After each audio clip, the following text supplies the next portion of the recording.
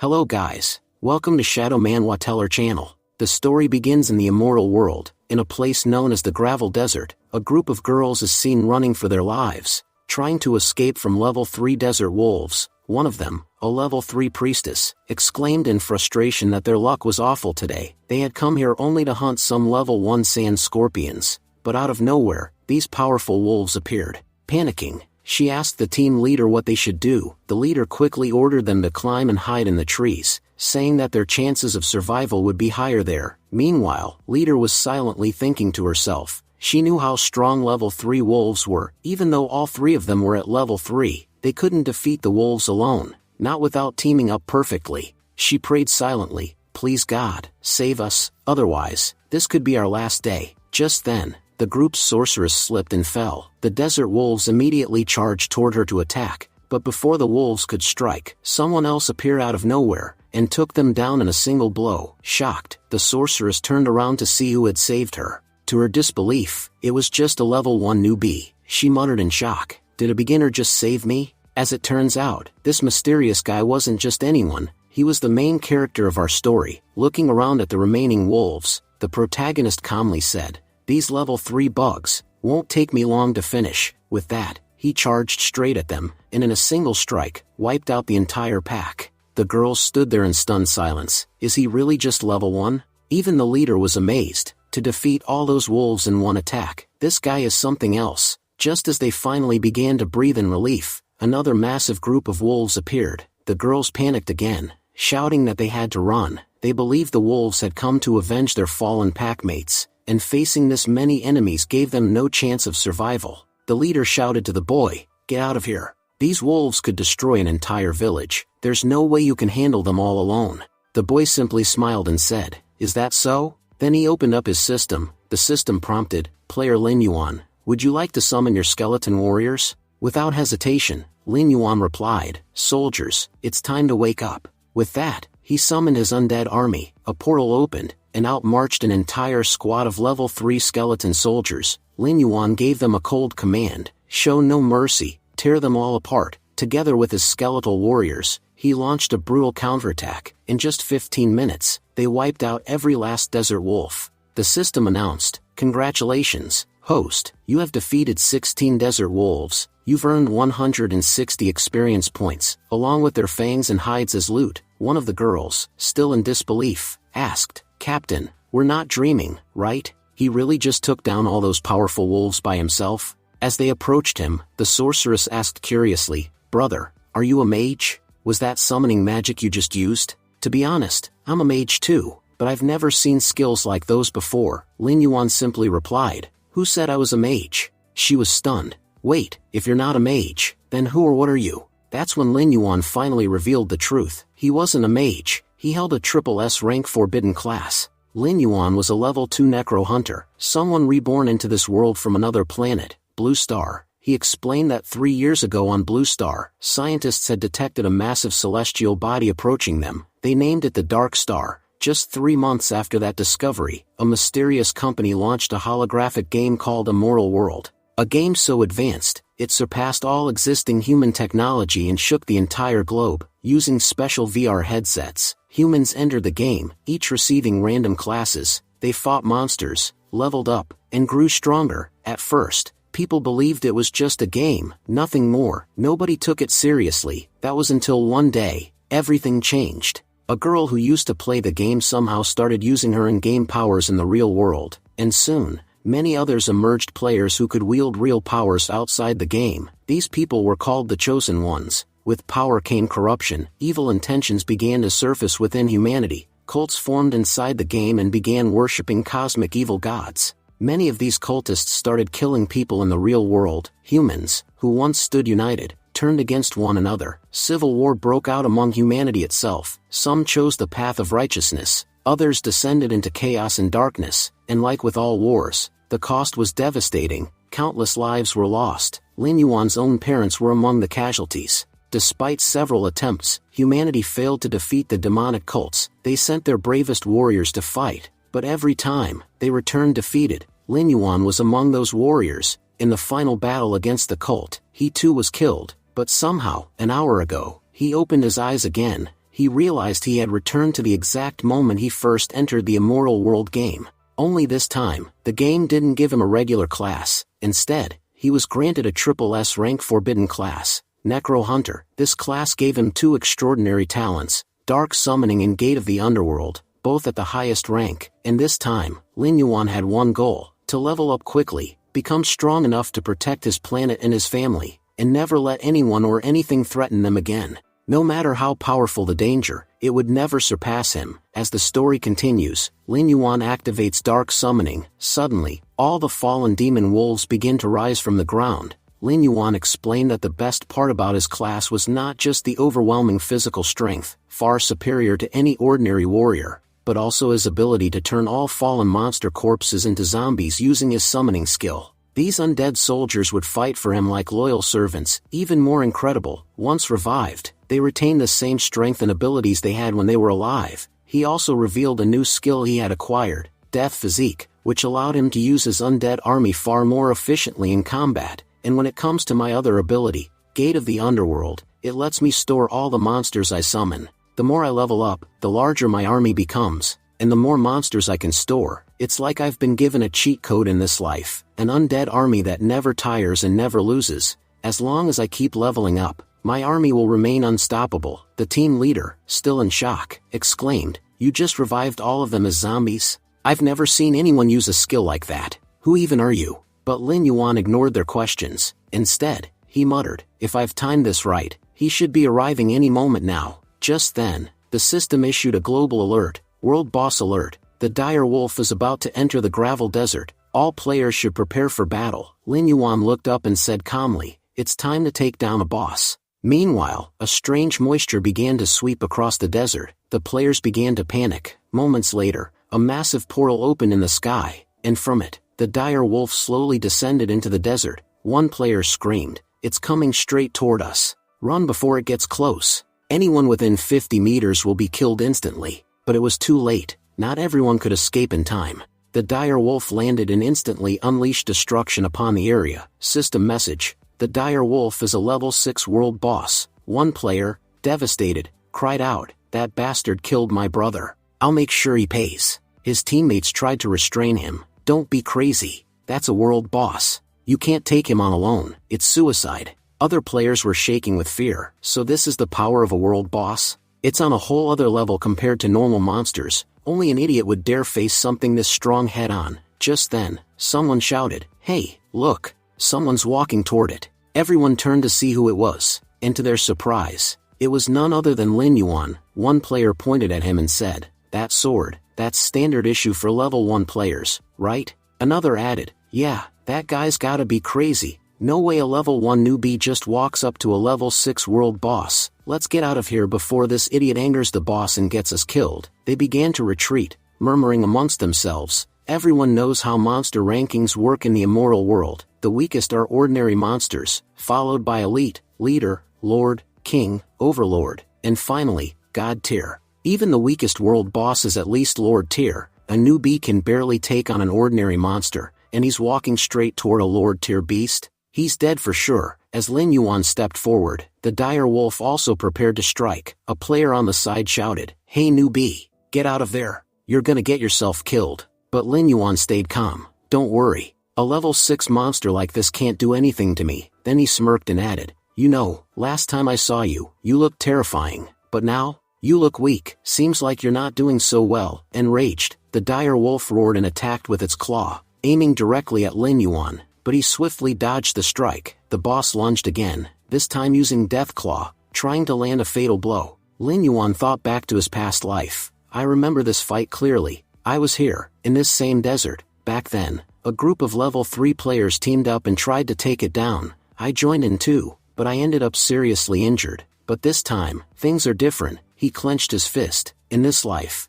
I know I'll face many battles, but I won't walk away from each one wounded like before. No, from now on, with every fight, my enemies will regret crossing me. I'm no longer the one who fears the fight. Now, I'm the one people fear." As he said that, Lin Yuan once again dodged the incoming attack with lightning speed. The other players, watching in disbelief, muttered, "We've gotta admit, this newbie is fast." The world boss, frustrated at missing again, became visibly enraged. System alert, the world boss is furious, stay alert. Just then, Lin Yuan activated his gate of the underworld. He raised his hand and commanded, "Come forth, my army, it's time to hunt." As his zombie wolves emerged from the portal, every player on the field stood frozen in shock. One player said, "Is it just me, or does that gate look really weird?" Someone asked, "Wait a second, is he summoning zombies?" A third player chimed in, "You're all wondering whether he can control them, but I'm thinking, how did he kill that many zombies by himself?"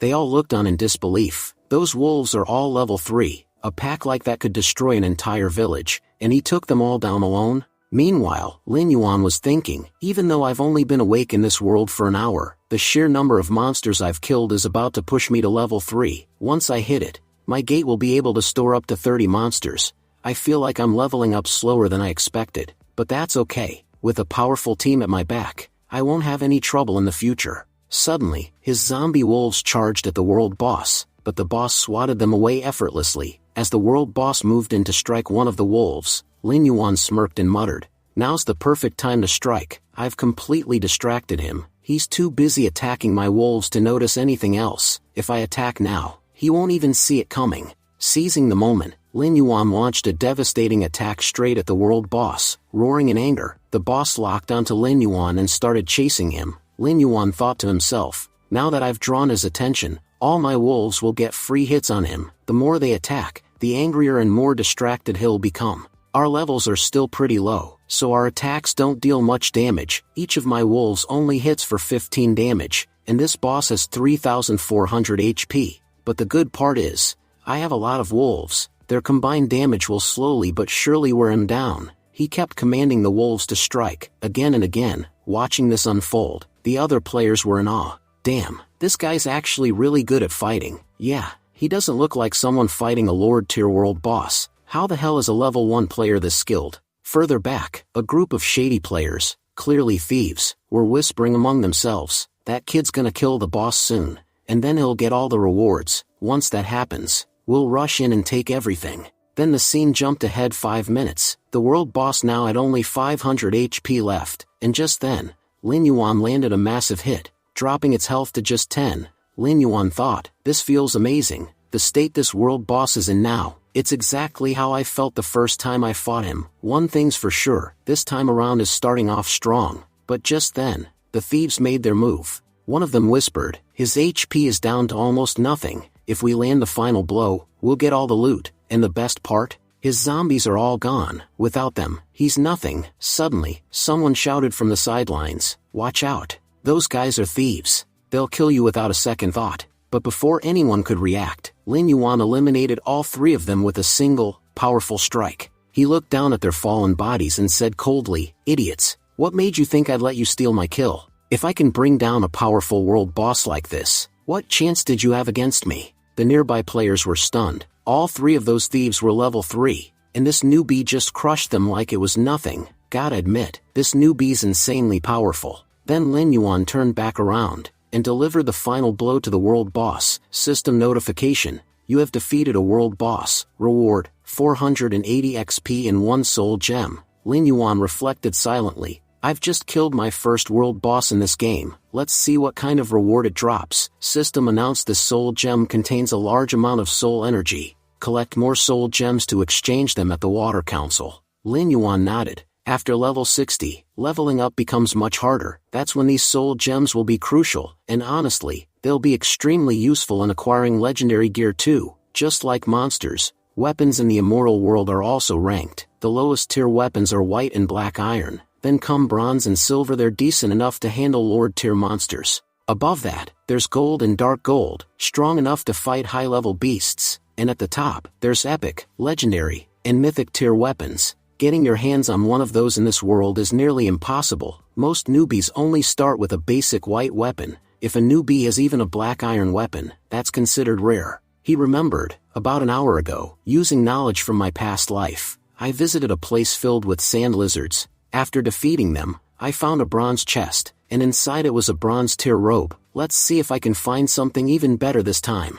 System announced, "Congratulations. You have defeated the first world boss in this world. You've been awarded the title, Slayer. All your stats have increased by 10%. Lin Yuan smiled to himself, thinking, in a mortal world, titles are incredibly valuable. The rarer and more prestigious the title, the better the bonuses, and now I've earned one of the best. This time, the games rewarded me with a silver chest. Let's see what's inside. He opened it, and the first item was the Moonlight Sword, a powerful silver-ranked weapon. Then came the Eye of Death, a silver tier ring, followed by several other rare artifacts. Lin Yuan grinned. I've really gained a lot from defeating my first world boss. System announced. By slaying the world boss, you've reached the peak of level 4. You've also received 5 bonus stat points. Lin Yuan nodded. Leveling up is one of the best parts of this game. Each time, your stats increase, making you stronger. I can confidently say that I'm now the highest level player in this desert region. Sure, I lost all my monsters in that fight,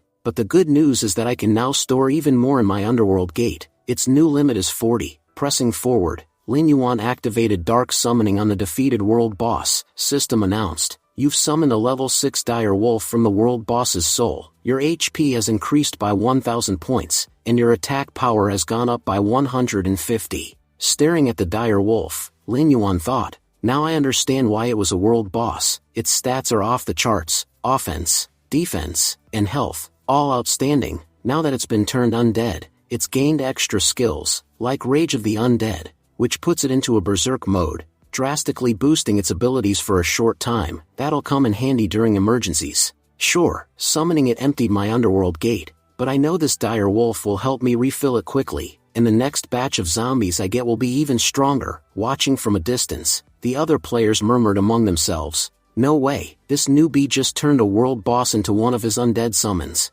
And look at that gate, it's freaky. How much space must it have to absorb something that huge? Honestly, he might be more terrifying than the boss itself. As Lin Yuan glanced toward them, they all panicked and hid behind rocks. Weird.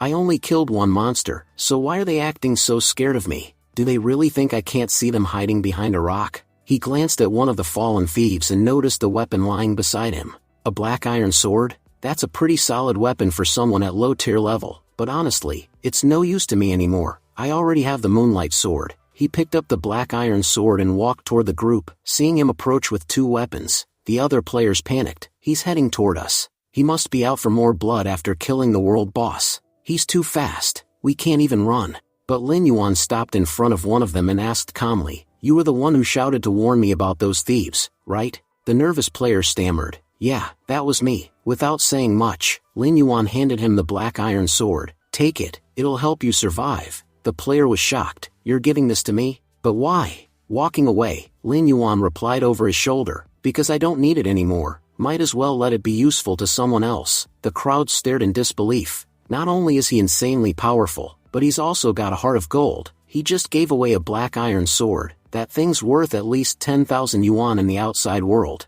The scene then shifts to 10 minutes later. Lin Yuan had walked a considerable distance from the battlefield when suddenly his body jolted. He opened his eyes in the real world and groaned. I knew it. My VR headset's battery ran out. Now fully back in reality, he muttered. I need to start saving up more money. If I want to keep playing properly, I'll need a better VR headset and upgraded gaming gear. This setup just won't cut it anymore. Lin Yuan continues. Immortal World is an ultra-hyper-realistic game. Every country has its own zones, and players are restricted to their nation's zones. For example, my country has 4 separate regions. First, Western Desert Kingdom, where Lin Yuan is currently located. Second, Southern Return Empire. Third, Northern Underworld Empire. And fourth, the Tidal Archipelago. After being reborn, I chose the same zone I picked in my last life. Why? Because I already know so much about it. More importantly, Lin Yuan thought, right before I died in my last life, I learned a secret, a massive, game-changing secret. I watched in horror as the entire world crumbled before my eyes. I lay on the ground, barely breathing, struggling just to stay conscious, and then, I saw something I could hardly believe. Among the attackers, one of them wore a yellow gemstone on his body. It wasn't just any gem, it was the emblem of the Western Guild. That's when it hit me. The first follower of the evil god was a human player, and he was the one who summoned the cosmic evil god into our world, the one responsible for wiping out all of humanity. There are still 3 years left before the cosmic evil god arrives in the Blue Star, but if I can find and eliminate that player before then, the one who became a follower and summoned the evil god, I might be able to prevent the coming apocalypse altogether. And luckily, I have a strong lead, that yellow emblem I saw in my final moments. There are many guilds in the capital city of the Western Desert, but only one guild uses yellow gemstones as their insignia. That confirms it. The guy must be from the Western Desert. The only problem is, I can't enter the capital yet.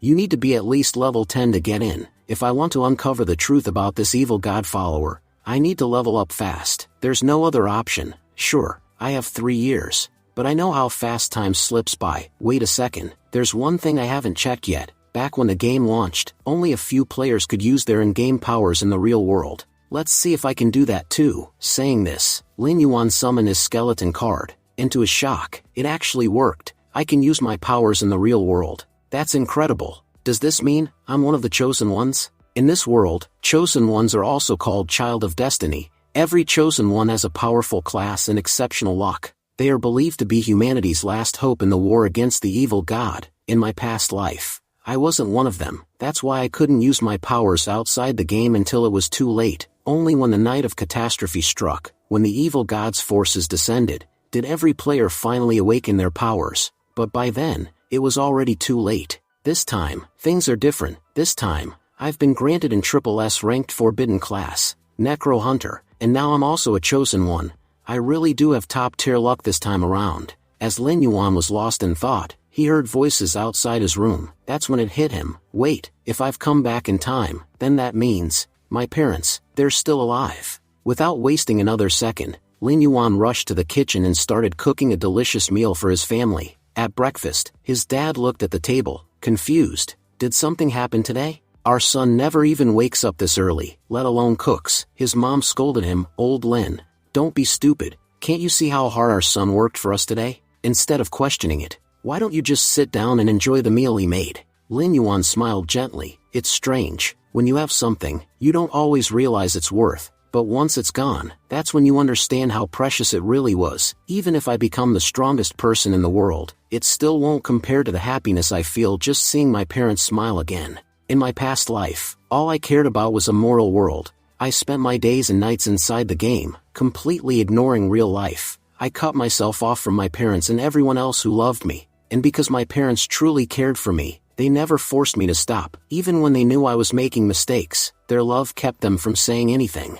I thought I was doing the right thing, until the day I lost them, because of my own carelessness. That day, all I had left was regret, and an empty life. But this time, I won't repeat my mistakes. This time, I'll live a better life with the people I love, and I'll become stronger than ever before. Lin Yuan looked up. Hey, today's Sunday, right? Do you think 1010 will come home for lunch? His mom replied, oh, she's been preparing for her entrance exams lately. She usually packs her lunch and eats at school. Yuan, if you're free today, could you take her lunch for her? If we don't send her food, she'll have to eat out. Also, this meal is delicious. When did you learn to cook this well? Lin Yuan smiled warmly. If you guys liked it this much, then I promise, I'll cook something even better next time. Seeing Lin Yuan like this brought tears to his parents' eyes. They were shocked at first, but then deeply moved. Later that day, Lin Yuan began a new routine. In the game, we don't use our real bodies. But if I want to master my powers in the future, I need to train this body too. Otherwise, no matter how powerful I become, my body won't be able to handle it. And when the time comes, I might fail against my enemies. And no matter what happens, I will not be weak in this life. After checking the stopwatch, Lin Yuan muttered to himself, I covered 50 meters in 5.5 seconds. Honestly, that's not too bad. Thanks to the magical power in my body, my performance was already far above that of a normal human, and I knew, with some effort, I could push it even further. In fact, with my current abilities, I'm getting close to a world record. Now that he had spent enough time training in the real world, it was time to return to the game. Lin Yuan re-entered the game world and found himself dropped into a new zone, Drunkstone West. The moment he landed, a trio of level 2 birds ambushed him, but with a single, clean strike, he wiped them all out. He muttered, unimpressed, only 15 points for taking down all 3? That's way too low. He revived the birds using his skills and sent them out to scout for materials. Not long after, they returned, having found a group of powerful wolves. Lin Yuan said, eyes lighting up, shadow wolves? I actually like one thing about these guys. They always travel in packs. If I take them down, I'll have a solid undead army on my side. Pulling a potion from his inventory, he drank it. Immediately, his stats jumped by 10 points. Let's see how long it takes to clear these guys. With blinding speed, Lin Yuan lunged forward. Within moments, he had already taken down 4 wolves. He kept going, cutting through 10 more wolves like a storm. But soon, more monsters began to surround him from all directions. You think surrounding me makes it easier to kill me? You idiots just made my job easier. With that, he unleashed another blitz of attacks, wiping out 20 more wolves. System announced, you have defeated 40 shadow wolves. You have leveled up to level 5. Your undead army capacity has increased to 50. Lin Yuan thought, so, the higher my level, the more undead I can store. Last time, I lost all my wolves trying to defeat the world boss, but now I've built up a proper army again. He paused, thinking, maybe now, I'm strong enough to take down a level 5 monster even without using my undead army. He tightened his grip. It's time to speed up and track down that guy with the yellow emblem.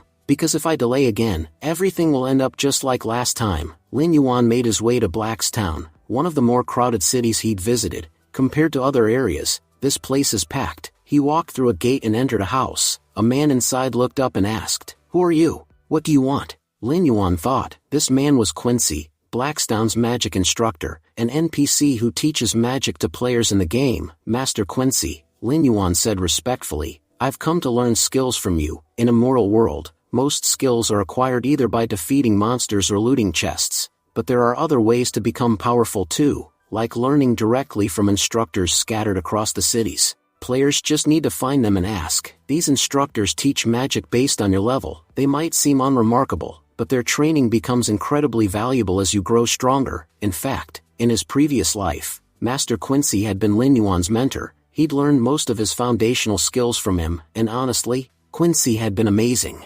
Quincy smiled, pleased. A new disciple? Looks like my next few weeks are going to be profitable. Lin Yuan thought to himself, in my past life, I was a mage. I knew bits and pieces of every basic skill, but this life, my class is something entirely different. His new class, Necro Hunter, was a forbidden one, and because of that, he knew almost nothing about it. He didn't even know which spell types he could use beyond Gate of Underworld and Dark Summoning. Am I a mage? Or a warrior? From what he had observed so far, most of his abilities were magic-based. The physical strength he had seen to be just an added bonus granted by the forbidden class. And that's exactly why I believe Master Quincy can help me again. Before mastering his Necro Hunter class, Lin Yuan knew he had to first learn all the basic spells, so that more advanced magic wouldn't overwhelm him later. I want to learn Soul Flame, Healing, and Invisibility, Lin Yuan told him. Quincy took the gold and smiled. If you've got the money, I've got no problem teaching you. With a wave of his hand,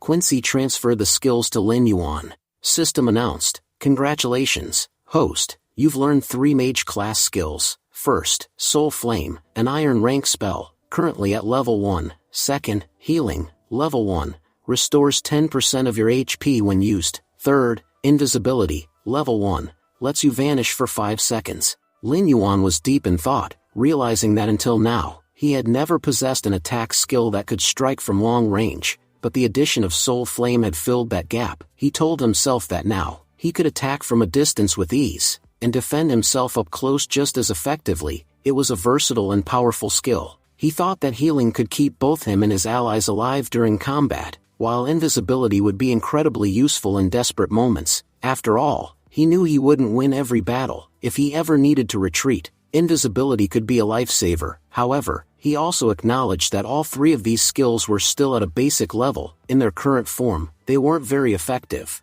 To improve them, he would need resources. And fortunately, he knew exactly where to find them. The scene shifted. The system announced that the host had discovered the Kobold Mine in Blackenmouth. Lin Yuan remembered that kobolds were level 5 monsters who preferred to stay close to their cave. They had extremely sharp senses, especially their enhanced sense of smell, which allowed them to detect prey from a great distance. They also loved ambushing enemies in the dark, using their glowing eyes to see clearly and strike without warning. He recalled that kobold monsters usually lived in tribes, with each tribe consisting of at least 100 creatures. Whether judged by their numbers or their level, they were formidable. Taking them down would significantly increase his level, and it would also enhance his skill in using undead units. With that in mind, Lin Yuan drank a night vision potion, gaining the ability to see in the dark for the next 30 minutes. He told himself that he had come here specifically to master invisibility and soul flame, because he knew these skills would become critical in the future. The sooner he mastered them, the better. Lin Yuan entered the cave with his undead monsters.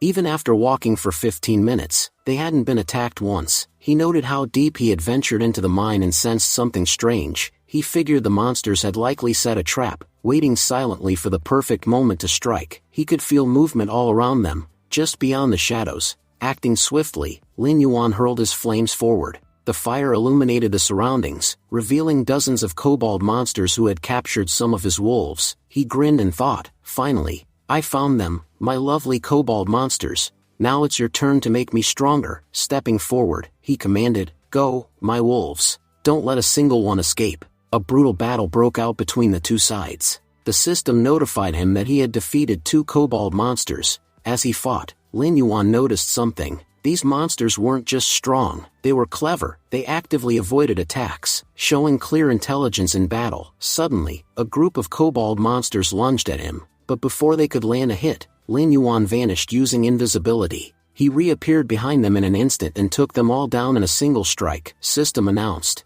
"You have eliminated the 20 monsters." He thought to himself that after using invisibility once, his mastery had already increased by 5%. If he kept using the skill like this, he was confident he'd master it in no time. However, he realized that the kobolds were still proving too difficult for his wolves to handle. It was time to summon more powerful creatures. With a confident shout, he summoned a horde of kobold monsters under his control. "Go forward and show them what level 5 monsters are truly made of. I want every weak kobold cleared out. Let's reach the dungeon boss as quickly as possible." After eliminating the remaining monsters, Lin Yuan and his undead army moved deeper into the dungeon. They came to a stop in an area filled with multiple gates. He paused and said, "There are so many doors here." They were clearly designed to confuse intruders. He suspected the dungeon boss was nearby. Just then, Lin Yuan noticed something on the wall and muttered, "Finally, I've found it." He unleashed soul flame toward the target. The system announced that he had just killed several slimes. Lin Yuan smirked to himself. He had suspected they were slimes, and he also knew they were the dungeon boss's food supply. If he eliminated them, the boss would definitely show up, right on cue. The dungeon boss emerged from the cave behind them. System announced, "Monster discovered, Kobold Overseer, elite rank, level 6. Lin Yuan observed the creature and said aloud, "This is the law of nature. The strong always hunt the weak, but the truth is, no one can remain the strongest forever. If you're strong enough to hunt others, there will always be someone out there ready to hunt you in return. When the time comes, even the predator becomes prey." He looked at the Kobold Overseer and added, "This monster thought I was weak and walked straight into my trap. But now, it's my prey." And with that, Lin Yuan lunged forward and grabbed the Kobold Overseer by the throat. Lin Yuan declared firmly that not everything that looked like prey truly was prey. Sometimes, even the hunter wore the disguise of the hunted. He smirked and called the Kobold Overseer a fool for falling right into his trap. Without hesitation, he grabbed the kobold and slammed it into the ground. Enraged, the Kobold Overseer charged forward again, but before it could strike, Lin Yuan had already unleashed a devastating attack. The blow was so powerful that the monster dropped to its knees in a single strike. However, the sight of their leader falling sent the other kobold monsters into a frenzy. They all charged toward Lin Yuan, filled with rage. The system warned him, "The enemy boss has activated a special skill. All kobolds are now in berserk mode. Their attack and defense have increased by 40%. Be careful, the next 60 seconds will be extremely dangerous." Lin Yuan assessed the situation and guessed there were about 40 to 50 monsters. A grin spread across his face. He said it was going to be fun fighting them, especially since he had an army of about the same size. He called out to his undead forces, "Come out now. You've all rested long enough. It's time to paint the ground red." With that, Lin Yuan summoned all of his wolves into the battlefield. He turned to his lead wolf and commanded, "World Boss, take the lead and show them just how strong your leadership truly is." A fierce battle broke out between the kobolds and Lin Yuan's undead wolves. The world boss skillfully used his powers to eliminate numerous enemies, while simultaneously confusing many with illusions and misdirection. Lin Yuan took advantage of the chaos and shouted to his team, "Now's our chance, move in. Most of them are disoriented and won't recognize your attacks." As the fight escalated, Lin Yuan managed to slay so many kobold monsters that he finally reached level 6. He smiled and admitted it had been a profitable battle. With his newly unlocked slots, he now had room for 10 more minions. It was the perfect opportunity to enslave some of the kobolds. Without wasting time, he reanimated several of the slain kobolds across various levels. Just then, he noticed a few hiding creatures nearby. "So, there's more of you left. You thought I hadn't noticed? Too bad. Your size made it impossible to escape my eyes." He rushed forward and swiftly eliminated the remaining kobolds. As Lin Yuan was clearing out the last of the enemies, a powerful strike suddenly came at him from the shadows. The system issued a serious alert. "Warning, the real dungeon boss is about to appear. Prepare yourself." From the depths of the cave, the true boss revealed itself, a level 7 kobold monster. Lin Yuan narrowed his eyes. "So you're their leader? To be honest, I've been waiting for you for a long time." Before he could make another move, the kobold boss launched a vicious surprise attack. But Lin Yuan reacted quickly and narrowly dodged the strike. Observing the situation, Lin Yuan noticed the boss's weapon had gotten stuck in the ground. It was the perfect chance to counterattack. Without hesitation, he launched a deadly strike, but to his surprise, the attack didn't have much effect. He realized what was happening. This is a boss monster. Naturally, it has far stronger defense than regular ones. Even though I landed a clean hit, my blade couldn't pierce through its body. The kobold boss recovered and lunged at him again. Once more, Lin Yuan dodged just in time. He noted that, unlike the lower-level monsters who followed predictable attack patterns, this boss fought differently, more strategically and aggressively. He concluded, "This one is far stronger than any level 6 monster I've faced. If I want to defeat it, I'll need to keep my distance and focus on long-range attacks." Determined, Lin Yuan ordered all his undead warriors to charge in. The enraged kobold boss roared and began attacking the undead horde without holding back. Lin Yuan watched in awe. This thing is relentless. Even when surrounded, it doesn't hesitate or show signs of fatigue. Still, he was confident, "But I know for a fact it won't be able to withstand the swarm for long." With that, he activated a skill called Wraithhood, which significantly boosted the power of his undead army. His forces surged forward with renewed strength, launching wave after wave of attacks on the boss. This time, the damage began to show. After a short but intense exchange, the boss was forced to its knees. Lin Yuan grinned. "It's time to use my new power." He activated Soul Flame and unleashed a brutal magical attack on the kobold boss. He recalled something important. Kobolds were naturally weak against magic. Even minor magical attacks could inflict heavy damage. That meant Soul Flame would be devastating, and he was right. The kobold boss was severely injured by the single blast. Furious, it lunged at Lin Yuan with all its strength. But just before it could strike, Lin Yuan vanished using invisibility, disappearing from the boss's sight in the blink of an eye. Lin Yuan smirked as he whispered, "Looks like you've been searching for me, but unfortunately for you, I'm already behind you, and by the time you even turn around, it'll already be over." He had been waiting for this moment for a long time. He knew the boss's weakest point was its neck. That's why it had been so protective of it, never allowing anyone to get close. But in its rage, the kobold boss let its guard down. Lin Yuan took full advantage of the opening, and delivered a lethal stab to the monster's throat. The attack only infuriated the boss further, and it launched into another reckless assault. However, Lin Yuan kept dodging every strike using his invisibility skill, slipping through attacks like a ghost. He told himself, "If I want to win this, I need to lead my undead army like a true commander. Only by using them strategically can I finish this fight." The kobold boss was clearly weakening now. Even the wolves' attacks were beginning to deal real damage. Lin Yuan sighed. "This battle has dragged on long enough. It's time to end it." With that, he activated Soul Flame again and attacked. As the kobold boss's HP began to plummet, the remaining monsters charged once more, furious at the sight of their leader collapsing. Lin Yuan muttered, "I never expected this fight to last this long. Honestly, I'm starting to get bored." A fresh battle broke out between the remaining kobolds and Lin Yuan's undead. Amidst the chaos, the heavily injured kobold boss attempted to flee, but Lin Yuan spotted it immediately and blocked its path. "Did you really think you could escape while I was watching? My eyes have been on you the entire time, and there's no way I'm letting you leave here alive. The only thing exiting this cave will be your undead corpse." With those words, Lin Yuan sliced through the boss, cleaving its body in two. A system notification appeared. "Alert, you have successfully defeated the kobold boss. Reward, plus 50 experience. Due to slaying a high-level monster, you have also leveled up. Current level, 7. Lin Yuan reflected, "Level 7 already? That was fast. Guess defeating strong monsters really speeds up progress. I'm getting close to level 10 now. Once I reach it, I can finally enter the main city of the Western Desert, and start uncovering secrets from my past life. This fight hadn't just brought him a level up, his skills had also improved dramatically. Both Soul Flame and Invisibility had reached level 2, and he now had complete control over their use. Even the cooldown time had been reduced.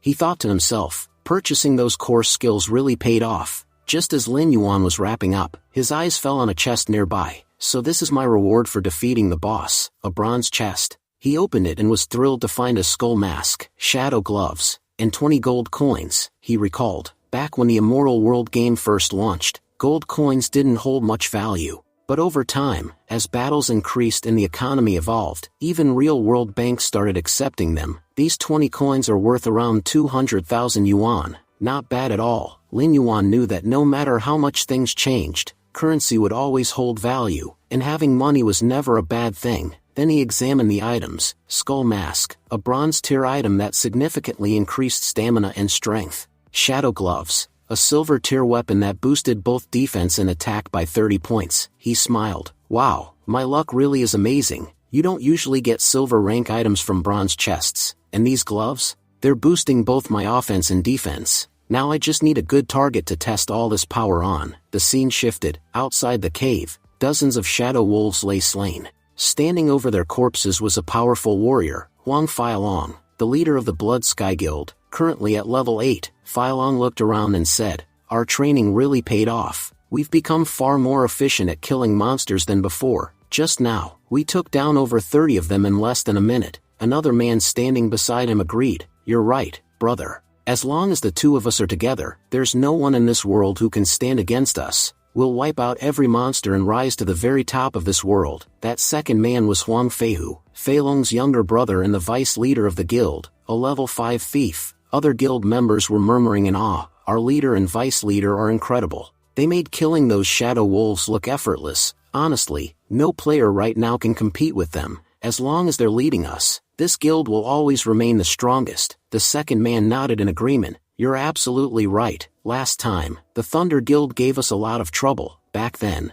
we were weak, and they were far too powerful. But things have changed. We've grown much stronger since then, and if we ever run into those bastards again, we'll destroy their guild completely. He paused and continued with a bitter tone. To be honest, there are two people I hold a serious grudge against. First is the Thunder Guild. We've had a long-standing rivalry with them. The second is that player, Lin Yuan. I don't know how he suddenly showed up here, but ever since he arrived, he's been causing chaos. We had planned to be the ones to kill the world boss, but somehow, he got to it before us and stole all the rewards. Now even the big guilds don't dare to show off in front of us, yet this guy thinks he can. His expression darkened as he growled, if that bastard shows up in front of me again, I'm not letting him walk away. I still can't get his face out of my head. I'll admit one thing, his luck is insane. The time he killed the world boss, we were also searching for it, but despite all our effort, we couldn't find it, and yet, that bastard managed to kill it while only being level 3. He may not have harmed us directly, but I can't help but feel furious just thinking about him. The next time I see him,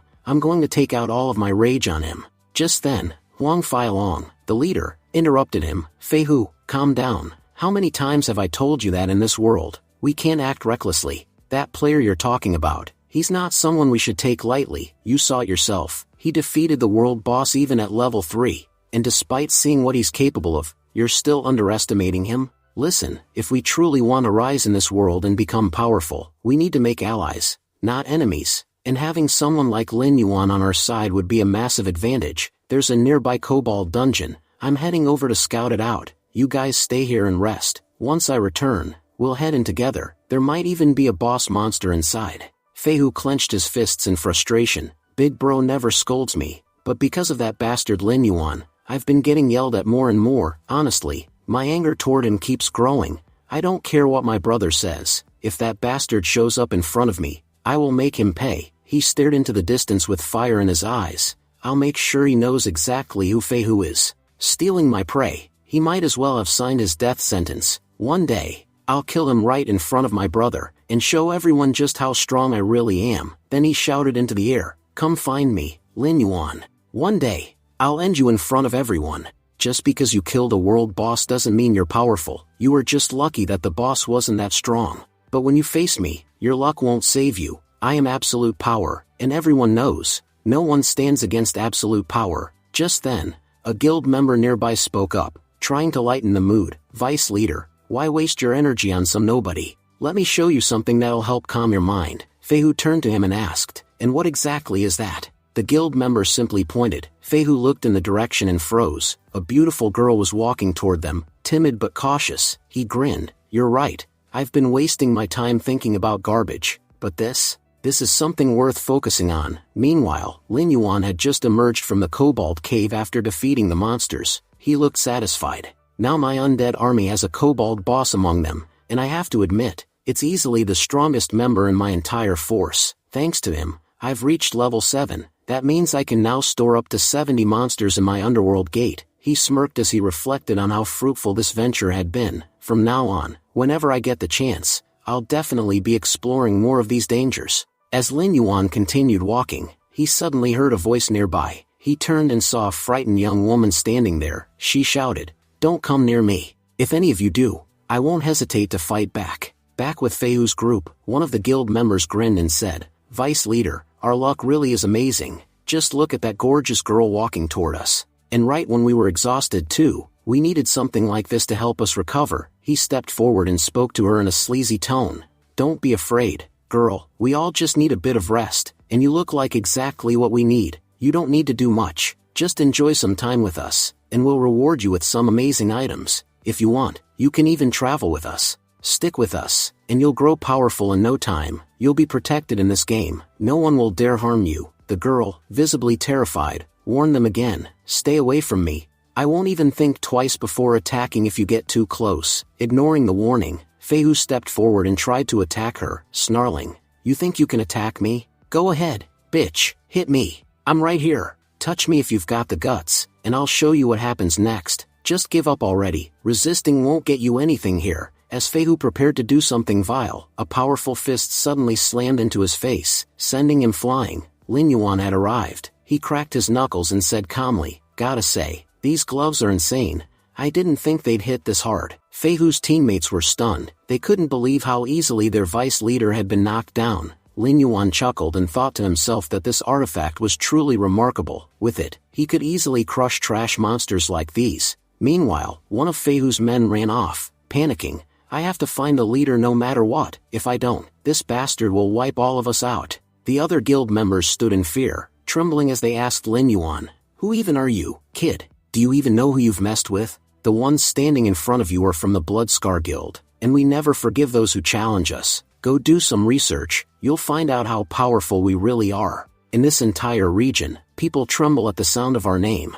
Some even wet their pants in fear. So you better think 100 times before picking a fight with us." But Lin Yuan wasn't impressed. He thought to himself, "They're just stalling, trying to buy time. Bloodscar Guild, I've heard of them. In my past life, they performed quite well in the early stages of the game. In fact, they even became the #1 guild in Black Sand Town. But everyone knew their methods were despicable. Their entire guild was filled with red name players, those who had murdered several others. To get a red name, you need to kill at least 10 players. And in this guild, there were plenty of such people." Lin Yuan narrowed his eyes. "To be honest, it's not like I have a personal grudge against them, but letting people like this survive isn't exactly doing the world a favor either. They're just going to keep causing trouble. Even now, they were up to something nasty. Killing them would be the right thing. At the very least, I can sell their items for some decent cash." He then asked coldly, "Are you all members of the Bloodscar Guild?" Lin Yuan knew it was important to confirm before finishing them off. One of the guild members scoffed in response, "Do we look like nobodies to you?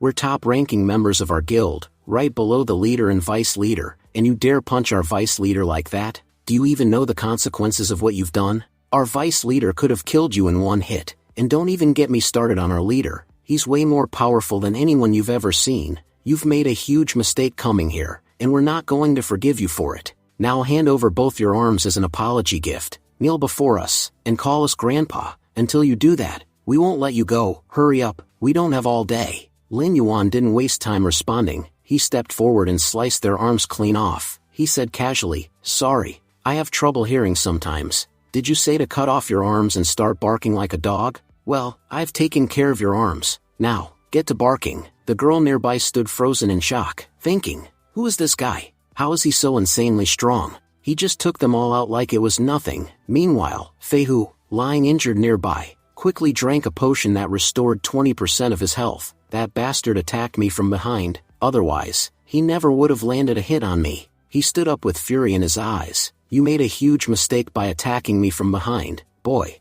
I'll make sure you die like a dog, or worse. Just then, the guild leader arrived at the scene. I want to see for myself who this bastard is that dared attack my guild and my brother. I don't care who he is. He's not leaving this place alive. The entire world will learn what happens to those who defy us. One of the guild members pointed toward Lin Yuan. That's him, leader. That's the bastard who started attacking us the moment he showed up. Lin Yuan turned around and sighed. Looks like the drama isn't over yet. Guess there's still a bit left to wrap up. Another guild member stepped forward and shouted. He's the one who attacked our vice leader from behind, and nearly crippled him. Leader, don't let this bastard escape. As the guild leader prepared to strike, he suddenly paused, thinking, wait a second, something's off about this guy. His eyes, they're different. I don't sense even a hint of fear in him. Even when we're trying to provoke him, it's like the whole area is prepared to be our grave. His gaze shows how much confidence he has in himself. I'm a level 8 player, most people tremble at the sight of me, but his eyes, they make me feel like I'm the one who's weak. He then noticed the sword in Lin Yuan's hands, the moonlight sword, that weapon. I've heard of it. It's said to be so sharp, it can slice through even the thickest metal, and if wielded properly, it might even cut through air itself, and he's holding it like it's nothing. His overall presence is terrifying. The guild leader clenched his fists, struggling to breathe. Honestly, even I'm having trouble catching my breath just standing near him. If I were here earlier, I never would have let Feihu provoke someone like this. Now, I really don't know what's going to happen to us. One of the guild members pleaded with their leader. Guild master, what are you thinking? We all know you're a kind person, but forgiving someone who hurt your own people? That's not right. You need to show that bastard what you're made of. He then turned toward Lin Yuan and sneered. You were acting all high and mighty earlier, weren't you? Well, I've brought your father figure right here. Try acting tough now. He could crush pests like you in less than 2 minutes. You can't even imagine how powerful he is. We offered you a pretty sweet deal before, but now, even if you kneel and beg, we're not going to forgive you. Huang, the guild leader, was growing uncomfortable standing near Lin Yuan. He muttered in frustration. Why won't this guy shut up? Who told him to hype me up like this in front of him? He could feel that Lin Yuan wasn't an ordinary player. The artifacts on him were clearly high tier. It finally hit him. This had to be the player who defeated the boss monster earlier. There was no doubt now. This was Lin Yuan. He thought back to what he had instructed his guild before arriving. Provoke anyone you want, but whatever you do, don't provoke Lin Yuan. But these fools had done exactly that. Lin Yuan looked directly at him and asked, So, are you the leader of Bloodscar?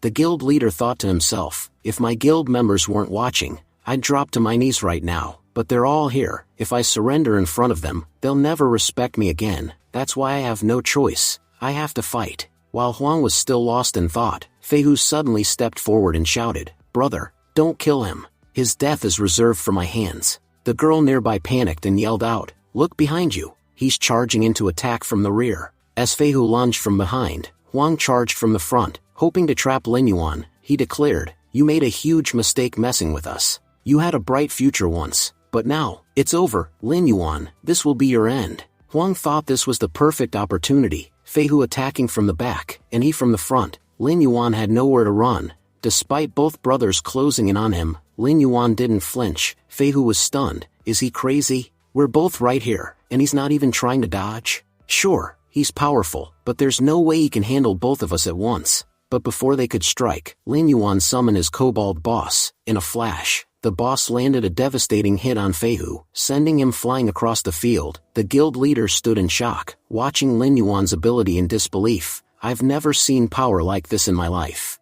Lin Yuan smirked and replied coldly, That's because this is the last time you'll ever see it. Because you won't live to see anything else. Without hesitation, Lin Yuan slashed Feihu repeatedly, leaving him lifeless on the ground. I thought fighting you would be fun, but honestly, you were just disappointing. As Feihu died, a system notification popped up. You have killed 2 players. You've earned 2 sin points. Kill 8 more and you'll be marked as a red name player. Lin Yuan thought to himself, if I don't kill more players within a week, these sin points will expire. Honestly, I'd rather avoid people from now on. I have no interest in becoming a red name. Meanwhile, the remaining guild members saw what happened and started fleeing. The girl turned to Lin Yuan and asked, "Brother, they're getting away. Shouldn't we chase them?" But Lin Yuan simply said, "We've already taken out the guild's strongest, the rest are just insects. Even if they run, it won't make a difference, there's no point wasting time." He turned his attention to the loot from the battle. "I have to admit, this Feihu guy was a decent thief. They've never taken down a world boss, yet they've got 2 silver class and 1 bronze class weapon. That kind of gear is rare, no doubt they stole it from others." Lin Yuan thought that if he sold the items in the real world, he'd make a good amount of money.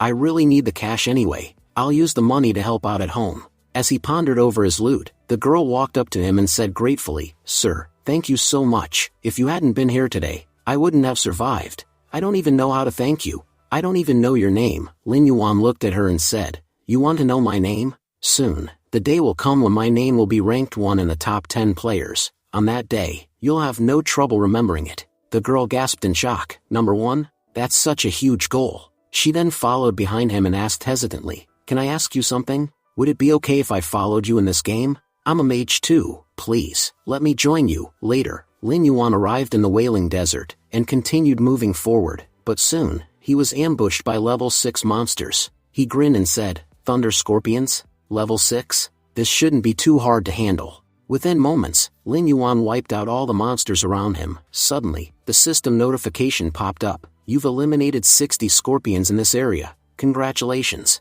You've leveled up to level 8. Excited, Lin Yuan thought to himself, "Finally, I've reached level 8. Honestly, I didn't come here to level up. I was actually looking for herb, but it turns out, coming here gave me a huge advantage."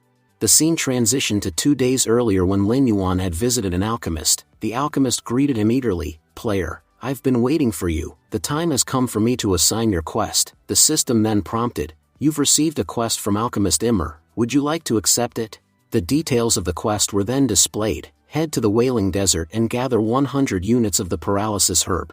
You must return them to Alchemist Immer within 1 day." Lin Yuan recognized the herb's name and was immediately intrigued. The paralysis herb, that's an incredible find. If I remember correctly, soon a dungeon will open in the main city, filled with monsters that use thunder-based attacks. This herb will become crucial because anyone who consumes it becomes immune to electricity. When that happens, its demand will skyrocket, and whoever owns it will make a fortune. He recalled that in his previous life, a player had hoarded this herb and earned a massive profit from it. That memory sealed his decision. "That's why I accepted this quest. Once I return the herbs, Immer will not only reward me with potions but also share the recipe to craft them." Even more interesting was the fact that this was Immer's first day in the game, and it would also be his last. After this quest, he'll retire and disappear from the game entirely. That makes this quest incredibly important. Who knows when I'll be up against powerful thunder beasts? When that time comes, this recipe will save me. Back in the present, Lin Yuan had already defeated dozens of monsters. He reflected, "The paralysis herb really is precious. Thankfully, I became much stronger before coming here. These scorpions are no match for me. If I had come before clearing the cobalt mines, this place would have been tough." Finally, Lin Yuan reached the herb. He thought, quest complete. He recalled a skill he'd learned earlier in Black Sun Town, the gathering skill. "It's like having a hidden storage pocket. Just like I can store unlimited undeads in the underworld gate, I can store a ton of herbs here." He placed all the herbs inside and smiled. That was easy. Time to head back. But just as he took his first step toward leaving, the ground beneath him began to rumble violently. Suddenly, a massive tail burst out of the earth and whipped toward him. Acting swiftly, Lin Yuan dodged the attack in time. "Something powerful is coming." The system chimed. "Warning, a mutated monster has appeared. Name, Crystal Demon Thunder Scorpion. Caution advised. Extremely powerful." Lin Yuan's eyes widened. "A mutated monster? These aren't regular bosses, but due to mutation, their power rivals boss-level threats, and it's level 10. This is going to be fun." He drew his weapon. "I haven't had the chance to fully test my Moonlight Sword. Looks like I finally can." With that, Lin Yuan launched a fierce attack on the scorpion, but to his shock, his blade barely scratched its shell. I attacked with full force, and still couldn't pierce its defense. So this is what makes it a level 10 beast. The system gave another warning. "Host, distance yourself. The Thunder Scorpion is about to unleash Thunder Strike." Lin Yuan realized the danger instantly. Thunder Strike? If that even grazes me, I won't be able to move at all afterward. As if things weren't bad enough, the Thunder Scorpion launched a venomous strike next, but Lin Yuan narrowly dodged again. backing off. He analyzed the situation. This thing's power is insane. A direct fight won't work. Looks like I'll have to summon my undead. The scorpion lunged again, but this time Lin Yuan summoned reinforcements. Undead, get out here and show them what you've got. Suddenly, his skeletal warriors charged at the thunder scorpion and landed a powerful hit. Lin Yuan smirked. I activated double damage, and still, its HP only dropped by 200. The thunder scorpion roared and slammed the ground with such force that the earth itself split open. Lin Yuan realized aloud that if close-range attacks wouldn't work, that was fine. He had long-range options too. With that, he launched his soul flame attack at the scorpion. As the attack landed, the creature's HP began dropping steadily. Lin Yuan smirked and thought, what's the matter? Don't have an answer for this attack? Meanwhile, his summoned kobold monsters bound the scorpion in place. The kobold boss charged forward and landed a devastating hit. The system immediately notified. Warning, scorpion monster has taken critical damage. HP has dropped below 400. Enraged by the continuous damage, the scorpion roared and effortlessly broke free from the kobold's grasp.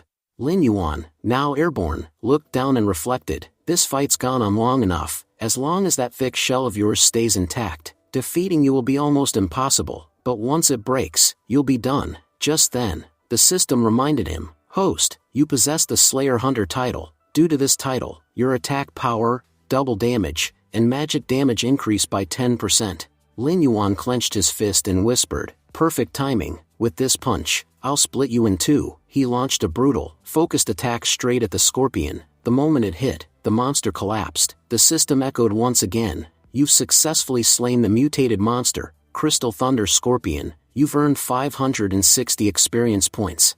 Lin Yuan didn't stop there. He used his necromancer skills and resurrected the Crystal Scorpion as his own servant, a level 10 slave. This is the strongest summon in my army so far. Before he could celebrate, more scorpion monsters began rushing at him from all directions. Lin Yuan chuckled. Great timing. I was just about to head home, but now, I'll take you all down first. He turned toward the resurrected scorpion and commanded, Crystal Scorpion, show them what you can do. The creature unleashed thunderstorm, paralyzing all enemies instantly. Lin Yuan followed up with a clean sweep, wiping out the entire wave. Thanks to that, the system reported back, congratulations, host, you've leveled up twice and reached level 10. Thrilled, Lin Yuan smiled wide. Leveling up twice in one go? That's insane. I can feel how much stronger I've become. As a reward, he also received several high-tier weapons from the silver grade. Looking through the loot, Lin Yuan thought to himself, I've got the lightning spear, Guardian's Grave, Ring of Paralysis, and Phantom Arm Guard. All of these are worth millions, and honestly, I won't be needing most of them. He realized he could sell them and use the money to improve the lives of his family. In my past life, my parents and sisters struggled so much because of me. It's time they got the life they deserve. The system continued. You've cleared the entire surrounding area. As a result, you've received a golden grade skill book. Lin Yuan's eyes lit up as he read the title, Curse of Darkness. A special reward for clearing the area? Let's see. The system explained, this skill book can only be learned by necromancers. Lin Yuan thought, this book is perfect for me. The system further confirmed, the skill has been added to your memory. You have acquired Curse of Darkness. This skill reduces the target's energy by 20% and increases your own energy by 20. Amazed, Lin Yuan said to himself, this is incredible. I can weaken my enemies and boost my army at the same time. He immediately used Curse of Darkness on his newly resurrected scorpion, causing its energy to surge. Now that I've reached level 10, my warm-up phase is over. It's time to head to the city and find my teammates. I won't be alone anymore. As Lin Yuan began walking forward, he suddenly felt a hand on his shoulder. Confused, he murmured, is someone trying to wake me up? When he opened his eyes, he saw his mother standing beside him. Lin Yuan, your father's hurt his back. Can you please come help? He quickly helped his dad sit down and asked, Mom, how did he get hurt? She explained with a sigh, our AC broke down. I told him to call a technician, but he decided to play Superman and climb the wall to fix it himself and fell. His father added with a pained chuckle, I just wanted to save some money. Last time, the washing machine broke, and I fixed that too. Lin Yuan and Lin Ten are growing up. We need to save every bit we can. It's just a minor injury anyway. I'll sleep it off. I still need to go pick up Lin Ten later. Hearing all this, Lin Yuan's thoughts turned serious. I need to change things. They've suffered so much. It's time I made things better for them. The scene then transitioned to the next morning. His parents were still sleeping when they were startled awake by loud noises outside. As Lin Yuan's mom stepped outside, she called out in surprise, "Lin Yuan, is that you? What in the world are you doing out here to make so much noise?" But the moment she looked around, both she and her husband were stunned. Their entire house had changed. Everything inside looked brand new. A deliverman stepped forward and greeted them. "You must be Mr. Lin. Mr. Lin Yuan purchased all these items yesterday, and we're here today to install them. Please confirm the delivery. The payment has already been made in full." Lin Yuan's mother blinked in disbelief. "Are we dreaming? Everything in our house looks completely different, and Lin Yuan paid for all of it? But he doesn't even have a job. How could he afford this?" The scene then shifted to Lin Yuan, who was working out at the gym. Nearby, a group of girls shyly admired him from a distance, whispering about how handsome and fit he looked. One of the gym employees walked over, politely saying, "Sorry to bother you, but I wanted to ask if you'd be interested in purchasing our VIP membership package. You'd need to pay the full year's fee up front." Without hesitation, Lin Yuan handed her his card and said, "Sure, just deduct whatever's needed from this." Internally, Lin Yuan reflected, "After selling all the extra gear I got from the dungeon, I had a decent amount of money. I used it to renovate our home and now I'm buying a full-year family gym membership. Honestly, my parents in 1010 need this more than I do. They need to be in good shape if they're going to adapt to the changes in this world. Right now, their bodies are too weak. They wouldn't be able to handle powers if they had them." Meanwhile, the gym girl was still thinking about him. "This guy's incredible. He showed up at 5 a.m. and has been working out for 3 hours straight. Even after all that, his face isn't flushed at all, and his body looks like a professional athlete's. This is insane." She glanced at his card and gasped internally, "This is a VIP black card. Only people with a bank balance of at least $5 million get one of these. He's not just fit and handsome, he's rich too. Do guys like this even exist in real life?" Elsewhere, Lin Yuan called his mother and reassured her, "Mom, all the new stuff in the house, I paid for it using the prize money I won from a competition. Seriously, don't worry about money anymore. Also, from now on, neither you nor Dad are going to work. Just relax at home. I'll go pick up 1010 from school." The gym employee, still nearby, watched him with admiration. "He's so young, yet so responsible, not just for himself but for his entire family. What an amazing person." The scene transitioned to Jishu High School. School had just ended, and students were walking home. Lin Yuan's little sister, Lin 10, stepped out of the school gates with her classmates. A girl behind her was chatting excitedly, "It's my birthday today. My brother promised he'd bring me an amazing cake." Another girl smiled and replied, "That's so sweet. Having an older brother must be amazing. Girls with big brothers are really lucky. I wish I had one too." Lin 10, overhearing them, thought to herself, "Is it really that great to have a big brother? Honestly, I don't think it makes much difference. There's nothing to be jealous of. My brother spends all day playing games. He doesn't take care of himself, and he couldn't care less about the family. To be honest, I don't even need a brother like that." As she was about to leave, a boy stepped in her path and said smugly, "School beauty, you're really arrogant, aren't you? How many times have we asked you to meet with us, and yet you always ignored us? Now, look, we had to bring our young master just to talk to you." The so-called young master stepped forward and said, "We came all the way here ourselves, so you can't just leave now. You owe us a little of your time." Lin 10 responded coldly, "What do you people want from me? I've already told you, I'm not interested in talking to you. Why do you keep bothering me?" A classmate behind her whispered, "Class president, who even are these guys? They don't look like students from our school." The young master walked up and sneered, "Look, I get it, you're a stunning beauty, but don't let that go to your head. You think you're too good for us? Let me see how that pretty face of yours actually feels." He reached out to touch her, but Lin 10 jerked back, shouting, "Get away from me. If you don't leave right now, I'll call the police." The young master's expression twisted in anger. "How dare you humiliate me? I was trying to be nice. Now I'll show you who I really am. Go ahead, call the cops. I want to see who dares come help you." Without warning, he struck her, and Lin 10 collapsed to the ground. The young master stepped forward once again, his voice filled with fury, "You've insulted me enough. I'm going to take out all my anger on you today. Let's see what face you show when you come back to school after this. You're about to learn what it means to mess with me." Just as his attack was about to land on Lin 10, a hand suddenly stopped in mid-swing. Lin 10 opened her eyes in confusion, wondering what had happened. That's when she saw him. Lin Yuan had arrived just in time to protect her. He glared at the attacker and growled, "You dog, how dare you lay a hand on my sister? Looks like you have no regard for your life." Still in shock, Lin Ten murmured, "Lin Yuan, you're here?" The young master snapped, "I'm already pissed off, and now you want to act like a hero? You're not getting out of this." His lackey stepped forward too, shouting, "How dare you lay a hand on our young master? There's no one in this entire city who can stop him. Today, we'll break your teeth." They all charged at once, but Lin Yuan didn't flinch. He calmly and effortlessly started knocking each of them out, one punch at a time. Within 2 minutes, every single attacker was unconscious on the ground. He looked down at their fallen bodies and warned them coldly, "If I ever see any of you near my sister again, I won't let you off so easily. I'll beat you so badly that you'll forget how to breathe. Take this as your one and only warning. Next time, there won't be one." Then he turned to Lin Ten and said, "Let's go. You don't need to worry about these punks anymore." Lin Ten was completely stunned. She looked at her brother in disbelief and asked, "Why did you come to pick me up today?" As they started walking, she thought to herself, "The Lin Yuan I knew only cared about gaming. Why would he come to school for me?" Lin Yuan replied, "Dad hurt his back and is resting at home. Mom is taking care of him, so I came to pick you up." Lin Ten asked worriedly, "Is Dad okay?" Lin Yuan reassured her, "Don't worry, it's nothing serious, just a slight back strain. He'll be fine." They walked in silence for a while. Lin Ten reflected quietly, "I can't even remember the last time I had a conversation with my brother. It's been so long, it actually feels awkward talking to him again." Just then, one of her classmates came running up to her and asked excitedly, "Class president, is that really your brother?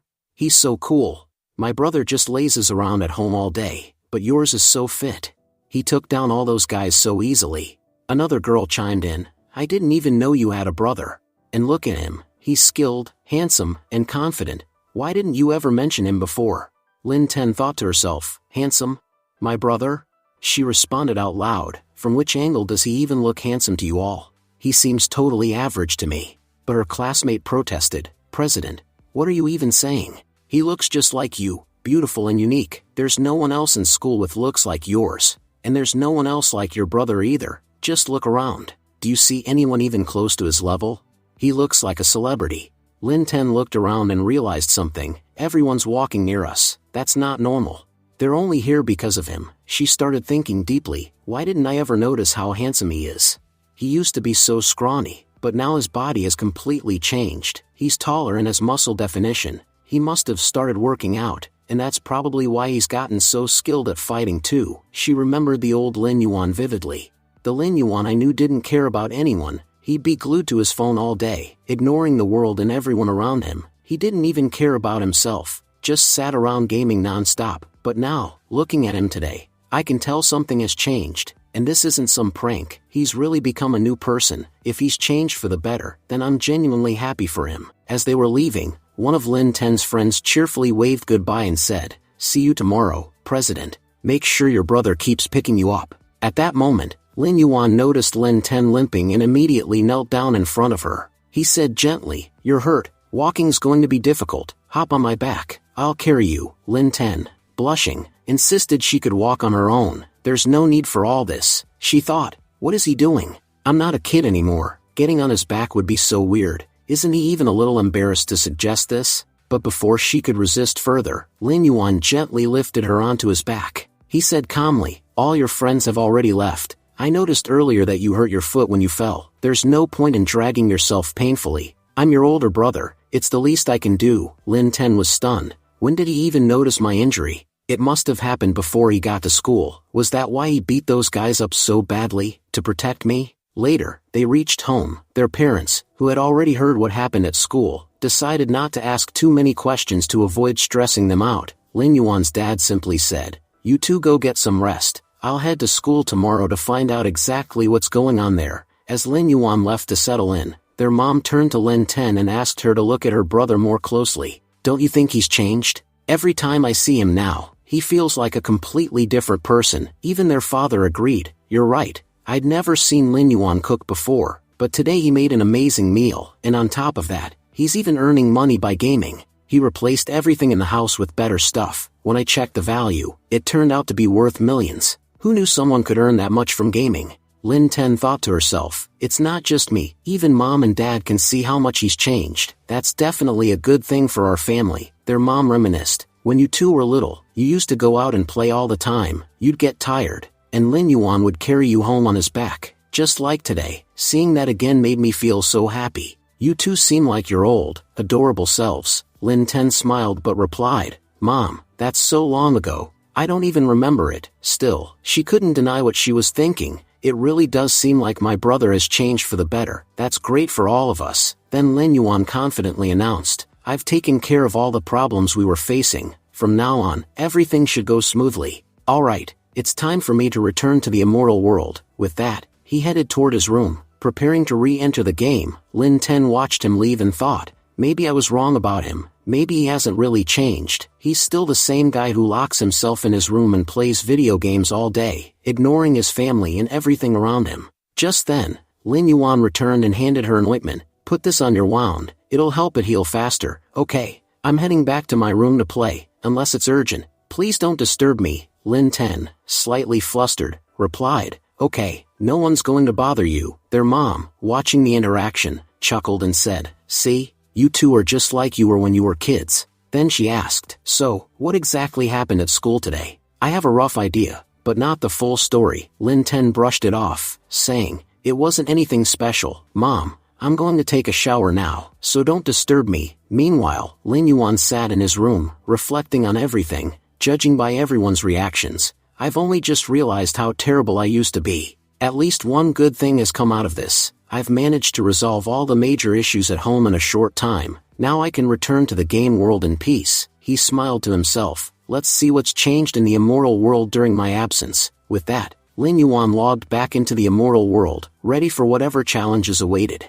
After that, Lin Yuan entered Sand Town. Lin Yuan was excited. He said to himself, Finally, my real mission begins. Now I need to track down that bastard who became a follower of the evil god. I'm sure he's somewhere in this town. A little ahead, the scene shifted. A soldier was seen roughly grabbing a man by the collar. The man pleaded, Officer, I swear I haven't done anything wrong. There must be some misunderstanding. But the officer shouted back, Shut your filthy mouth. Whatever you've got to say, you can say it at the station. At that moment, the officer suddenly felt like someone was watching him. He quickly turned around, but saw nothing. He mumbled, Was that just my imagination? Meanwhile, Lin Yuan was hidden nearby, watching everything. He thought to himself, These patrol soldiers have insanely sharp eyes. I just killed 2 players here, so my sin level is now at 2. If they spot me, it could lead to serious trouble. He continued thinking, For the next 3 days, I'll need to stay hidden. After that, my sin level will automatically return to 0. I won't be able to do much in those 3 days anyway, which makes this a perfect opportunity to visit some old friends, those who helped me immensely last time. I never got the chance to repay their kindness. The scene transitioned to a quiet church. Inside, Father Lawrence was seen standing over someone, saying, I used holy magic to purify you. There was a lot of darkness inside your soul, but thanks to the power of the holy light, I've cleansed it. From now on, walk the path of righteousness. If you stray again, your soul may be destroyed for good. Just then, Lin Yuan arrived and greeted him. Father Lawrence, I'm here to help. I heard there's a patient in critical condition. I believe I have a way to heal him. Please, take me to him right away. Father Lawrence looked surprised and asked, You can really help him? But you do realize we're talking about Night Doug's illness, right? No one has ever been able to cure it. Most people have already given up hope. Lin Yuan replied confidently, Yes, that's exactly what I'm here for. Just take me to him. I'll handle the rest. As they walked, Lin Yuan recalled who the patient was. Doug Wayne, a legendary and powerful knight. He thought to himself, Doug Wayne is one of the strongest knights of the Lion Knight Order. In the Western Desert, you can afford to make enemies with anyone, except a Lion Knight. Mess with them, and you're as good as dead. He continued reflecting, Back in my past life, when I was stuck at level 15 and falling far behind everyone else, Doug Wayne was the one who stepped forward to help me. He gifted me a golden tier weapon for free. That weapon was the turning point that helped me rise in the game. If I hadn't had it, I probably wouldn't have survived even my 3rd battle. I owe my life to him. Now, with a chance to repay that debt, Lin Yuan was determined not to waste it. The scene shifted again. Lin Yuan stood next to the ill Doug Wayne and said warmly, Mr. Wayne, don't worry, I'm here to cure you. We'll get all that poison out of your body. Wayne slowly opened his eyes, squinting at the stranger. Who are you? Then, seeing Lin Yuan's level, his expression changed to disbelief. He sat up with difficulty and snapped, "Are you joking? I'm dying, and you send me a level 10 newbie? Do you even know how dangerous my condition is? The soldiers in this city have way higher levels than you, and even they couldn't do anything, and you think you alone can fix me? Don't waste my time, get out of here." Just then, he began coughing up blood. Lin Yuan said calmly, "I'm not the one wasting time, you are. Maybe you don't realize how dangerous this poison is. You're surviving only because you're absurdly powerful, but even your strength won't be enough to save you. At best, you have 1 month left. After that, the poison will completely destroy your body from the inside. No one will be able to save you, not even the gods." He continued, "You have only 2 options. Accept your death in a month, or accept my offer. If you let me treat you, there's a high chance you'll survive. Life or death, it's your choice." Doug Wayne stared at him and asked, "Kid, do you even know what you're talking about?" Then he admitted quietly, "Yes, I know I'm going to die in a month, but there's nothing I can do about it." He explained, "The only known cure for this poison is one thing, 1,000 grams of fat from a rotten kill fish. Without it, there's no hope, but that fish, it's nearly impossible to catch. I already sent many of my men to find it. Not a single one returned alive." He looked Lin Yuan straight in the eye. "If you've got a death wish, then go ahead. Try your luck in the muddy clay. You'll soon find out why no one's come back with that fish." Just then, a system notification popped up. "You've received a request from Doug Wayne. Do you want to accept it?" Lin Yuan smirked and thought to himself, "That's exactly why I provoked him, to get this request. What are we waiting for? Of course I accept." The system announced that this was the gold development quest. In order to heal Wayne's body, the player would need exactly 1,000 grams of rotten gill fish fat. It warned that there was only 1 month to complete this task. Lin Yuan, however, confidently claimed that a month was too long. He could finish it in just 5 days. Shortly after, Lin Yuan arrived at Muddy Clay, where numerous fish were swimming around. The system alerted him that these were level 15 rotten gill fish, elite rank monsters. Elsewhere in the desert, a group of players was seen struggling to fight the fish. Their captain warned the others that the fish had extremely sharp teeth. Even a single bite could split a body in 2, he said,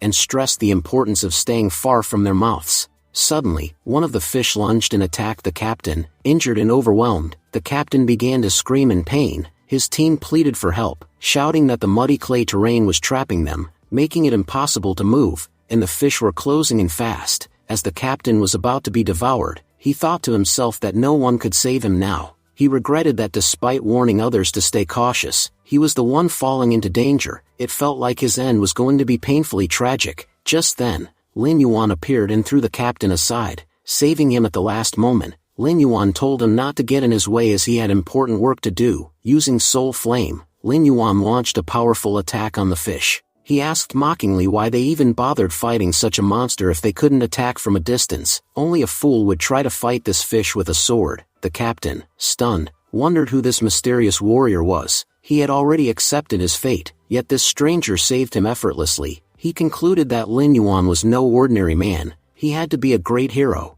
As the captain turned around to thank him, Lin Yuan had already moved ahead to attack. The knight whispered in awe that this man truly was a great hero. Just a moment ago, he stood beside him, and now he was already face to face with the monster. He felt lucky that this hero had arrived in time to save them. Meanwhile, Lin Yuan was thinking to himself that the man was overreacting. He hadn't saved him out of heroism, he was simply in the way. He didn't consider himself a great hero, he was just doing his job. Using more soul flames, Lin Yuan launched a large-scale attack that reduced all the fish's HP by 50 points. The enraged fish all targeted him in retaliation. Lin Yuan smirked and said that this was exactly what he wanted. The foolish fish were walking into his trap. They didn't realize that he wasn't prey, he was the predator. The captain shouted a warning, calling him a great hero again and urging him to be careful. He reminded him that the fish's teeth were extremely dangerous and could paralyze if they bit into his body. But Lin Yuan effortlessly dodged their attacks. He muttered to himself, annoyed, wondering why the man was yelling so much. He could see the fish approaching. The shouting was just making him more anxious.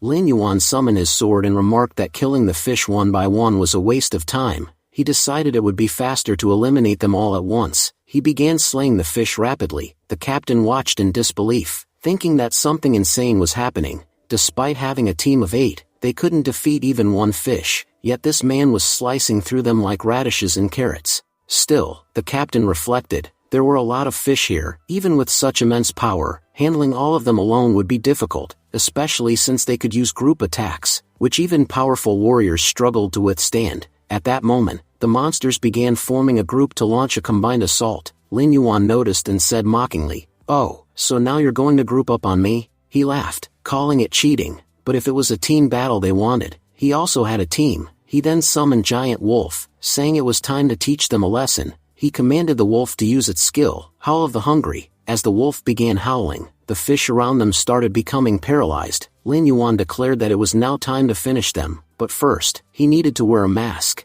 Without it, getting too close would be dangerous due to the toxic gas emitted by the fish. The system confirmed that the mask was being activated. As long as he wore it, no toxic gas could harm him, but the mask could only be used once. With the mask on, Lin Yuan lunged into battle again, targeting the fish's vital points and killing them rapidly. He remarked that everything was much easier now, and the fish were completely helpless before him. Within moments, most of the fish were dead. One of them tried to escape. Watching it flee, Lin Yuan remarked that its speed was far too slow to run away. If it had been faster, maybe it could have made it, but now, because of its poor speed, death was inevitable. With that, he hurled his sword and finished it off instantly. The observers standing nearby were left stunned. They questioned who this powerful player was, amazed that he had effortlessly wiped out so many monsters. Just as one of them started celebrating, another warned that it was too early to be happy. More monsters were still approaching, and escaping this place while fighting them off would be extremely difficult. At that moment, Lin Yuan ordered his Thunder Scorpion to begin its attack. The scorpion activated its lightning skills and unleashed a barrage of electric strikes, wiping out multiple fish at once. A shocked onlooker exclaimed that he couldn't believe what he was seeing. He hadn't expected any of this. The level gap between the fish and human players was immense. No normal human should have been able to take them down so easily. As Lin Yuan approached them, he asked who told them he intended to fight all these monsters. He explained that he knew defeating them all would take way too long, and he wasn't foolish enough to waste that kind of time. He told them they'd understand what he really planned to do in just 5 minutes. Just then, another team member pointed something out. He had noticed that all of the Thunder Scorpion's attacks were hitting the female fishes directly in the belly. He reminded the others that the female fish carried something inside their stomachs that, once released, caused the male fish to go berserk. Now, with so many female fish killed and their acidic contents spilled, the male fish had lost all control. They had started attacking everything in sight, even their own allies, without understanding what was going on. Lin Yuan thought to himself that the female fish carried eggs inside their bellies, and those eggs contained the power of gluttony. When the eggs were released, all the male fish became driven by one instinct, to protect the eggs. This instinct overrode all other logic, causing them to attack indiscriminately, whether it was a human, a monster, or even another fish. He explained, in his thoughts, that he had anticipated this behavior. By using the eggs as bait, he had successfully made the fish fight among themselves. Their sheer numbers had made it almost impossible to defeat them one-on-one. But with clever planning, he had turned the tide. Suddenly, a massive female fish charged toward Lin Yuan. The others shouted in panic, warning him to be careful. The fish seemed particularly furious because of him, and it was much larger than the others. Lin Yuan calmly said he had been waiting for her to show up. Now that she had come out of the mud, he finally had a worthy target. He sent his ghost wolf to attack her, mentioning that he had already dispatched 6 wolves to take her down,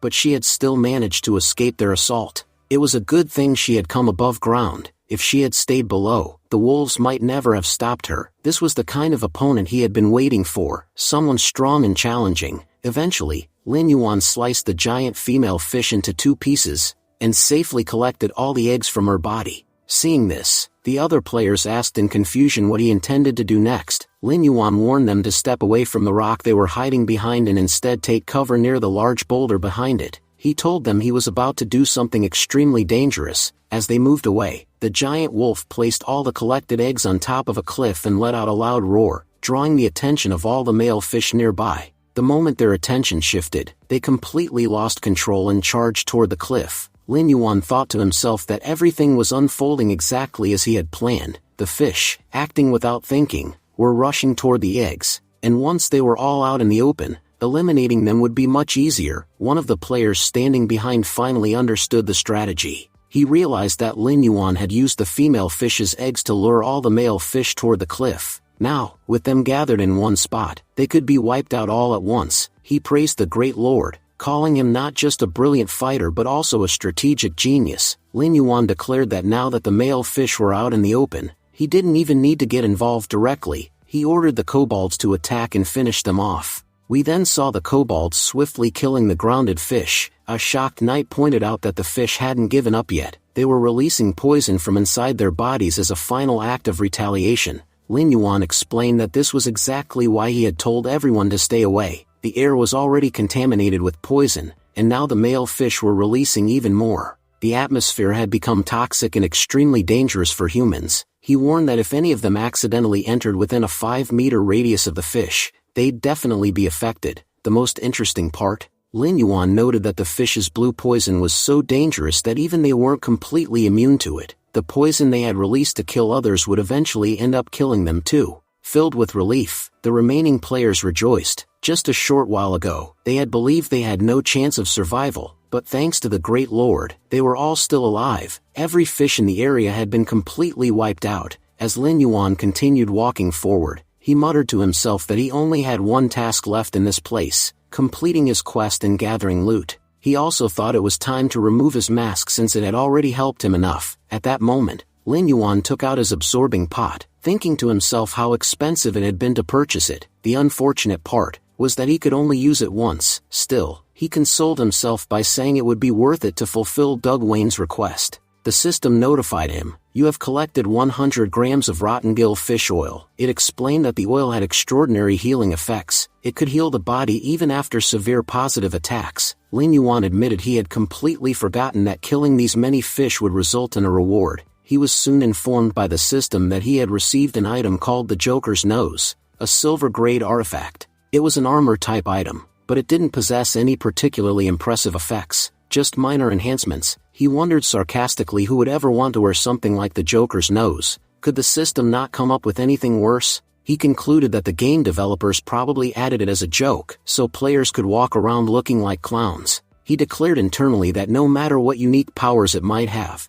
he would never wear it. Just then, a man appeared from behind and exclaimed with excitement that Lin Yuan had found an amazing item. He said he had never seen such a cool artifact before. It even moved and glowed on its own. He insisted that wearing it would make Lin Yuan look incredible. Shocked, Lin Yuan asked if he truly liked it. The man happily confirmed and called it a unique item. He offered to buy it, saying he would pay any price. Money was no concern for him. At that point, the man's teammates stepped in and clarified to Lin Yuan that he should not misunderstand. Their captain was a strange person who loved bizarre things. Amused, Lin Yuan offered to gift the Joker's Nose to him, saying he could keep it. Overjoyed, the man offered to pay him in return, but Lin Yuan politely declined. The man started crying, declaring Lin Yuan an angel who had saved his life and given him such a magnificent artifact without asking for anything in return. He wondered if he would ever get the chance to meet someone like Lin Yuan again. Meanwhile, his teammates watched in disbelief, silently thinking their captain was a fool. Who would want to pay just to become a joker?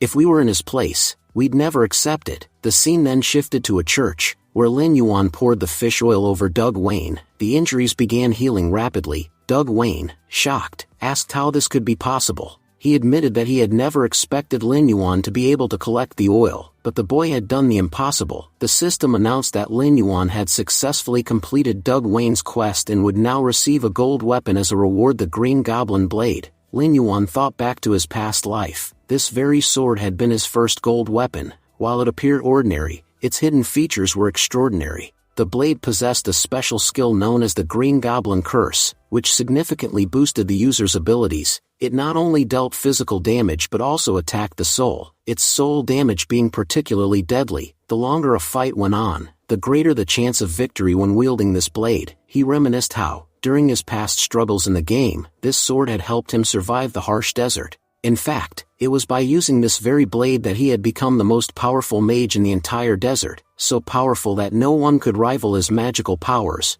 This was the same sword Doug Wayne had gifted him. At last, Lin Yuan felt he had repaid his debt to Doug Wayne. The system notified him again. "You have provided significant assistance to Doug Wayne.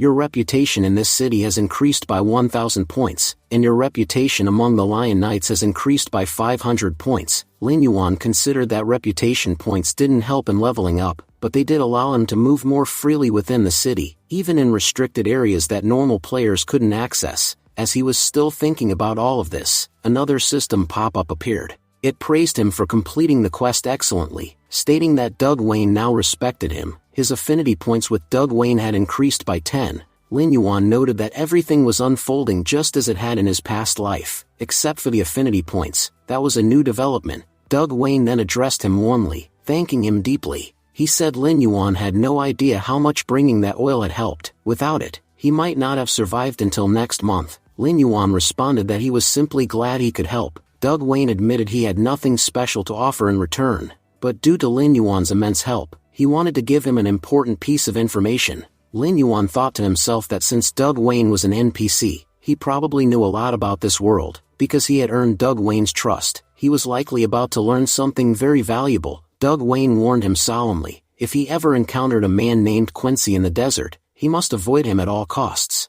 No matter what happened, he should stay away from that man. Lin Yuan, surprised, responded by saying that Quincy was actually his teacher. He asked why Doug Wayne would speak about his teacher in such a way. Doug Wayne, visibly shocked, asked Lin Yuan to repeat himself. When Lin Yuan confirmed again that Quincy was indeed his teacher, Doug Wayne said that it was impossible. He claimed that someone like Lin Yuan would never be able to hide his true nature from Quincy. While Lin Yuan had concealed his abilities well, Doug Wayne confidently declared that Lin Yuan was a necromancer. Confused, Lin Yuan asked how Doug Wayne had discovered this. He insisted that he had never revealed his powers to anyone and had made sure his identity was well hidden in this world. Even Quincy couldn't detect it. So how could Doug Wayne have known?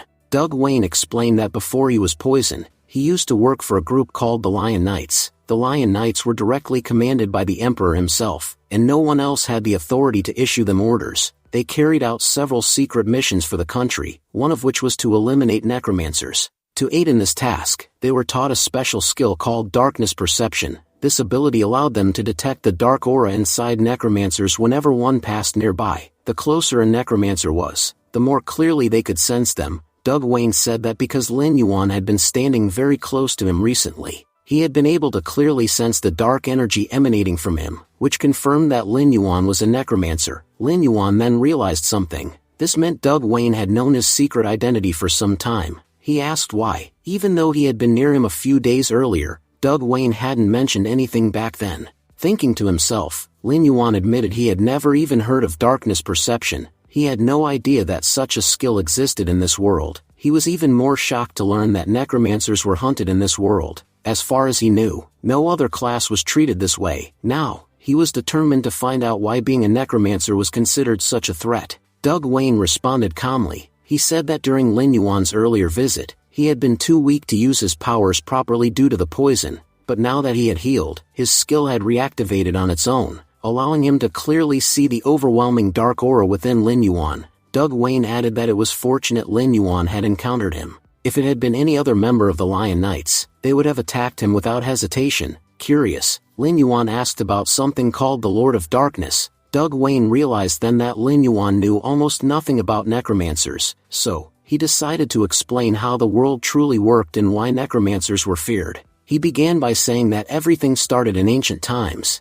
In the immortal world, there were 5 gods whom people worshipped and revered. First, the god of light. Second, the king of moon shadow. Third, the goddess of nature. Fourth, the god of tides. And fifth, the king of spirits. These 5 gods had been worshipped since ancient times, and everyone believed that they were the only gods in existence. But according to Doug Wayne, that belief was false. In reality, there was a 6th god, one kept hidden from the world. His name was the Lord of Darkness. He revealed that the Lord of Darkness was also known as the immortal god, and among the 6 divine beings, he was the strongest of them all. In fact, it was said that even if the other 5 gods joined forces, they still wouldn't stand a chance against him. Doug Wayne explained that whenever someone possessed such overwhelming power, they naturally did whatever they pleased. The Lord of Darkness was no different. He was immensely proud and arrogant about his power, and in this world, he acted solely according to his own will. The other gods were not nearly as powerful, and as a result,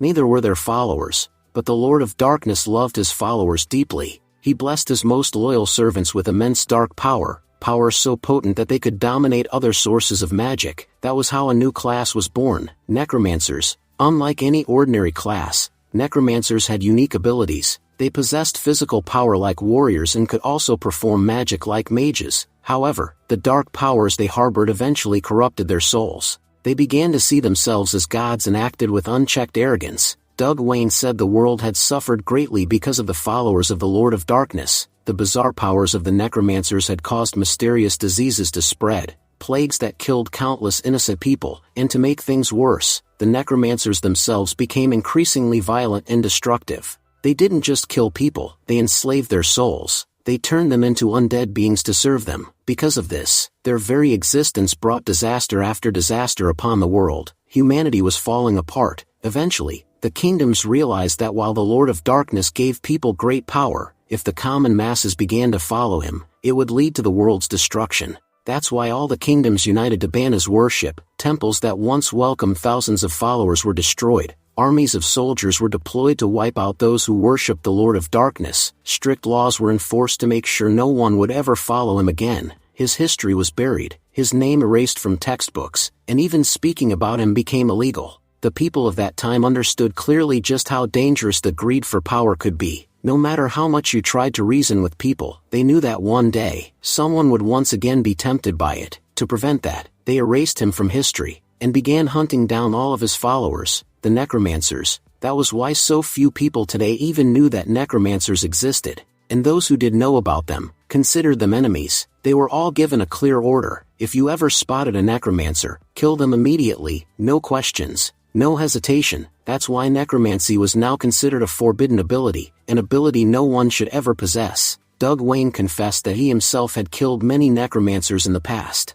About 10 years ago, he and his team were hunting one, when a necromancer used poison to attack him by surprise. That poison left Doug Wayne bedridden ever since. It had weakened him so much that he had accepted his fate and prepared for death. He knew that the kind of fish Lin Yuan had used to cure him couldn't be caught by just anyone.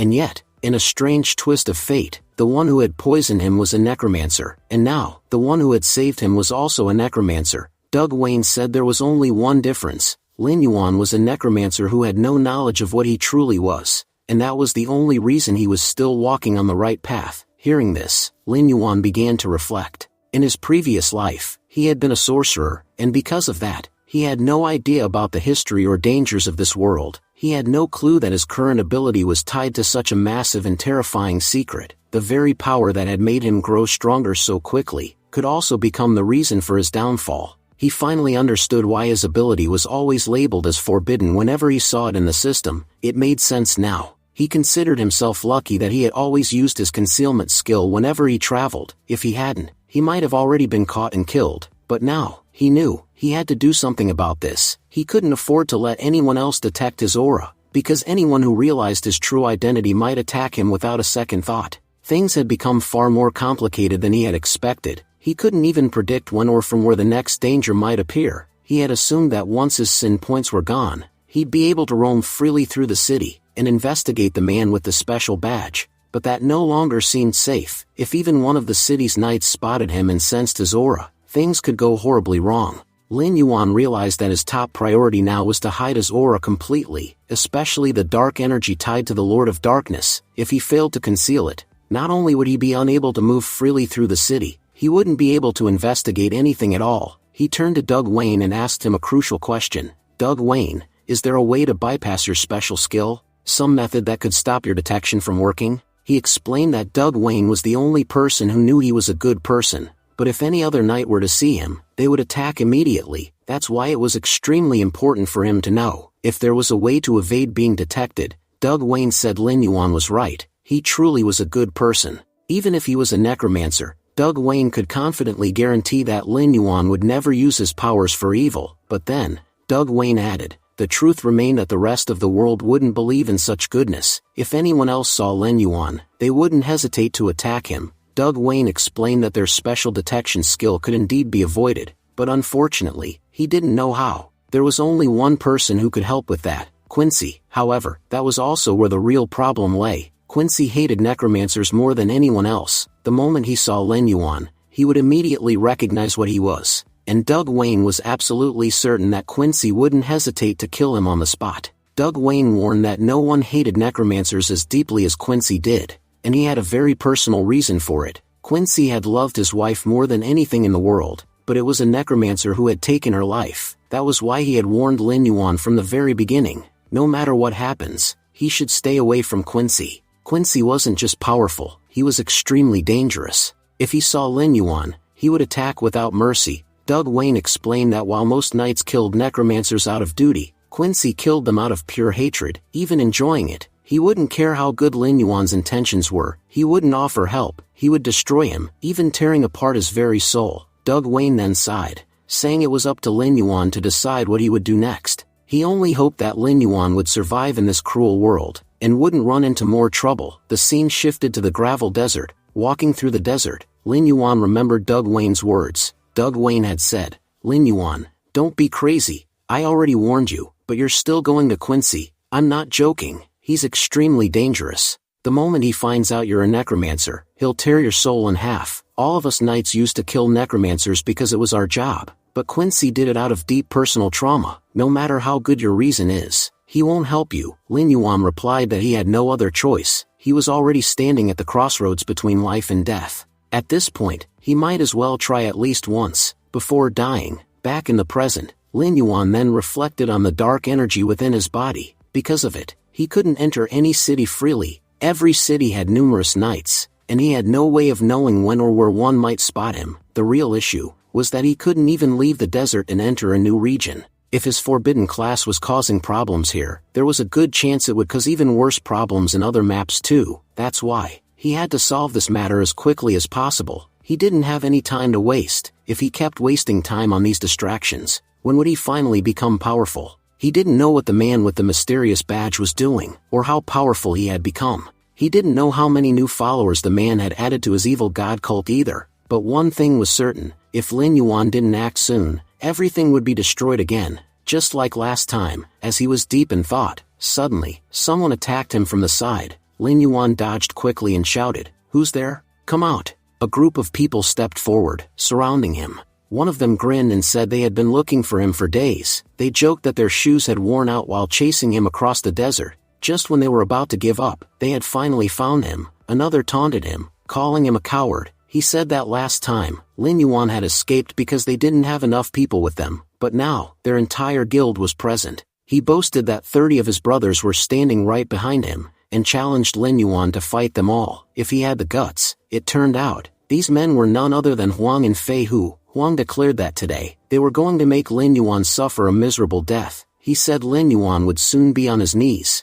begging for mercy. Fei Hu chimed in, reminding him that Lin Yuan hadn't shown them a shred of mercy when he attacked them last time. This time, they would take their revenge slowly. They said they would beat him so badly that he'd fall to his knees, crying and begging for forgiveness. He would plead for them to end his life, and the worst part? They wouldn't kill him. They would make sure Lin Yuan experienced a pain worse than death, something he could never have imagined. As he said this, Fei Hu began live streaming the fight. Meanwhile, in real life, viewers were commenting that it looked like the Bloodstained Guild was streaming again. One remarked that someone was definitely going to get killed by them today. Fei Hu addressed his viewers, claiming they were about to witness how his guild exacted revenge. He announced that they were about to tear a man into 1,000 pieces. As soon as he said this, the viewer count started increasing rapidly. Those watching the stream assumed that the Bloodstained Guild had found a newbie to bully, with 30 guild members ganging up on one person. Many believed the newcomer stood no chance,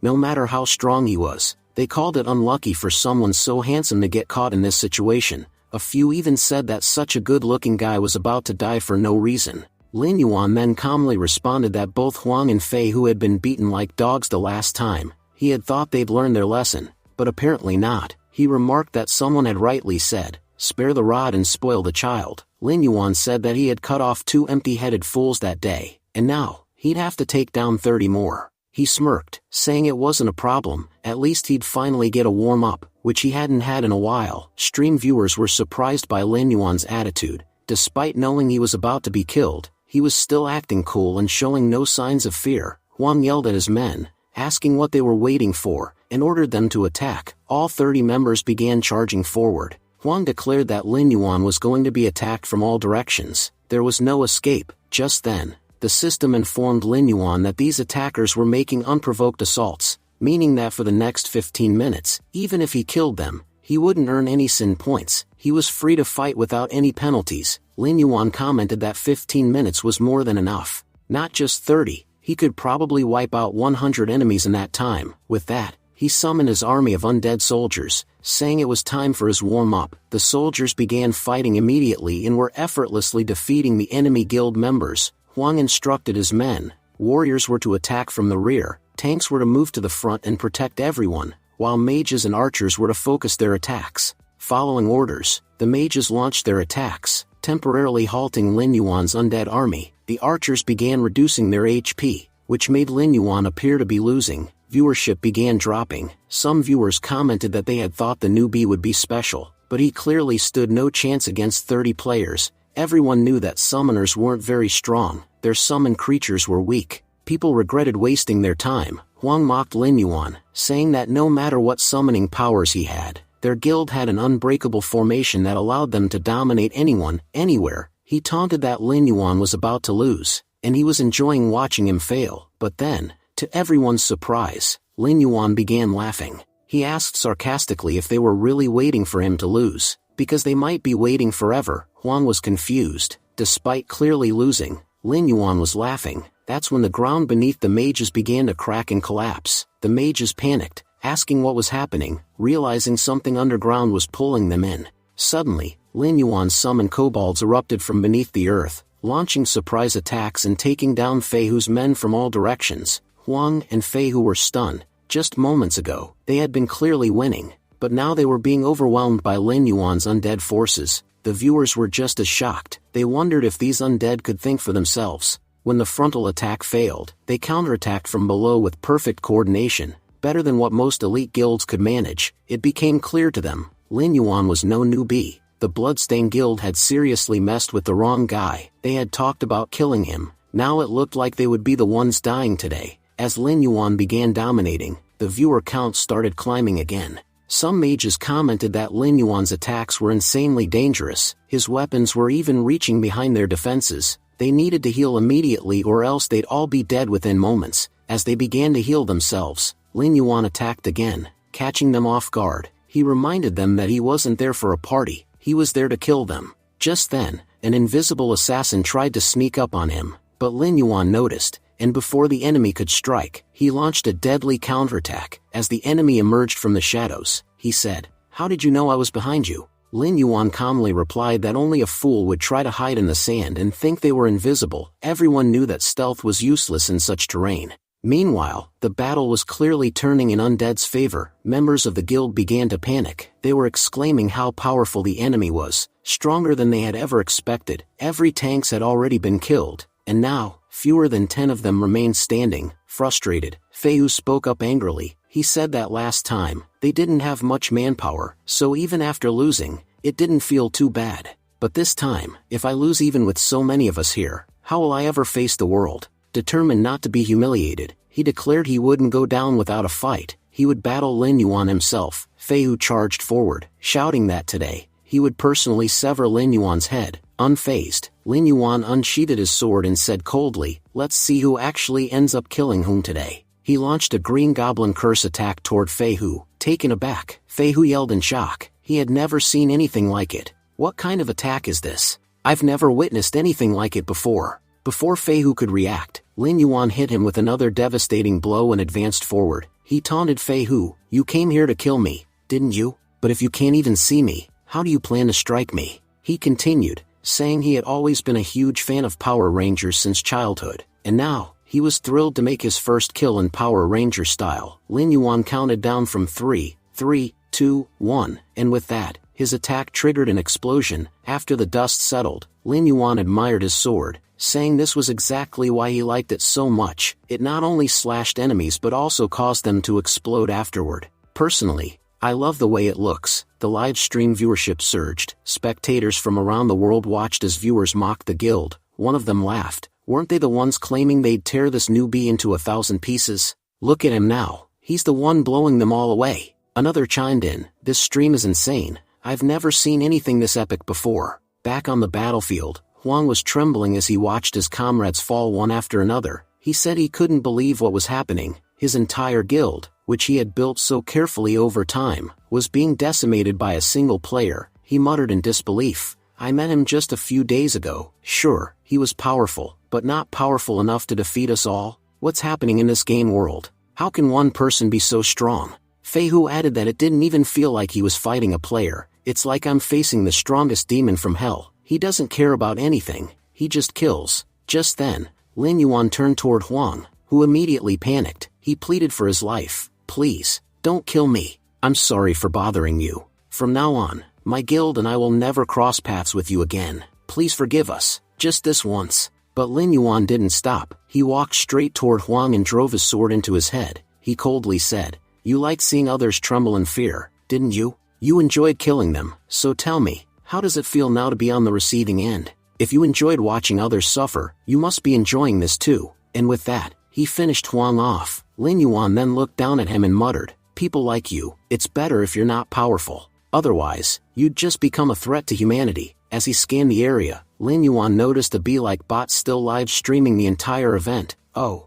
I almost forgot. We have an audience. Honestly, I'm not a fan of attention. I prefer peace and quiet. Then, without hesitation, he destroyed the bot as well. Now this place finally feels better. This is the kind of peace I like. The scene shifted to a massive building where people were still buzzing about Lin Yuan. They were amazed. That guy was so cool. After destroying the guild, he even took down the streaming bot. And did you hear what he said at the end? He just wanted peace. Another remarked, The most incredible part is that such an amazing player has appeared, and yet we know nothing about him. A few others recalled that they might have seen this player before. Isn't he the one who defeated the first world boss of the game? No doubt about it. He's the hero of Gravel Desert. Many were becoming his fans. Someone even mentioned that the Mercenary Guild had sent him a S-rank invitation to join. The scene shifts, and we see a guy who is reading the game stream's chat. He whispered, Lin Yuan, I'll remember you. We'll meet very soon. Scene shifts to Gravel Town. Lin Yuan's master was shown peacefully napping. As Lin Yuan approached, the old man opened his eyes and said with a smile, Kid, you're back again. What do you want to learn this time? Last time you mastered the soul flame and other techniques. To be fair, I'm not teaching you anything today. I've got plenty of money and I'm exhausted. Come back tomorrow. I'll probably be broke by then, and maybe then I'll teach you something. Lin Yuan replied, Master, I need to speak with you. At that moment, he cancelled his profession concealment. His identity as a necromancer was now clearly visible to everyone. Quincy, clearly annoyed, sneered, So, you're a necromancer, and you have the guts to show yourself in front of me? As Quincy prepared his attack, he recalled that over the years, he had dragged necromancers to their deaths, and had never met one who dared face him. He accused Lin Yuan of learning magic from him despite being a necromancer, and swore that this time Lin Yuan would not escape alive. Quincy unleashed a deadly attack, but before it could hit, Lin Yuan vanished. Shocked, Quincy realized that his lightning strike, one of the fastest magical attacks, had been dodged. He wondered how a necromancer could have evaded it. Suddenly, Lin Yuan appeared behind Quincy and placed a sword at his neck. He remarked that there was a time when Quincy had been extremely powerful, but in his current condition, he couldn't match him. Lin Yuan suggested that if Quincy had calmed down, they could sit and talk. Quincy noted that Lin Yuan had stopped his attack midway, which meant he did not intend to kill him. Curious, he asked what Lin Yuan wanted. At that moment, Lin Yuan recalled Doug Wayne's words from the past. Doug Wayne had told him that since he was going to see Quincy, he should take some important information. Doug Wayne couldn't help much, but he could at least share a story from 10 years ago. Back then, the Lord of Darkness had grown dominant, threatening the immoral world. Diseases spread everywhere, and the world faced its darkest time. To bring justice, Quincy and his wife had stepped forward to fight. They faced the Lord of Darkness's most powerful follower. Quincy and his wife, the most powerful mages of that era, were considered unbeatable. In the battle, they killed the necromancer, but before dying, he cursed Quincy's wife. Her soul was corrupted and overtaken by darkness, causing her to lose all her memories and transform into a monster beyond redemption. Since Quincy was severely injured at the time, he couldn't save her.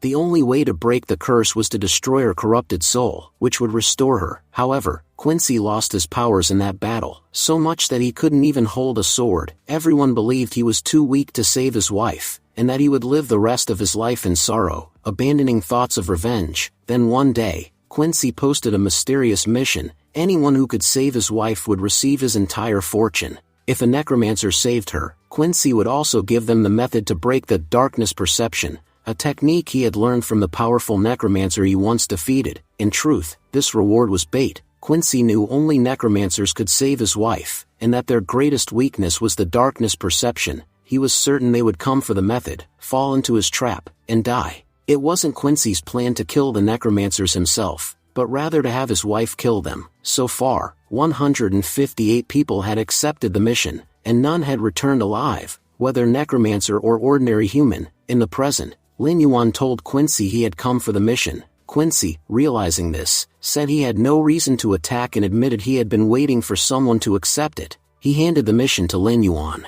The system notified Lin Yuan that he had received a mission from Quincy, titled Wife's Dead Soul. It was a silver-grade mission, with a 10-day time limit. Lin Yuan accepted. Quincy wished him good luck, saying he hoped Lin Yuan could complete it, though inwardly he thought the young man was walking toward his death, as no one had ever returned from his wife's side. The scene shifted to Gravel Town, where the memorial of the dead came into view. Lin Yuan had entered the memorial, using night vision to see clearly even in the darkness. He thought to himself that the memorial had 5 floors in total. All the NPCs from the town were buried on the first floor. As he pondered this, a zombie suddenly crawled out from a coffin, only to be instantly destroyed by his scorpion companion. Lin Yuan noted that the monsters became stronger on each floor. Zombies on the first floor were level 1 to 3, the second floor housed level 4 to 6 skeletal monsters, the third floor had level 7 to 9 ghost monsters, and the fourth floor contained level 10 ghouls. He recalled hearing that most people attempting this mission never made it past the fourth floor. In his mind, the first 3 floors were a waste of time. He decided to go directly to the fourth floor and hunt the ghouls there. Arriving at the fourth floor, he observed his surroundings. It was eerily quiet, too quiet for a place supposedly crawling with monsters. Then faint noises began to echo through the darkness. Lin Yuan realized the ghouls had started moving. On the walls, the creatures crept forward slowly, thinking that the darkness concealed them from him. They believed they could sneak up for a surprise attack, but Lin Yuan could see their every movement. Signaling his scorpion, he ordered an attack. The scorpion smashed through one enemy with a single blow, and then used its poison tail to strike multiple foes. Lin Yuan advanced, cutting through them with speed, mocking their failed ambush. One by one, he killed them all, until a ghoul managed to get uncomfortably close. Striking it down, he remarked that it had almost succeeded in sneaking up on him, but in the end, it was caught. The system congratulated him for killing many level 10 ghouls and announced he had leveled up to 12.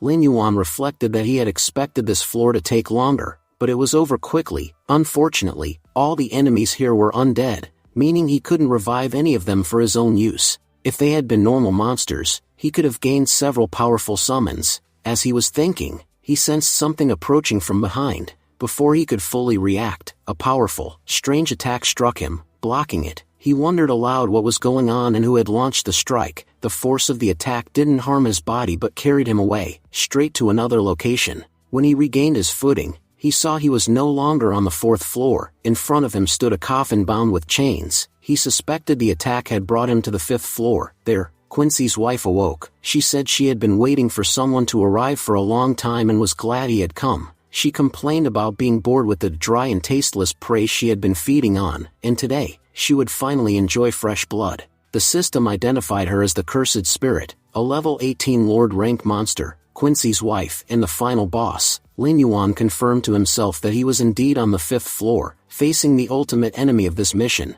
Quincy's wife taunted him, saying he looked young and would be especially enjoyable to devour. She threatened to tear him apart piece by piece and then launched a deadly attack. Lin Yuan blocked it with his sword. She followed up by using tentacles to strike again, but he skillfully dodged each blow. Lin Yuan realized that Quincy's wife's tentacles were coated in poison. Even a single accidental touch could weaken him severely during battle. Now he understood why no one who had come here before had ever survived. She wasn't just a level 18 monster, her attacks were also lethally dangerous. Destroying one of her tentacles, Lin Yuan declared that such attacks would not work on him. If she truly wanted to injure him, she would have to try much harder. With that, he severed all of her tentacles, forcing her to retreat. Regaining her balance, Quincy's wife grew furious. She cursed at him, promising that he would not leave alive and that she would end him completely. The system announced that the boss monster had activated a summoning skill, one that allowed her to call forth other creatures.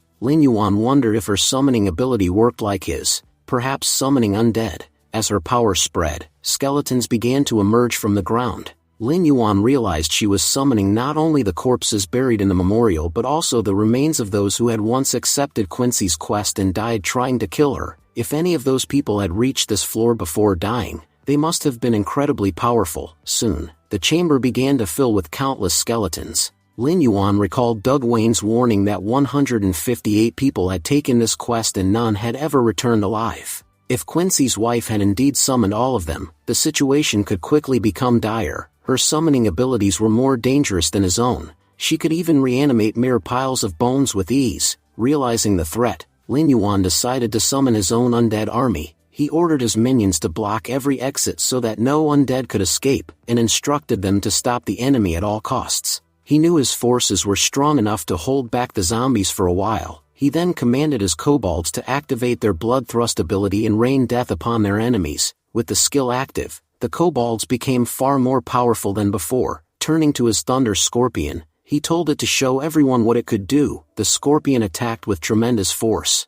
causing the entire building around them to collapse onto Quincy's wife. But to Lin Yuan's shock, she emerged completely unharmed. It was then he remembered, she was a ghost-type monster. Physical attacks would have little to no effect on her, and using one had been a serious mistake. Still, he knew ghost types took double damage from magical attacks. That meant his green goblin curse would be highly effective against her. With that thought, Lin Yuan unleashed the green goblin curse at Quincy's wife, but she dodged every strike with incredible speed. Lin Yuan realized something was wrong. His attacks weren't landing, even though in their earlier encounters her speed hadn't been this high. It seemed she had grown much faster, now evading everything effortlessly. He worried that his green goblin curse might not affect her at all. Meanwhile, his undead soldiers were barely holding back the zombie monsters outside. If even one door broke and they poured in, fighting here would become impossible. He knew he had to defeat Quincy's wife before that happened, because if she fell, the rest would automatically collapse.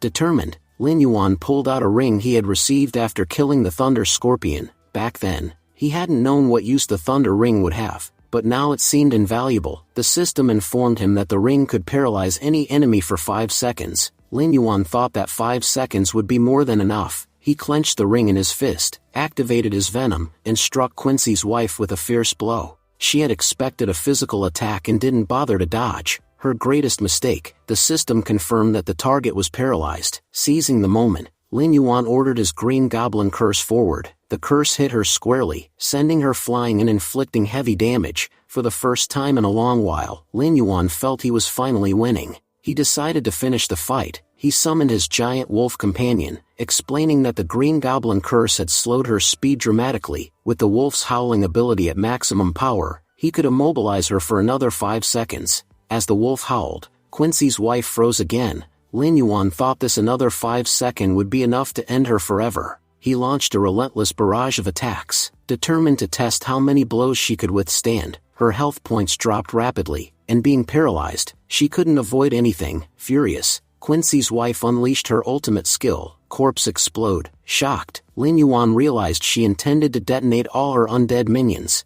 Before he could react, explosions erupted throughout the tomb, destroying a large part of his own army as well. When the smoke cleared, Lin Yuan was buried under a pile of shattered undead. He admitted to himself that it was the first time he'd ever seen such a terrifying skill. He had underestimated her, thinking she could do little more than summon corpses, yet she had wiped out his forces with a single move. Quincy's wife hated losing so much that she was willing to sacrifice every NPC under her control to win. After the blast, only 3 of Lin Yuan's soldiers remained alive, the strongest of their class. Every weaker unit had been annihilated. He reflected grimly that this battle had cost him dearly, and if he didn't gain something worthwhile by killing her, his losses might never be recovered. As the fight continued, Lin Yuan urged Quincy's wife to give up, saying there was no point in struggling any longer. He admitted he knew she still had a pure soul within her, and for that reason, he asked her to calm down and accept her end. For her own good and for everyone else's, Lin Yuan unleashed the green goblin curse once more, and this time, all his attacks struck Quincy's wife directly. Her health points began to plummet rapidly. The system announced that the boss monster had taken heavy damage, and had only 300 HP remaining. Moments later, the system updated again. Her HP had fallen to 200. Finally, after another round of attacks, her health reached 0, and she collapsed on the spot. The system congratulated Lin Yuan, declaring that he had defeated the tomb boss, and awarding him 800 experience points as a reward.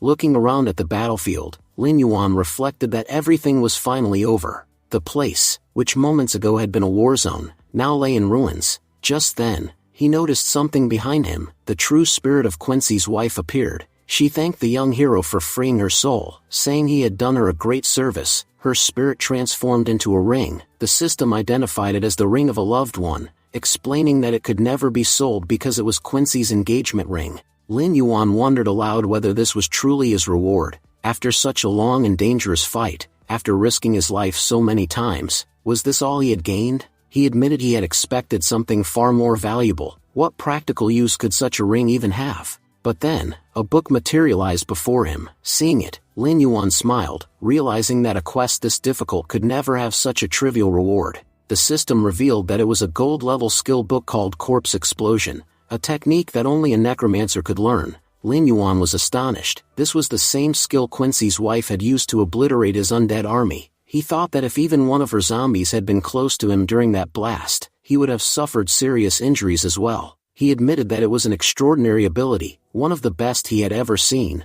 Reflecting further, Lin Yuan pointed out that he himself was a necromancer, yet he didn't possess such a skill. He recalled Quincy saying that the man he had killed was an important servant of the Lord of Darkness. Perhaps this explained why she had been granted such a rare and powerful ability. The system announced that the skill book was being imprinted into Lin Yuan's memory. He now possessed the Corpse Explosion skill, which could be used every 10 seconds. At the cost of 100 mana per use, Lin Yuan reflected that although using the skill would require sacrificing his own soldiers, it would be extremely useful against powerful enemies. He admitted to himself that this journey had been highly profitable. Later, Lin Yuan returned to Gravel Town and showed Quincy the ring he had obtained. Shocked, Quincy recognized it immediately as the engagement ring he had once given to his wife. He explained that when a soul is sealed, it loses all memories. But the fact that Lin Yuan now held this ring meant that Quincy's wife had been freed, and she must have personally given it to him. With visible sadness, Quincy regretted that he hadn't been able to witness his wife's soul being set free. Still, he found comfort in knowing that she was no longer suffering after years of torment. Lin Yuan reassured him that her soul was at peace, likely resting in heaven.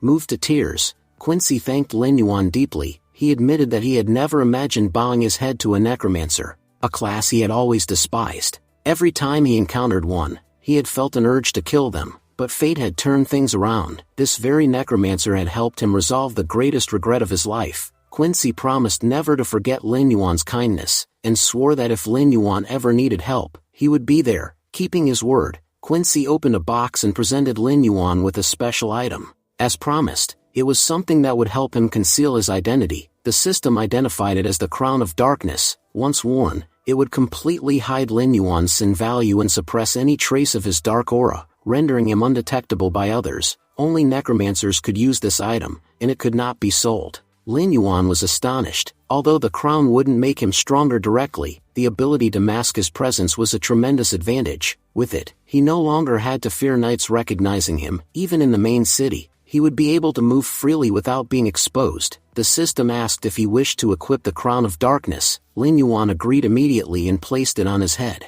With a determined expression, he resolved to enter the city and gather information about the followers of the evil god. The scene shifted to Lin Yuan finally arriving in the main city. He observed that the place had countless guilds, some so powerful that entering them was nearly impossible, while others would recruit anyone passing by on the street. But, as he reasoned to himself, joining weak guilds was meaningless. If he were to join a guild at all, it had to be one of the top 10, as those were the true powerhouses. He speculated that the person he was searching for might be hiding inside one of these 10 guilds. Reaching that person was crucial, because Lin Yuan already knew what this man was planning to do in the next 3 years. Stopping him early would be far better for all of humanity, but Lin Yuan was also aware of how things looked from the outside. To the people of this city, he was a complete newcomer who had only arrived hours ago. Getting into a top guild wouldn't be easy. As far as he knew, those guilds held periodic competitions to recruit new members. He decided he would have to wait for such an opportunity.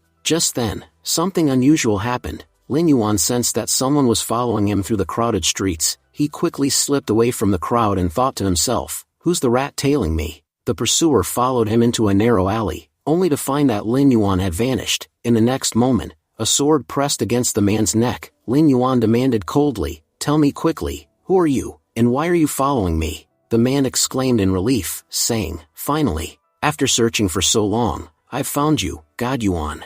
You have no idea how much effort I put into finding you." Lin Yuan narrowed his eyes. "So it was you trailing me? I suspected someone was on my tail." The stranger admitted openly, "You were right. I've been following you for the past 5 minutes, and I can't tell you how happy I am that you remember me." Lin Yuan asked, "How do you even know my name?" "As far as I recall, when I saved you last time, I never mentioned it." Standing up straight, the man explained, "It's not just me. A lot of people know who you are now. Anyone who loves this game can't possibly be unaware of you. Everyone saw how you cut down the Bloodstained Guild members like they were nothing. I even watched that live stream myself. People were shocked by your strength, but I knew you were holding back. You could have wiped them out in no time if you'd wanted to. You can't imagine how much effort I put in to find you. Ever since that day, I've been watching streams non-stop, hoping you'd appear again. When I first saw your face here, I wasn't sure it was you. That's why I spent 2 million in game credits, and even had my company push a system update just to confirm your identity. And now I'm certain, it really is you." Lin Yuan was stunned. "You spent 2 million, just to find me? Don't you think that's a little excessive?" The man was equally surprised by Lin Yuan's reaction. "Excessive? 2 million is nothing. Honestly, in Han Corporation, we spend that much regularly to test the game systems. Thanks to you, I even discovered several issues in the game and fixed them, all for just 2 million credits." Lin Yuan was stunned. What? Did he just say Han Corporation? He recalled that Han Corporation was a $100 billion high-tech giant with a firm grip on the global market, the very company that largely controlled this game. Lin Yuan's thoughts turned sharp. If this guy has such a powerful background, then he must know far more about me than he should. Should I just let him walk away? Or, should I end him right here before he becomes a problem? He already knows too much. If he uses his influence to dig deeper, he could even find out I'm a necromancer. That would spell serious trouble. The man, completely unaware of Lin Yuan's dark contemplation, spoke cheerfully. "God Yuan, I was so happy to see you that I forgot to mention why I came here. I wanted to ask if you'd form a team with me. Tomorrow, there's an S-rank hunt starting in Bloodskill Cabin. I've heard there'll be amazing monsters and rare items there. If we go together, we could gain a lot. So, what do you say? God Yuan, will you team up with me?" Just then, the man slipped on a stone and fell flat on his back. Lin Yuan couldn't help thinking, this guy can't even stay on his feet, and he's asking me to form a team with him? Lin Yuan said coldly, "Listen, kid, I don't care who you are, but stop following me. That's the only thing I want to tell you." Internally, Lin Yuan had already decided, this fool isn't worth killing. I'd only dirty my hands for nothing. I'm not the kind of man who murders innocents. The man stood up awkwardly inside. "I really was an idiot to think someone like you would team up with me. You're god level, and I can't even balance myself. You cut down the Bloodstained Guild members like grass. They had 30 people, and you took them all alone. Someone as powerful as you wouldn't even need a team. And even if you did, why would you pick me? Anyway, since I'm no use to you, at least let me give you some information before I go. Tomorrow, during that hunt, the 3rd squad of the Black Tree Guild will also participate. They're not really there for the hunt, they're scouting for recruits. Anyone who performs exceptionally will have a chance to join them, and I'm certain, God Yuan, you'll get in without a doubt." Lin Yuan's thoughts sharpened again. The Black Tree Guild, one of the top 10, if I can join them, it'll be a huge advantage. As the man walked away, he added, "I know you'll make it into their guild easily, but me? If I go alone, I'll achieve nothing.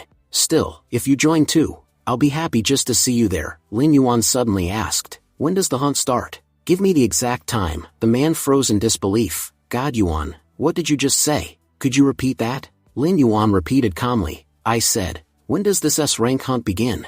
Overjoyed, the man practically threw himself at Lin Yuan's feet. "It starts tomorrow morning at 8. God Yuan, does this mean we're a team now?" Lin Yuan replied firmly, "First of all, I'm not God Yuan. My name is Lin Yuan, call me that. Second, before we head out for the hunt, we need to make some preparations." The man was stunned. In his head, he wondered, preparations? Is he talking about buying weapons here? Just then, the scene shifted to the Vulture Bandit camp. As soon as Lin Yuan arrived there, Lin Yuan begins wreaking havoc. Within seconds, he eliminates several vultures. Lin Yuan remarks that even ordinary vultures here are at level 12. He recalls losing his army in the last battle and says that he has come here to gather a new force. Calling out to them, he says, "Arise, my new soldiers." At his command, a large number of vultures rise to their feet. The system announces that these are vulture bandits, and every single one of them is at level 12. Lin Yuan then says it's time to move forward, noting that they still have to grow their army much larger. With that, everyone marches toward the vultures. Soon, they encounter a level 14 vulture leader. Lin Yuan observes, level 14 monsters. It looks like this team of mine will turn out to be even stronger than the last one. Ordering his soldiers to advance and wipe out the enemy, he sends them charging. A fierce battle erupts. At one point, a vulture leader hurls a sword at Lin Yuan, but he easily dodges it and vanishes in an instant. Shocked, the vulture wonders where Lin Yuan disappeared so suddenly. Appearing behind him, Lin Yuan says, "Don't be surprised, I'm right here behind you." With a single slash, he finishes him on the spot. Lin Yuan then begins taking down the other vulture leaders with powerful kicks. The system reports, "Host, you have eliminated 10 leaders at once. You are awarded 1,000 experience points." Turning back, Lin Yuan taunts, "Your disciples are dead. When will you finally come out and fight?" But he notices the vulture lord isn't there. Thinking aloud, he wonders, where did he run off to? Don't tell me he got scared watching his men get slaughtered. Suddenly, the vulture lord appears behind him. The system warns that this is a level 19 vulture lord attempting a backstab, but Lin Yuan easily counters him using his corpse soldiers. Smirking, Lin Yuan says, "It's time to make some noise." He unleashes a massive explosion with his corpse soldiers, bringing the battle to an end. The vulture lord, enraged by Lin Yuan's attacks, roared in fury. Lin Yuan stepped closer and taunted him, "What's wrong? Angry already? You're not done getting beaten yet." He then used his infinity contract and delivered a devastating punch. The blow sent the vulture lord flying. The system chimed in, "Host, you've killed the vulture lord." Lin Yuan laughed, "Now that's power. Just one punch and the fight is over." The system continued, "Killing the vulture lord has leveled you up to level 13. Your green goblin curse is now level 3, and your chaos explosion skill has reached level 2. Looking over his skills, Lin Yuan thought, "This is incredible. I didn't expect so many rewards just for killing the vulture lord. I only came here to recruit some soldiers, but I got much more than that. Tomorrow's hunt is going to be easy. My skills have leveled up, and now I've got an army of over 100 soldiers." The system confirmed, "Host, you currently command 130 soldiers, all above level 10. Lin Yuan thought, "All my troops are level 10 or higher, and they're being led by a level 19 vulture lord. For now, I'd say this is a perfect team." The system added, "The vulture lord has acquired a new skill, Poison Hand." Lin Yuan realized, so after turning him undead, he gained an extra skill. Last time, the giant wolf I revived got Wrath of the Undead, which boosted his power by 20%. Regular monsters don't gain any new abilities when revived, but every Lord rank monster I've killed so far has unlocked an extra skill. If I kill and revive monsters even stronger than these lords, will I gain even more benefits? This is getting interesting. Just then, the system announced, "Host, the S rank hunt will restart in 2 hours. Smiling, Lin Yuan said, "In that case, let's get moving." Scene shifted to Blood Cave. Lin Yuan asked, "What on earth are you wearing? Why are you dressed so flashy?" Han replied proudly, "God Yuan, this is my new armor. What do you think? I spent 50 gold coins to get this made. I even hired the best blacksmith in the capital to forge it. Don't worry, I'll be a big help in the fight today. I won't just stand around like last time." Suddenly, Han's belt snapped, and his pants fell down. Lin Yuan smirked, "Han, is this some special feature of your super armor?" "Honestly, I've never seen armor that takes itself off. This is the most unique armor I've ever seen." Han laughed awkwardly. "The blacksmith said this is the latest model, so maybe it has a few glitches, but aside from that, it's amazing." Then Han's helmet slipped off. He panicked. "God Yuan, help me. Some monster has blocked my senses. I can't see a thing. Where are you? Please, help me." Stumbling around, Han bumped into someone. Looking up, he said, "God Yuan, when did you get so huge?" But then he realized it wasn't Lin Yuan at all. It was a member of the Black Tree Guild. The man smiled. "Kid, are you alright?" The system identified him. "This is Captain Zhao Gui of Team 3, level 15. Han thought nervously. He's smiling like nothing's wrong, but why does his smile feel dangerous? Like a venomous snake watching me. It's making my heart race, but he seems friendly enough. Maybe I'm just imagining things. At that moment, Lin Yuan arrived and pulled Han back. He said, "Your super armor is useless. If you wear that in front of a monster, I can guarantee you'll end up as monster food. Take it off and put on your regular clothes, fast. Han says, God Yuan, you're absolutely right. I think this armor is way too heavy for me. I can't even handle it properly. Meanwhile, Zhao Gui appears and starts glaring at them. Zhao Gui thinks to himself, scaring these kids is so much fun. The first guy was so terrified, he literally peed his pants. Let's see how this one reacts. But then Lin Yuan starts glaring back at Zhao Gui. Zhao Gui thinks, his guy is looking straight into my eyes. And he doesn't seem scared at all. This is the first time I've met someone this strange. Can he feel my intense aura? At that moment, other members of the guild arrive. One of them yells, which one of you is Han Cheng? Looking at the form, he laughs and says, hey shiny boy, is your name Han Cheng? Why are you wearing stage costume clothes to an S-rank hunt? The others laugh. Seriously, those clothes are ridiculous. You must have stolen them from a theater troupe. Doesn't he know we're here to kill monsters, not perform a drama? If any monster spots him in that shiny outfit, they'll all come chasing to eat him. Han Cheng replies, yeah, I'm Han Cheng, and please, don't compliment my clothes. I already know I've got a super armor that's unique. You won't find anything like it anywhere. But I'm not used to hearing people praise me. By the way, judging from your looks, you three must be from the Black Tree Guild. One of them pulls out a short blade and says coldly, remember this well, who you are, what your name is, or what you're wearing, it doesn't matter to us. Sure, you paid double the entry fee for this hunt, but that's not why we brought you. We brought you because we pitied you. You've seen how rich people throw coins to beggars? In the same way, we powerful hunters are showing you mercy by letting you come along. Our captain is a kind man. If it weren't for him, we'd never have taken you. Got it? Or should I repeat myself? Lin Yuan thinks to himself, this jerk is really asking for it. If this weren't about the hunt, I'd beat him into the ground right now. Zhao Gui steps in. Junior brother, what are you doing? These kids are our new companions. Who treats new teammates so rudely? And besides, these friends are special. They even paid double the fee to participate. The rude man laughs awkwardly. Captain, I was just joking. Do you really think I'd treat new members like that? But jokes aside, remember what I said. Our captain is generous, but that doesn't mean he'll carry all of you. If any monster comes your way, you'll have to fight it yourselves. Bringing you here is already a huge favor. Once we're inside, don't expect any help. Han Cheng nods. Yeah, I get it. Don't worry, I'll work really hard once we go inside. The man in the hat says, alright then, now that everyone's here, we officially begin today's S-rank hunt. Han Cheng mutters, honestly, I'm nervous. This is my first time meeting someone from a top guild. Others around them say, this is an amazing opportunity. We have to give it everything we've got. If we can join a top guild, it'll change everything for us. Lin Yuan, however, thinks, there are a lot of participants in this S-rank hunt, and most of them seem to be newcomers who only just arrived in the capital. They know nothing about this city. All they care about is joining a top guild at any cost.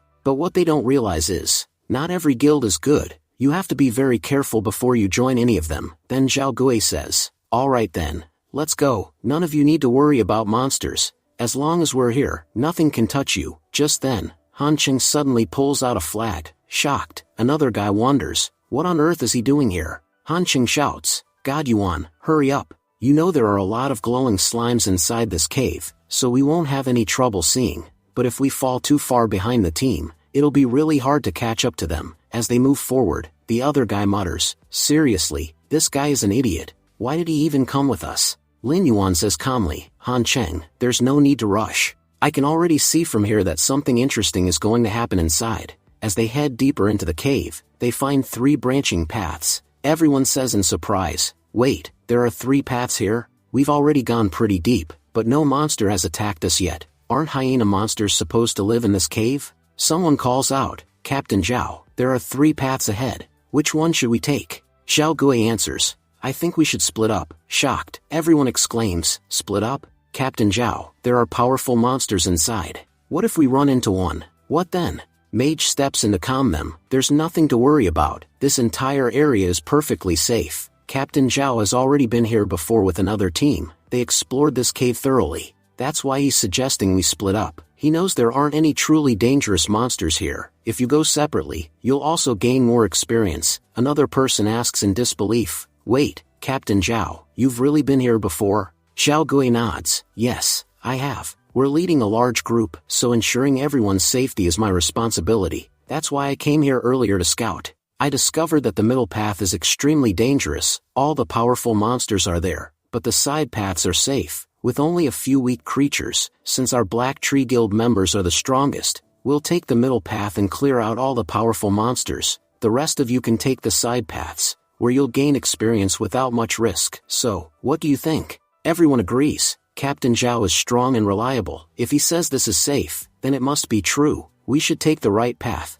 Just then, Lin Yuan speaks up. I don't care what you all do, but I'm going left. Zhao Gui replies. Sure, you can go. Choose whichever of the two side paths you like. The others whisper, what's with that cloaked guy? Why is he in such a rush? Is he trying to show off? We were still discussing which path to take, and he's already decided. Honestly, I don't trust these two. That handsome one doesn't even look powerful. Let them take the left path. We'll all go right. Captain Zhao adds mockingly. Seems like no one wants to follow you too. I'm the captain here, but I can't force anyone to go with you. You chose the left path, but no one else did. Are you still going? Lin Yuan replies coldly. These weaklings don't concern me. Let them go wherever they want. Fewer people on my path just means less crowding. Saying this, Lin Yuan leaves. Watching them walk away, Zhao Gui smirks to himself. These fools, whether they go right or left, only one thing is waiting for them, death. As they enter the left path, Han Qing said to God Lin Yuan, have you noticed? Ever since we chose this route, the temperature's been dropping steadily, and I can't shake this strange feeling, like something powerful is watching us. Lin Yuan smirked. So you finally realized it. You're right. A very strong monster has been stalking us since the moment we entered the cave. Han Qing grew nervous. Wait, you mean a monster's watching us? But Captain Zhao said he already scouted the path and it was completely safe. How could there be monsters here? Lin Yuan chuckled. Han Qing, are you seriously trusting that bald guy's words? Think for a second. This is AS rank hunt. Why would he bring newbies into something so dangerous? He's not your tour guide. He's just using us as bait. I can't believe none of you figured that out. Han Qing hesitated. But, God Lin Yuan says, I know what you're thinking. You're probably wondering why I didn't expose Captain Zhao if I already knew all of this. Lin Yuan tossed a slime forward to clear the path and replied, because I wanted to come here myself and see what kind of interesting creatures were waiting inside. Just then, packs of elite-ranked hyena monsters appeared from deeper within the cave. The scene shifts to the Black Tree Guild. They were effortlessly slaughtering hyenas with their powers. One swordsman laughed. These things are fun to kill. Captain Zhao grinned. We sent those idiots ahead to die first. They're distracting the monsters and weakening them for us. Once they burn themselves out, it'll be much easier for us to finish the job and take all the rewards. He added, there's no way they can kill those high-level beasts, but they'll damage them enough that when we go in, we'll make huge profits with half the effort. So hurry up, clear your section, and then we'll move into their cave. Imagine them lying dead while we reap every bit of their hard work. That's the best part. Back on Lin Yuan's side, Han Qing was shocked. He had expected these monsters to be a serious threat, but watching Lin Yuan's summoned beasts tearing through them effortlessly changed his mind. These hyenas are all over level 10, but your monsters are crushing them like nothing. Last time we met, your army wasn't this strong, or this big. You've become way more powerful. Honestly, God Lin Yuan, you're amazing. Lin Yuan smiled. Remember when I said we needed preparation before the fight? This is what I meant. Shocked, Han Qing asked, God Lin Yuan, did you really manage to control so many powerful monsters in just one day? At that moment, the system reported, you have eliminated 55 elite rank monsters. Lin Yuan replied calmly, we've worked hard enough. Now it's time to reap the rewards of that effort. With tears in his eyes, Han Qing said, God Lin Yuan, to be honest, I'm jealous of you. I know I'll never be able to reach your level of power. Just then, Han Qing felt the ground trembling. What's going on? Is the earth shaking because of God Lin Yuan? But when he looked over, Lin Yuan was completely absorbed in summoning materials and seemed unaware of the quake. He's too busy. I shouldn't disturb him. I'll go check it out myself. Besides, I haven't been of much help in fighting monsters so far. At least I can take a few down on my own. He followed the source of the tremors and arrived at a spot where the shaking was strongest. But suddenly, the ground went still. What's happening here? Then, without warning, the earth split open and an enormous tongue shot out, lashing toward him. Terrified, Han Qing thought, what is this thing? Before he could react, the tongue wrapped around him, pinning him tightly. I can't breathe. What should I do? Splitting off from God Lin Yuan was a huge mistake. No one's coming to help me here. But at that very moment, Lin Yuan appeared, slashing the monster's tongue into pieces and pulling Han Cheng to safety. Gasping for air, Han Cheng cried, "God Lin Yuan, that monster was huge. We should get out of here immediately. If it comes back, we're done for." As he spoke, the ground cracked apart again, and the massive creature emerged, an iron hyena of Lord rank. Han Cheng shouted, "What? A Lord rank monster? Before coming here, I read everything about the Bloodskill Cavern. It clearly said there were only elite rank monsters inside. How could a Lord rank beast appear here?" Han Cheng clenched his fists. "God Yuan, this is all my fault. That monster came because of me. It's too powerful for us to handle. Listen, leave this place. I'll hold it off for at least 5 minutes. You go." Lin Yuan only laughed. "What did you just say? You think this thing is dangerous? This isn't a threat, it's prey. A perfect hunt." Stunned, Han Cheng said, "God Lin Yuan, are you serious? That's a Lord rank monster." Lin Yuan grinned. "Exactly. And that's what makes it fun to kill. Just stay here for 2 seconds. I'll finish it off." Summoning several vulture leaders at once, Lin Yuan ordered, "Everyone, throw your sword. Let's see how tough this hyena really is." But the beast used its iron hide to deflect every attack. Lin Yuan thought, "It's distracted now. This is the perfect time to strike." He unleashed his green goblin curse, hitting the hyena directly. He thought, after this attack, it shouldn't even be able to stand. But to his surprise, the monster barely showed a scratch. "What? My powerful attack barely harmed it. These small moves won't work. If I want to kill it, I need to use something far more powerful, something that ends it in one blow." Angered by Lin Yuan's assault, the iron hyena roared and exhaled a poisonous breath toward him. Han Cheng cried out, "God Yuan, dodge it. That breath is deadly. If it even grazes your body, you'll be paralyzed for 5 seconds, and your power will be cut in half." As Lin Yuan quickly retreats, he narrowly dodges the attack. He thinks to himself, "This poison spray is seriously dangerous. There's so much venom in it that it even burned the ground. I definitely can't take this monster lightly." Just then, the hyena lunges at Lin Yuan with an iron tail strike. Stepping back, Lin Yuan says, "The stronger you are, the happier I am, because I know the more powerful you are, the stronger the summon I'll gain. Come on, Vulture Lord, show him what you can do." Vulture Lord charges forward and attacks the hyena head-on.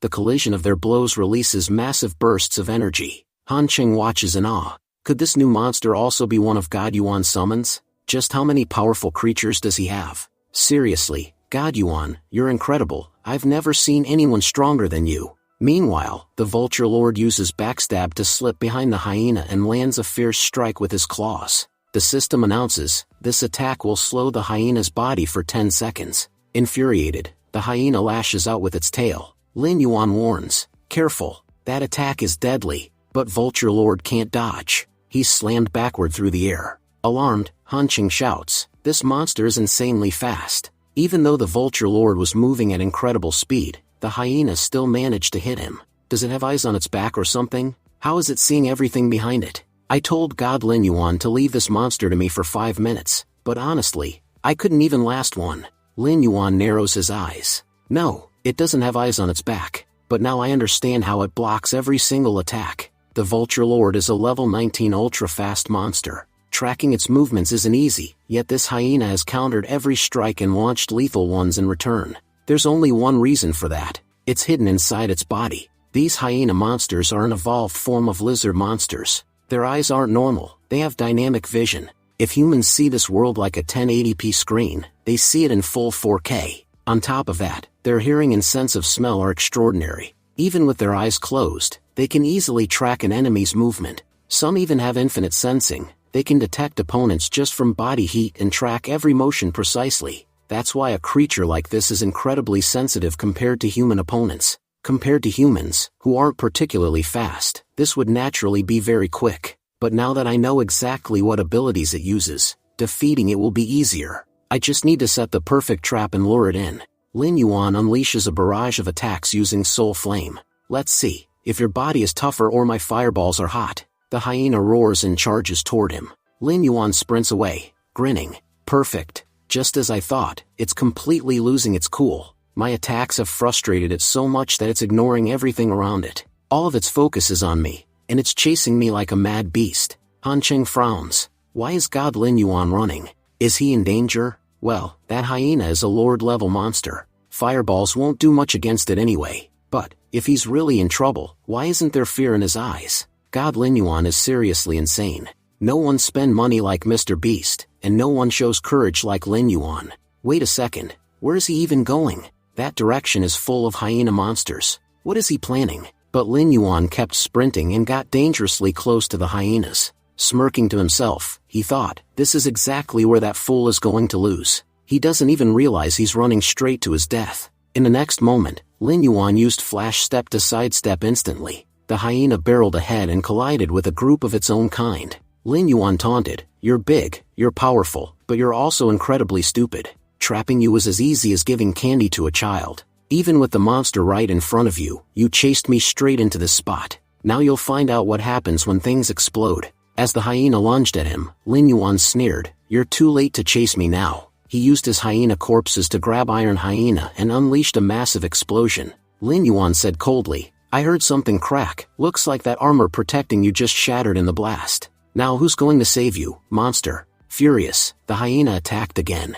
Lin Yuan laughed, "You're angry? You should be. But anger won't save you. Your death has already been written." Leaping high, Lin Yuan summoned his vulture lord. He commanded, "Attack from the left." Lin Yuan himself flanked to the right, thinking, lizards have an amazing sense for detecting their surroundings, but their minds aren't fast enough to track two simultaneous attacks. If both of us strike together, this hyena won't stand a chance. It'll see us coming, it'll track our movements, but it won't be able to do a thing. The vulture lord rained arrows, distracting the beast. Lin Yuan praised, "Good work. All we needed was to distract this idiot, and that was too easy. Time to finish this with one final strike. This attack will tear through its health completely." Lin Yuan unleashed a deadly blow. The system confirmed, critical hit on Hyena Lord. HP reduced to 0. You have leveled up and reached level 14. Grinning, Lin Yuan muttered, "Even in death, this hyena gave me a huge profit. Coming here was definitely worth it."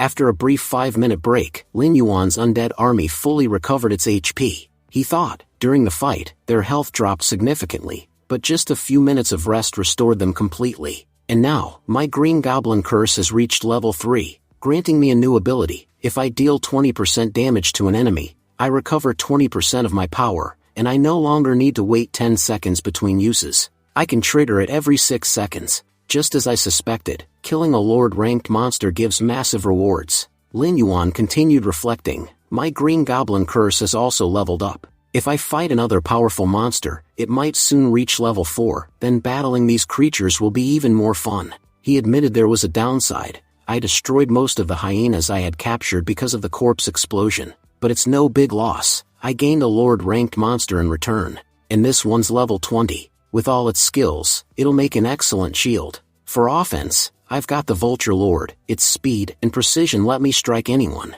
And now, with this hyena, I can defend against any attack. Day by day, my undead army is becoming perfect. All I need now are some powerful healers and support soldiers, and then my army will be complete. Just then, from the side, Han Cheng spoke up. God, Lin Yuan, look at this. After killing so many monsters, we've collected some incredible loot. You know, this is the first time in my life I've seen such amazing treasure. I'm telling you, we should pack it up and leave. If we sell this outside, we'll make a fortune. I've never earned this much profit from a single hunt. Lin Yuan replied calmly, what's the rush to leave? Selling it won't give us nearly as much benefit as staying here. Besides, a few rats are still hiding in their holes. We're not leaving until we wipe them out. The scene then shifts to the central cave. There, members of the Black Tree Guild had already slaughtered a large number of hyenas. Xiao Gi laughed, this is incredible. We've never killed this many monsters in one hunt before. Honestly, I feel a whole new level of confidence after today, and the best part is, this is only the beginning. Everything we've earned so far is just from our own efforts. The real profit from others' hard work is still waiting for us. Another guild member said proudly, Captain, you're amazing. With you leading us, we've killed so many monsters. Honestly, even if these creatures had been Lord-ranked instead of elite, they still wouldn't have stood a chance. With a warrior like you on our side, even Lord-ranked monsters would be forced to kneel. A mage added cautiously, you know, I heard some terrifying noises coming from the cave nearby, loud explosions, people screaming. From the sound of it, I think everyone in the other cave has already been wiped out. Now's the perfect time to move in and finish off the remaining monsters. Those fools already did their job for us. Laughing cruelly, Zhao Gi kicked the dead hyena aside. Exactly. They came here, worked hard, risked their lives, and now we'll be the ones to reap all the rewards. We can't let their effort go to waste. Let's see what they've left behind for us. As the group advanced toward the cave, the walls suddenly shattered with a deafening crack. Stones burst outward, flying straight at them.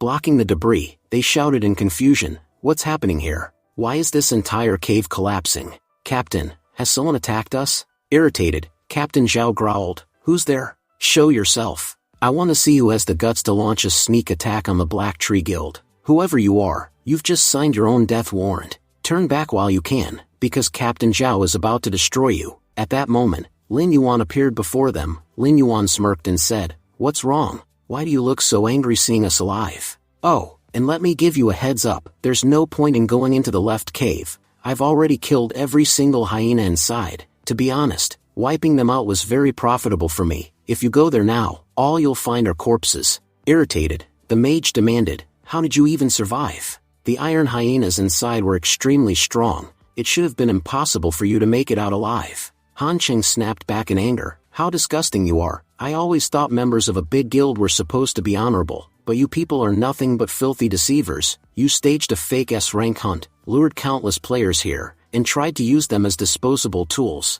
Didn't you feel even a shred of shame doing something so vile?" The swordsman stepped forward and laughed coldly. "Shame? Why should we feel shame? Let me make it clear, we are members of the Black Tree Guild. If a few rookies die while working for us, so what? For you, dying for us should be considered an honor, and yet here you are, wasting time arguing with us." Zhao Gi, shocked, thought to himself, "This is strange. How did these two manage to return alive? From what I know, all three caves are filled with large numbers of hyenas. Could it be that the left cave had fewer monsters, making it easier for them to escape? Maybe most of the hyenas were in the right cave, leaving those players unlucky. Otherwise, survival should have been impossible." Meanwhile, Han Cheng shouted, "Your shamelessness makes me sick. Don't you feel even a little ashamed of yourselves?" But Zhao Gi thought differently. "It doesn't matter how they survived, their words are beginning to irritate me. If we want to keep tricking people and carrying out our plans, then silencing them here is the only option. Instead of escaping, they foolishly came to confront us. That was their biggest mistake." Zhao Gi then stepped forward and sneered, "I don't know how you made it out of your cave alive, but you're indeed lucky. Unfortunately, you're also fools for coming here instead of running away, and now, because of that, I'll have no choice but to end you, forever." With that, he launched a deadly attack. Lin Yuan quickly pulled Han Cheng back, saving him just in time. The two then clashed, their powers colliding so violently that the cave trembled and began to crumble deeper inside. Zhao Gi laughed and taunted, "What's wrong? Weren't you bragging just a moment ago? But now that you've seen my power, are you scared? Honestly, I doubt you'll last even 5 minutes against me." At that moment, Lin Yuan unleashed his green goblin curse. We then saw Zhao Gi desperately dodging the incoming attacks. He thought to himself, how can a mere newbie possess such power? This is an S-rank hunt, only experienced hunters came here, and yet, this guy is still standing against me, truly unbelievable. When Zhao Gi glanced back, he saw no one there. Confused, he muttered, "Where did he disappear to?" Suddenly, Lin Yuan emerged from the smoke, launching a deadly strike. Zhao Gi blocked the blow and scoffed, "Do you think I'm some rookie who wouldn't notice such a pathetic sneak attack? I knew you hadn't run away. You were just waiting to use the smoke as cover to strike at me. You're lucky. Boy, many have stood before me, but very few lasted this long. Fortune must really be on your side." In the next instant, Zhao Gi vanished right before Lin Yuan's eyes. His voice echoed coldly, "Dreams are meant to be broken, and when you dream with your eyes open, all it earns you are broken bones. You came here to hunt prey, but now, you've become my prey." He suddenly appeared behind Lin Yuan and lunged at him. Lin Yuan turned, thinking, "I've wasted too much time." With a single strike, Zhao Gi sent Lin Yuan crashing backward. Startled, Han Cheng cried out, "God, Lin Yuan, are you okay?" The swordsman sneered, "Don't worry about your god, worry about yourself. You won't be escaping from us." The mage added, "Exactly, beating an insect like you doesn't even require all of us. Just the two of us are more than enough." Zhao Gi mocked, "Well, boy, what did fighting us get you? In the end, death. If you had any sense, you would have left instead of standing your ground. As they say, a wise man understands hints, but you weren't wise at all, and that's why you're dying now." But Lin Yuan glared at them and replied, "Even when the truth is right before your eyes, you fail to see it. Open your eyes and understand reality. From the very beginning, It hasn't been you winning here, it's been me. As he spoke, he caught Zhao Gi's full-powered punch with his bare hand. Shocked, Zhao Gi thought, what is happening? How did his strength suddenly rise like this? How is he stopping my full-force strike with just his hands? Lin Yuan said coldly, I only wanted to test the strength of the Black Tree Guild's third team captain. But honestly, you've been nothing but a disappointment. If you're the standard, then your entire guild must be nothing but trash, and I could easily wipe out your whole guild in a single day. Enraged, Zhao Gi roared, you're spouting nonsense. Yet, even as he used all his strength, he couldn't break free from Lin Yuan's grip. Lin Yuan smirked, what's wrong? Use all your strength. A moment ago, when I wasn't even trying, you seemed powerful, but the instant I began using my real power, your strength completely vanished. Where did it go? With that, Lin Yuan lifted Zhao Gi and slammed him to the ground with overwhelming force. Seeing this, even his teammates were left completely shocked. Zhao Gi growled, it seems I underestimated you. If I had known you were this powerful, I wouldn't have wasted time with such weak attacks. But no matter, it's not too late. These next strikes will be enough to finish you off. The three of them then rushed forward together to attack. Zhao Gi shouted, open your eyes wide, this is your end. But Lin Yuan only laughed, my soldiers, awaken. It's time to show these dogs their place. In an instant, Lin Yuan vanished, and his summoned creatures surged forward, restraining the enemies. The guild members, stunned, cried out, what's happening? Where did these vulture monsters come from inside this cave? At that moment, Lin Yuan struck with his green goblin curse, blasting Zhao Gi back through the air. Panicked, Zhao Gi shouted, wait, listen, let me make this clear. The three of us are from the Black Tree Guild. If you kill us, our guild will definitely seek revenge. Don't underestimate them. Even the strongest have been crushed before. Compared to them, you are nothing. Think carefully 100 times before you do anything reckless here. Lin Yuan paused as he felt something gripping his leg. Looking down, he saw Han Qing holding onto him tightly. Han Qing exclaimed, God Lin Yuan, you're incredible. Just a while ago, I was so scared I almost wet myself, but watching your power, it's amazing. I've never seen such a warrior before. Lin Yuan coldly replied, step aside. My work here isn't done yet. Then, turning back to the guild members, he said, you praise the Black Tree Guild so much, but to be honest, it's not as great as it seems. From the outside, it might look powerful, but inside it's full of nothing but scum. Everyone knows that we players, if killed, will eventually return. What really matters are the equipments your guild has given you. Once I kill you and loot everything, how will you explain that to your guild members? They'll be furious with you. So stop worrying about me, and start worrying about what's about to happen to you. Zhao Gi thought nervously, this man is too clever, I should never have provoked him. Desperate, he pleaded, fine. Just tell me what price I must pay for you to let me go. I'll give you anything you want. Lin Yuan answered coldly, what I want is your guild's complete power list. I want to know how many members you have, what their professions are, and exactly what abilities they possess. I want every detail about each one of them.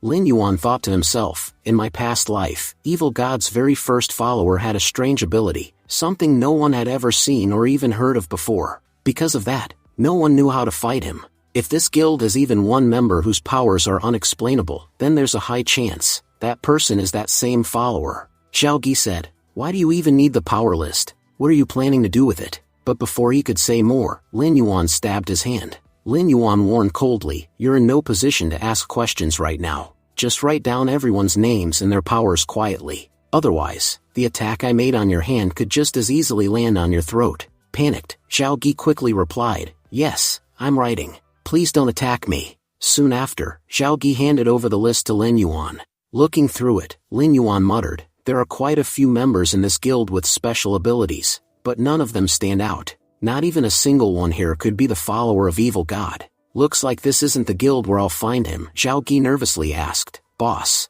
I've done everything you asked. Can my team and I leave now? Lin Yuan nodded casually. Yes, you may go. Relieved, Zhao Gi said, thank you so much. But the moment they turned away, Lin Yuan struck them down with a sudden attack, killing all three instantly. His voice turned cold as he said, I was going to let you go, but then I suddenly remembered the screams of all those people who died needlessly because of you. That made me change my mind. I felt like killing you myself. As they perished, all of their items dropped on the ground. Looking over the weapons, Lin Yuan remarked that one of them had been carrying a silver-type weapon, and that the others also possessed decent gear. He thought that if he sold them in the market, he could earn a good price. While he was still checking through the loot, Han Cheng noticed a number of untouched treasure chests nearby and pointed them out. He admitted that no one else had noticed them and asked if he could keep them.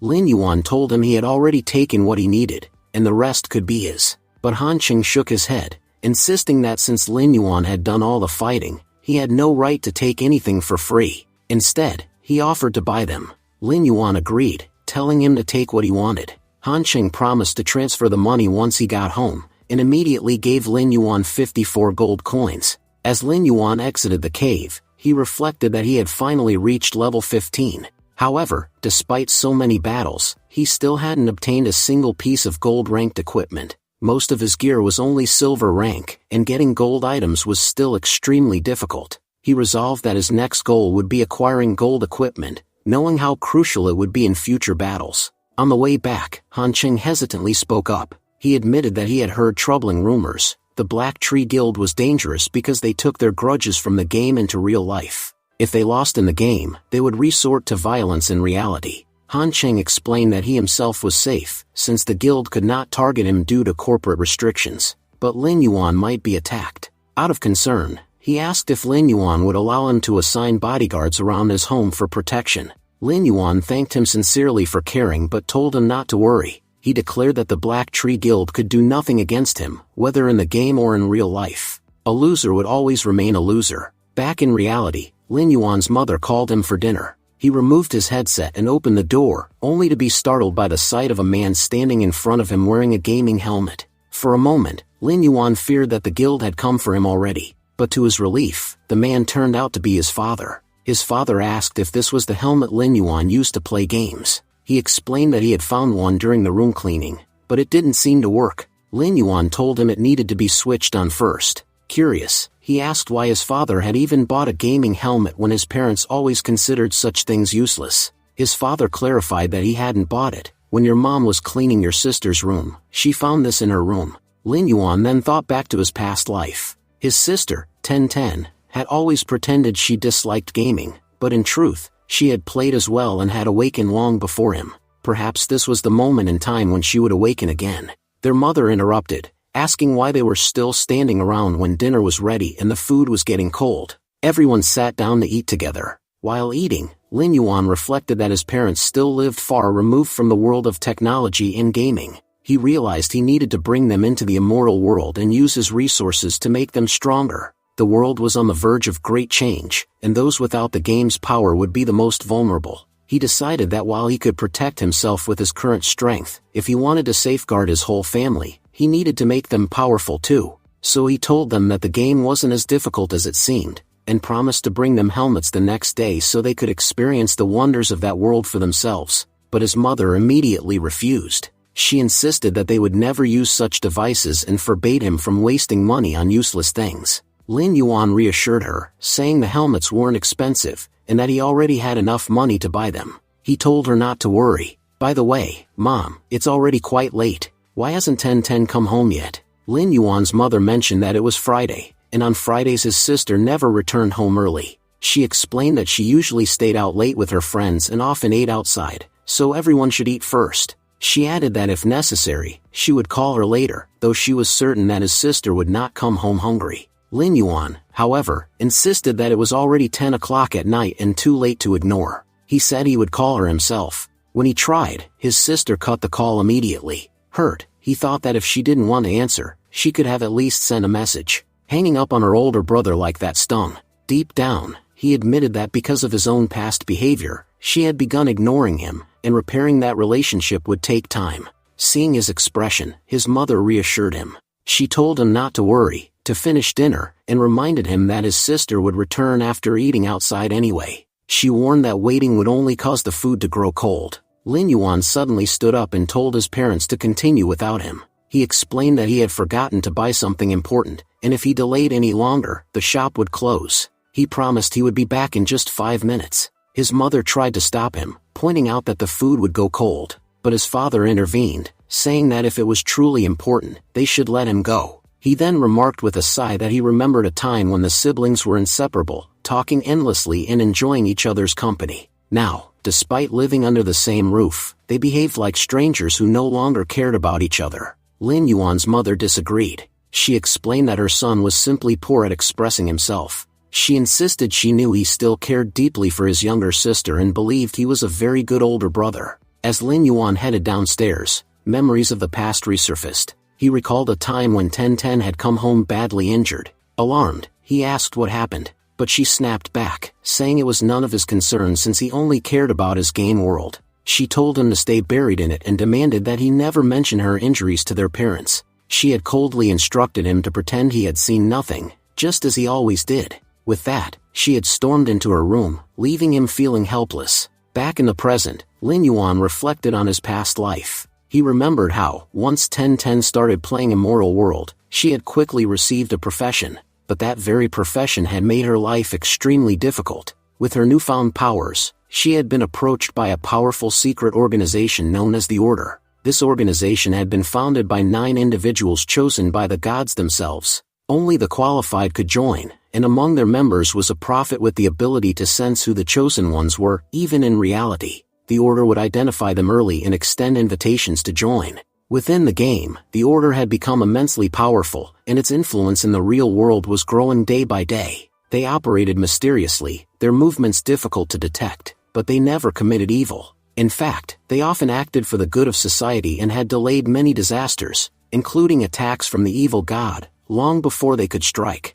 Lin Yuan remembered that the Order had invited his sister too, and once she joined, her life became unbearably difficult. To maintain balance in society, she had taken on dangerous missions that destroyed her personal life. There were times when she disappeared for days, with no one knowing if she was alive or not. He now hoped the Order had not yet approached her in this timeline. But if they had, he vowed that unlike the last time, he would not allow her to face it blindly. He would warn her in advance about the dangers of this world, so that every move she made would be careful and calculated. Thinking this, he stepped outside and noticed his sister sitting in a cafe with several others. He immediately realized his suspicions were correct. She had already awakened, and the Order had found her. From his distance, he couldn't hear their conversation, but he knew they weren't enemies. Even so, he felt it was important to listen. He decided that the time had come to use his powers in the real world. Activating his invisibility, he slipped into the cafe. His ability was at level 3, which allowed him to remain unseen for 5 full minutes. Hidden from sight, he began listening intently to their conversation. Haochen was saying, "Little sister, I've already told you everything I had to say. Whether you choose to believe me or not is completely up to you. But if you decide to join us, it would be a very good thing, because 3 years from now, an apocalypse will strike this world. When that happens, no matter who you are, no one will be spared. That's why we want everyone to unite early and stop this catastrophe before it begins." Lin Yuan thought, so their prophet has already warned them about the coming apocalypse. Jiao Fan interrupted, "Brother, why are you being so serious? Look carefully, we're talking to a little girl. If you keep speaking like this, you'll scare her. Calm your energy and talk more gently." Haochen replied, "You already know this isn't a joke. I'm not talking for your sake or mine, but for everyone. When disaster strikes, no one will be left behind, everyone will die. If we clear things up beforehand, it will be much better for all. And you also know this world isn't as simple as it seems." At that moment, Haochen suddenly sensed something. Jiao Fan thought, what happened to him? Why did he stop speaking suddenly? Meanwhile, Haochen realized, someone is here. I can feel their presence. Using his ring, Haochen cast a dispel spell. The system announced, "Host, your invisibility has been dispelled. You will become visible within 3 seconds." Haochen thought, whoever is hiding here will soon be revealed, but even after 3 seconds passed, nothing appeared. He casually said, "Uncle, please bring me a cold coffee. By the way, has anyone else come here?" The shopkeeper replied, "No, no one has come in. Just wait 5 seconds, I'll bring your coffee." Lin Yuan thought, he used his ring to cast a spell. Luckily, I had 3 seconds to hide myself again. If his ring had worked properly, I would have been exposed right in front of them. Haochen then turned back to Lin Ten and said, "Look, I know you're very young, but I also know you're kind and honest. Whether you want to join us or not is entirely your choice. None of us are forcing you. But please, think carefully before making any decision. If you feel that you want to stand for humanity and help others, you can always call this number. We'll be waiting for your call." Lin Ten replied, "Okay, I'll think about it and let you know." As they left, Jiao Fan said, "I'm sure you'll join us soon. I'll be waiting for you in the team." Meanwhile, Lin Yuan turned invisible again and followed them outside. On the road, Lin Yuan thought. I was right behind them, so how did they suddenly disappear? Just then, a cup of cold coffee fell right in front of him. Lin Yuan thought, cold coffee? That means, he's here. Hao Chen said, I knew something was off. The coffee I threw stopped mid-air. That means someone is following us. The system again announced, host, another dispel has been used. Your invisibility will vanish in 3 seconds. Lin Yuan panicked. What's their problem? They're standing right in front of me and now my invisibility is about to vanish. I have to escape quickly. But even after 3 seconds, nothing appeared before Hao Chen. Frustrated, he said, what's going on here? I keep sensing someone following us, but every time I cast a spell, no one shows up. Maybe I'm just being overly sensitive. Jiao Fan laughed. See, I told you, you're always too serious. You should relax a little. Anyway, Brother Hao, do you think that girl will join us? Hao Chen replied, until today, our prophet's words have never been wrong. And the prophet said that girl will definitely side with us.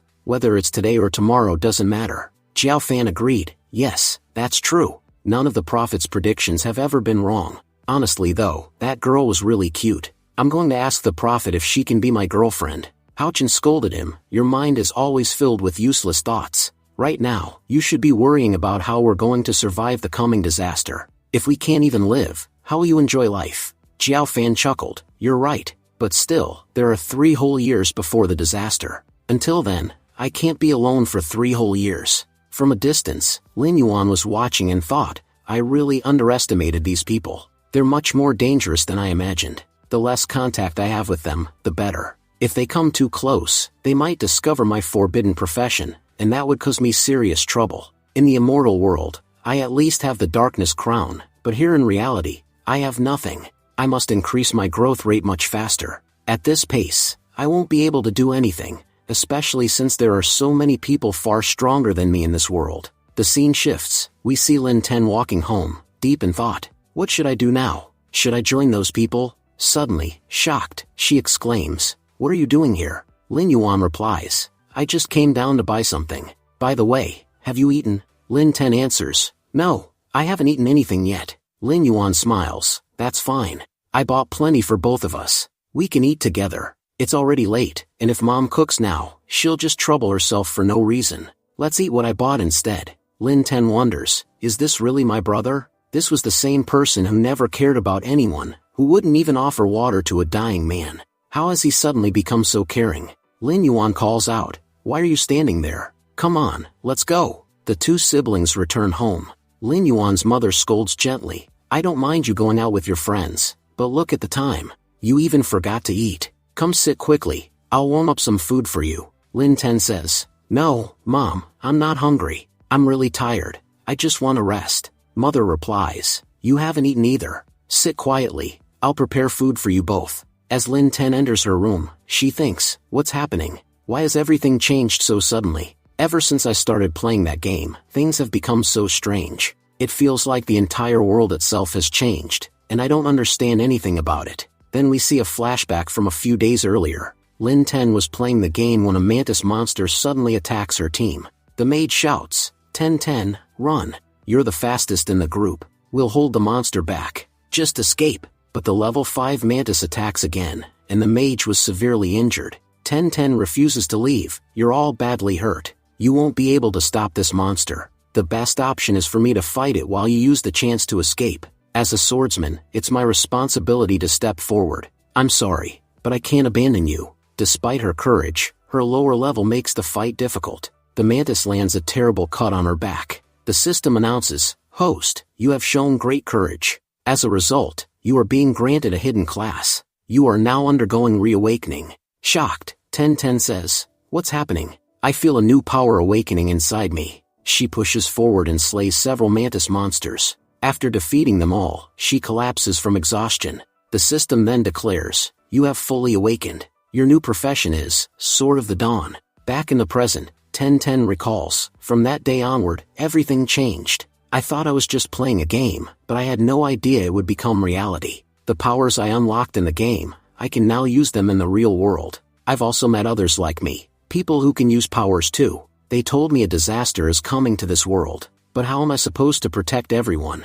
Do I even have the strength to become a savior? If even powerful people like them are worried, then what hope is left for ordinary people without powers? She sighs. Should I join them or not? I don't know. Honestly, I'm not even sure if I'm strong enough to protect everyone. But one thing is clear, I must become stronger, as quickly as possible, because I have a family I need to protect. A family I love deeply, one I will never let anything happen to. At the same time, we see Lin Yuan looking at the same family photo. He thinks, this house isn't very secure. If we were attacked in reality, Mom and Dad could be in danger. I need to find a way to move us somewhere safer. But if I spend too much time in reality, I won't be able to grow stronger. I have to balance both, ensuring my family's safety while becoming powerful, because I know the dangers that are coming. Life ahead will be tough for everyone.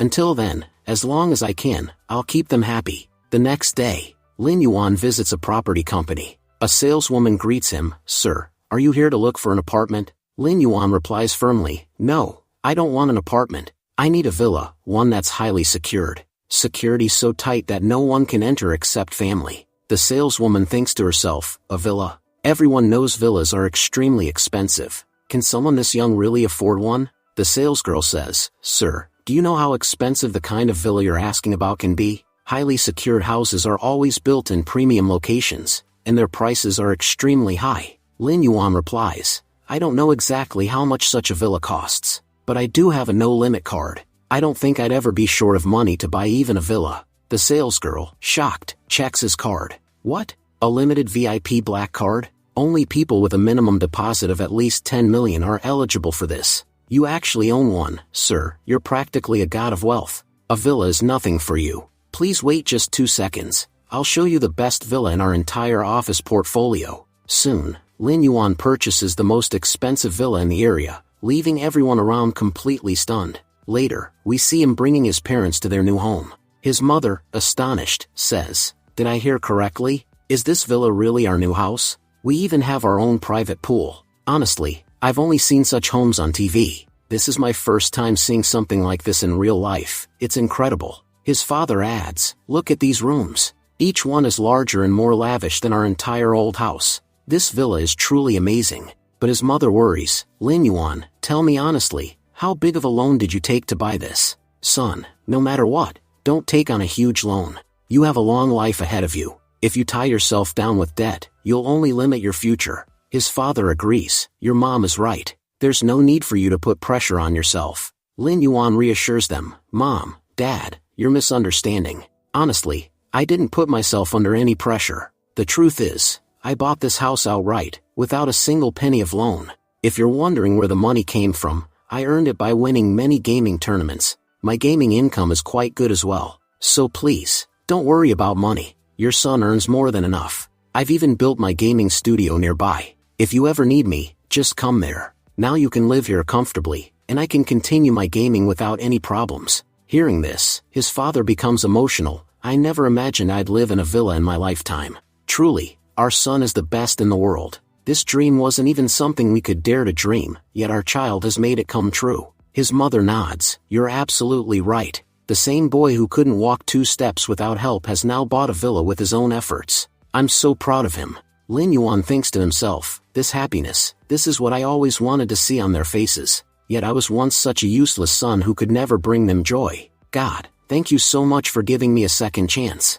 That evening, Lin Yuan was inspecting the villa's security. He says, I can confidently say that no matter how powerful a player may be, entering this villa will be extremely difficult. These company people did an excellent job, exactly as I requested. Now my next task is to somehow get Mom and Dad into the game and protect my family from the Order. The people of the Order aren't bad at heart, but I know their actions could bring danger to my family. Just as he was about to leave, a group of men suddenly appeared. They sneered, Finally, we found you. Do you know how long we've been waiting here? Tracking their location was a real pain. Lin Yuan immediately recognized them. This must be that Black Tree Guild captain I defeated before. Han Qing did warn me they'd come for revenge. Looks like they showed up much sooner than I expected. Led by their leader Zhao, the group rushed forward to attack. One of them mocked, In the game, anyone can pretend to be a great fighter. But in real life, fighting is way harder. You don't have the same strength here as you do in the game. Last time, you acted high and mighty, and because of you, we suffered heavy losses.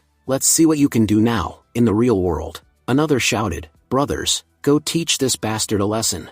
Because of him, we lost so much. Today we'll make sure he regrets ever messing with us. He won't even be able to play games again after this." One thug laughed. "Look at him, brothers. He's frozen in fear. His legs won't even move. If you were this scared, why'd you provoke us in the first place? You'll regret that mistake, because unlike in the game, here in reality there are no revives after death." At that moment, Lin Yuan calmly activated his invisibility skill. "You guys sure love to run your mouths, but unfortunately, your bodies and your hands move far too slowly. With that kind of speed, how could you ever hope to hurt me?" Before they realized it, Lin Yuan vanished from sight. Shocked, one man stammered, "Where did he go?" In the next instant, Lin Yuan appeared right in front of Zhao and with just one punch, crippled him. He began striking down his enemies one by one. "You really enjoy harassing people in real life, don't you?" he taunted while beating them. "Let's see how it feels to be on the receiving end. Today I'll break you so badly, you'll never dare bully anyone again."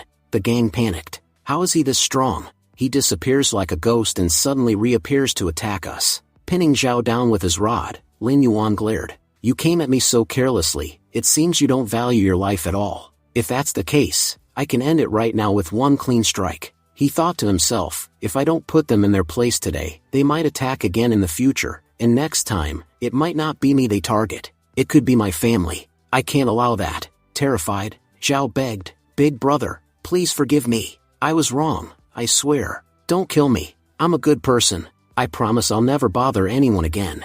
And if you spare me, I'll give you some valuable information about a hidden quest." Lin Yuan's eyes narrowed. "A quest? Fine. Speak quickly. Your life depends on how useful this information is." Zhao stammered out, "In the capital city, there's a blacksmith named Tong. He'll give you tasks that require bringing him mineral ores. If you complete these tasks repeatedly, or deliver a huge amount of mineral ores at once, you'll earn massive favor with him. In return, he'll craft golden equipment, powerful gear that no one in the desert currently possesses. I just found out about this myself. Hardly anyone knows. With your skills, you could finish the quest much faster than anyone else." Hearing this, Lin Yuan recalled, "In my previous life, no one in the western desert had golden equipment, except there was one man who obtained it unusually early. I'd heard many rumors about him but never met him. I remember now, he got that gear because of an NPC everyone else ignored. This information matches perfectly with what I remember. Zhao might be trying to trick me, but if this is true, it could be extremely valuable." Pressing the rod harder against Zhao, Lin Yuan warned, "Listen carefully. If your words are true, it'll be good for you. But if you're lying, it won't end well. In the game, I can crush not just you, but your entire guild with ease. And in real life, you've already seen my strength. Remember, I don't just have power myself, I know others just as powerful. If you ever pull another stunt like this, I swear I'll drag you out of your home and destroy your guild, not only in the game, but in the real world too. Stay away from me and my family. If I even see you near them, that day will be your last. And if you doubt me, just look at what I did to your friend here. That's exactly what I'll do to you." Terrified, Zhao quickly said, "I understand now. I don't need to learn anything else. Big brother, please don't worry. I'll never step foot in this area again. Neither I nor anyone from my group will ever come near here." The scene shifts to a lodge inside the capital. We see people sitting around, eating and drinking in peace. Suddenly, Tong the blacksmith, looking shocked, exclaimed, "Wait, what did I just hear? You're giving me 100 mineral ores all at once? Please, don't joke like that. No one has ever given me that many mineral ores before. But if you're truly serious, then Tong promises you this. I'll craft you an incredible weapon. And I'll do it completely for free." Lin Yuan thought to himself, so Zhao was telling the truth. The moment I mentioned mineral ores, Tong promised to make me a weapon. And everyone knows this isn't just any weapon, it'll be golden equipment. All I need to do now is mine mineral ores as quickly as possible and bring them to him. That way, I can get my golden equipment sooner. As Lin Yuan was about to leave the lodge, his eyes caught sight of a man harassing a young woman. The man leered, "Hey beauty, where are you going? Come, sit with me. Let's have a drink together. Why are you running away? Fate brought us together, you can't just leave. You're too beautiful to walk away without sharing a drink with me." The woman protested, "I don't even know you. Why would I sit with you? Let me go. I want nothing to do with you. Please, don't touch me. Somebody help me. This man is horrible." The man smirked. "No one here is going to help you. And don't act like I'm some kind of villain. I just asked you to have a drink with me. If you agree, I promise you'll enjoy it." Watching this unfold, Lin Yuan narrowed his eyes at the thug. The man noticed his glare and barked, "What are you staring at, hero? Think you can scare me by glaring? Don't try to play smart here. Leave, or I'll smash you to pieces. If you annoy me, I'll pluck out your eyes and play marbles with them. My name's Master Bang, and I've got a powerful gang. If I get angry, you can't imagine what I'll do to you." Before he could continue, Lin Yuan suddenly attacked, throwing him back. Lin Yuan said coldly, "You really tested my patience. I was going to walk away quietly, but your disgusting words ruined my mood. Normally, I'd ignore trash like you, but now, I can't." The woman, relieved, smiled brightly. "Wow, you're so handsome. Thank you so much for saving me. Would you like to have a drink with me? It would make me so happy." But Lin Yuan waved her off. "No, there's no need. Honestly, you shouldn't drink anymore. You already seem drunk enough." She tried to follow him. "Brother, wait. Why are you walking so fast? I can't keep up with you." Suddenly, she tripped. Lin Yuan quickly caught her in his arms, hero style. She gazed at him dreamily. "Big brother, thank you again. You're just like a real hero. And, you seem like such a good dancer too." Lin Yuan sighed. What is she even saying? The alcohol has clearly gone to her head. Moments later, she fell asleep in his arms. Lin Yuan muttered, "Great, now this is a headache," before carrying her to a room and leaving her there. As he walked away, he thought, "This isn't important right now. What matters is getting to the mines quickly and collecting mineral ores." Soon, Lin Yuan arrived at the Viper mine. Looking around, he noted, "It's good I have my kobold monsters with me. With their help, mining becomes much easier. Without them, this would have been tough." Currently, he had 12 kobold monsters under his command. If I can find more mining monsters inside this cave, the work will go even faster. Just then, his kobolds were suddenly ambushed. A group of level 10 monster rats attacked. "So this cave hides mining monsters too?" Lin Yuan grinned. "Perfect. Scorpion, step forward and show your strength. Finish them quickly." His summoned scorpion charged forward, annihilating the rat monsters. Lin Yuan smirked. "Just 5 minutes ago, I was wishing for mining monsters, and now here they are. The more variety I have under my control, the easier future battles will become. With such forces, I can create countless strategies against my enemies." But suddenly, just as he finished, a massive explosion shook the mine.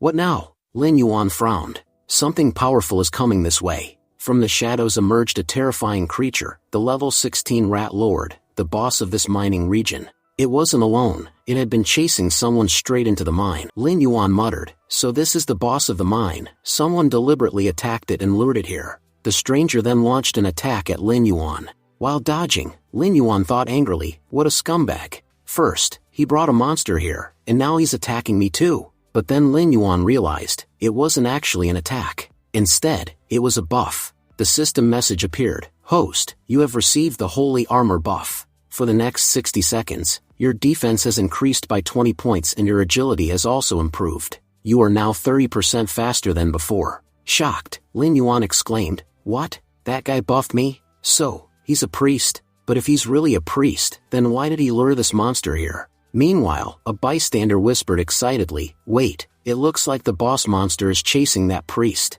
Watching a priest fight a boss monster will be entertaining. There's no way a priest can handle a monster that strong. I should start a live stream, tons of people will tune in, and I'll make some money from the traffic." The priest, panicked, shouted at Lin Yuan, "Brother, forgive me. I didn't bring this monster here on purpose. I was just running for my life, and it chased me all the way here. I gave you a buff, you should be much faster now. Please, escape while you can. I'll take full responsibility for this mess." Soon, 15 viewers had already joined the live stream. People commented excitedly, "Unbelievable. A priest fighting a boss monster alone? This is going to be fun. Watching him get crushed will be hilarious." Lin Yuan, however, thought differently. Even though this priest is in serious trouble, he's still taking responsibility for his mistake. That shows loyalty. He then smirked. "Recently, I bought a villa and spent a lot of money. I need more funds. If I can kill this boss monster, I'll earn plenty. And since it came right to me, how could I ignore it?"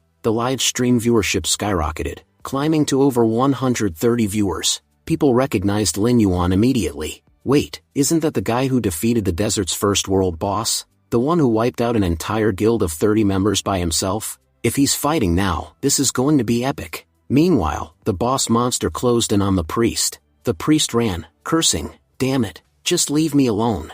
How far are you going to chase me? Right as the monster was about to strike, Lin Yuan intervened, blocking the attack. The priest gasped in shock. Who is this man? Why is he helping me? The scene then shifted. Elsewhere, Xiao Gi was watching Lin Yuan's live stream. He muttered, he's facing a boss monster head-on. Honestly, there's no shame in losing to someone like him. That bastard is practically a monster himself. Nearby, members of the Fury Guild gossiped bitterly. The whole internet is obsessed with him. I don't get it. What's so special about Lin Yuan? Honestly, he annoys me. He pretends to take on these dangerous fights just to get famous, but there's nothing extraordinary about them. Another guild member chimed in, flattering their leader. Boss, you're absolutely right. Compared to you, he's nothing. If you faced him, you'd crush him with one hand. Our Fury Guild is the best, and you're the strongest captain. Xiao Gi recognized the man they were praising, Madman, the Fury Guild's captain. Clearly, even Madman had watched Lin Yuan's stream,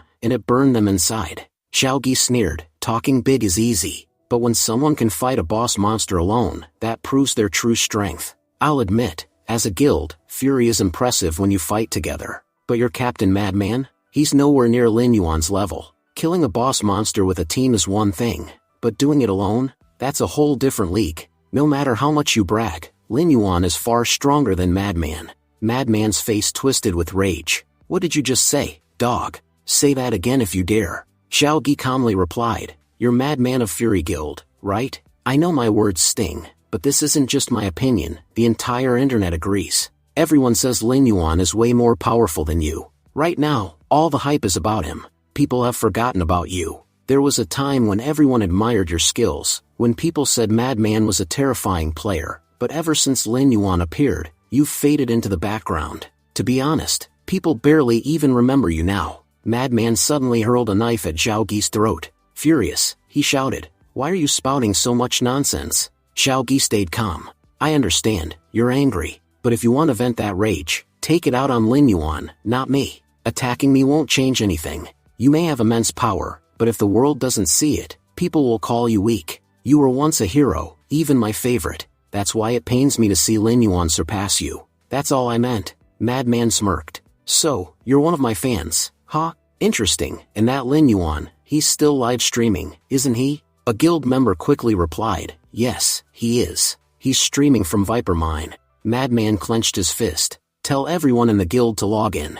It's time we show the world just how powerful we are. No one can steal our spotlight. Meanwhile, back at the mine, Lin Yuan was locked in combat with the boss monster. He called out to the priest, you can leave now. The monster's full attention is on me. If you run, it won't bother chasing you. The massive rat-like boss lunged at Lin Yuan, but he swiftly dodged and countered, unleashing his soul flames to cut down the monster's HP even further. The live stream's viewership exploded, surpassing 1,000 viewers. The chat flooded with comments, God Yuan is incredible. Just watching his movements teaches us so much. I'm taking notes. Next time I fight, I'll copy his style. The boss monster tried to pursue Lin Yuan, but he summoned his wolves, slamming the beast hard into the ground. Lin Yuan mocked his foe. You may be strong, but you're fighting without any strategy. Keep attacking blindly like this, and even a child could defeat you. Not that it matters, because this is your end. With that, he delivered a crushing strike. Enraged, the boss threw all the summoned wolves aside, only to take a heavy blow to the face from a kobold. Slipping on his gloves, Lin Yuan declared, it's time to try out a new move. He leapt forward and unleashed a devastating Superman punch, smashing the monster down. The live stream erupted. What? He killed the boss monster. That fight was insane, absolutely legendary. The system notification appeared. Host, you have leveled up. Current level, 15. Loot notifications followed. Pure steel blade, a silver tier weapon. Shadow boots, increases agility by 30% and overall body movement by 10%. Overjoyed, the priest praised him. That was an incredible fight. Watching you, I finally understand. There's only one person in this entire game who can slay a boss monster so easily, and that's none other than God Yuan. You are God Yuan, right? Please add me as a friend. Together, we'll be unstoppable. You're already insanely powerful. If I buff you, our team will become invincible. Lin Yuan shook his head. No, I'm not God Yuan.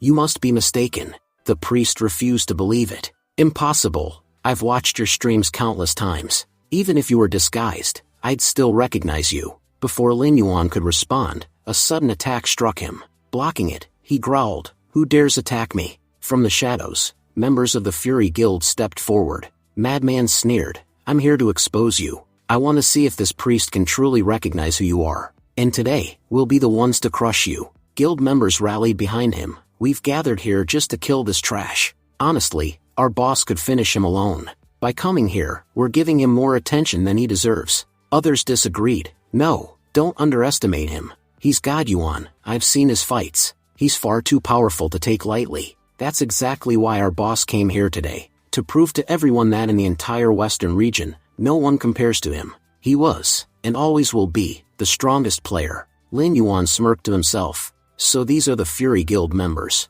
I've heard plenty about them. They love showing off. Looks like they came here to kill me just so they could steal the fame. Funny thing is, ever since I bought that villa, I've been low on cash. First, the boss monster shows up, making me richer. Now, an entire guild arrives, gift wrapped by the heavens themselves. Thank you, God, for sending me these fools." The system announced, "Attention, sin cancellation has been activated. For the next 15 minutes, no matter how many enemies you kill, you will not gain any sin value." Just as Lin Yuan was about to step forward and start the fight, the priest suddenly appeared behind him. The priest declared, "God Yuan is my close friend. If you dare to attack him, you'll have to get through me first. Today, my friend and I will fight together and show you what a truly powerful team looks like. God Yuan, don't worry. As long as I'm by your side, even all of them combined can't harm you." Lin Yuan frowned, annoyed. Why is he interfering? "Friend, listen to me, step aside. You don't need to involve yourself in this battle.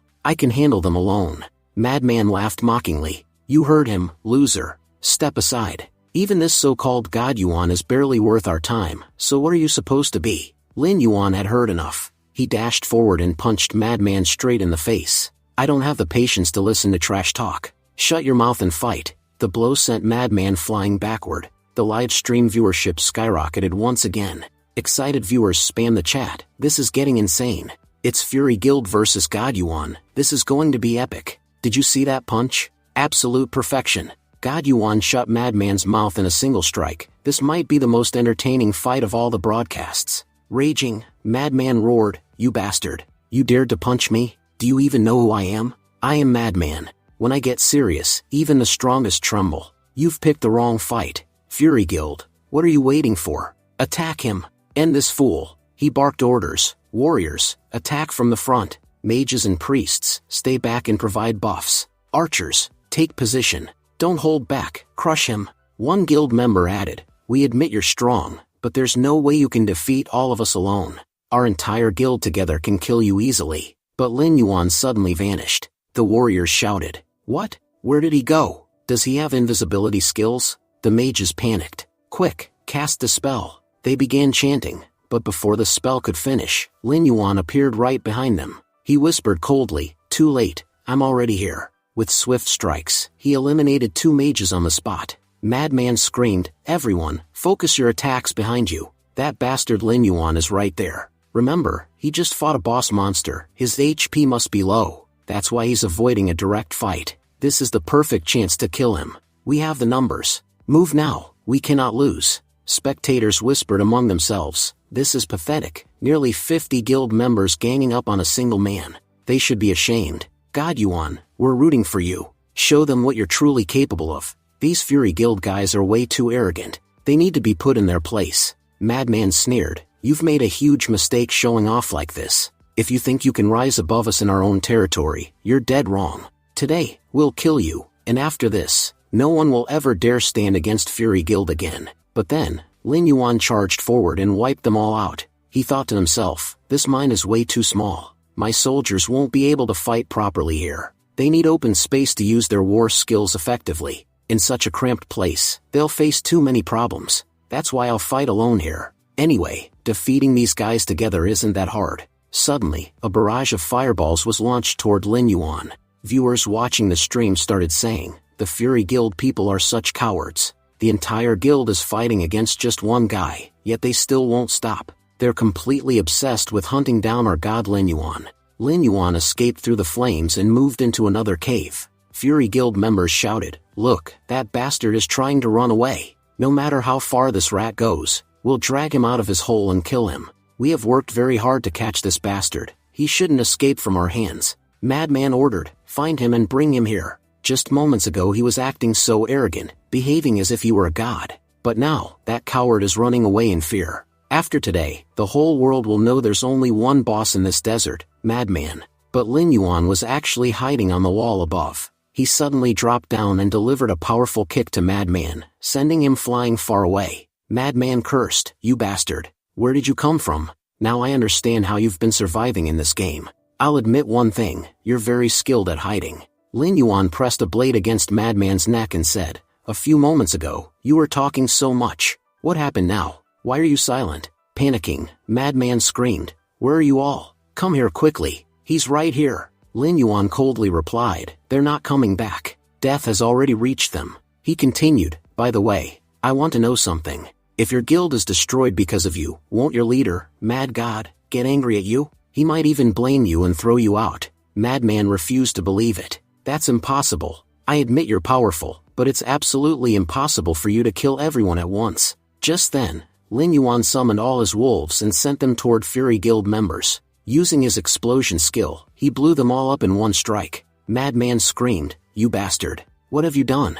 Lin Yuan answered calmly, "I did exactly what you came here to do. You were my enemies, so I destroyed you all." The stream's viewership shot past 100,000. Viewers flooded the chat, saying, "God Lin Yuan, you're amazing. This is what we expected from you. You single-handedly destroyed the entire guild." After killing Madman, Lin Yuan obtained an artifact. He said, "I never thought killing such a useless guy would give such an incredible reward. Anyway, I'll quickly claim it and get out of here." So many people were watching the stream, surely, more players will be rushing here soon.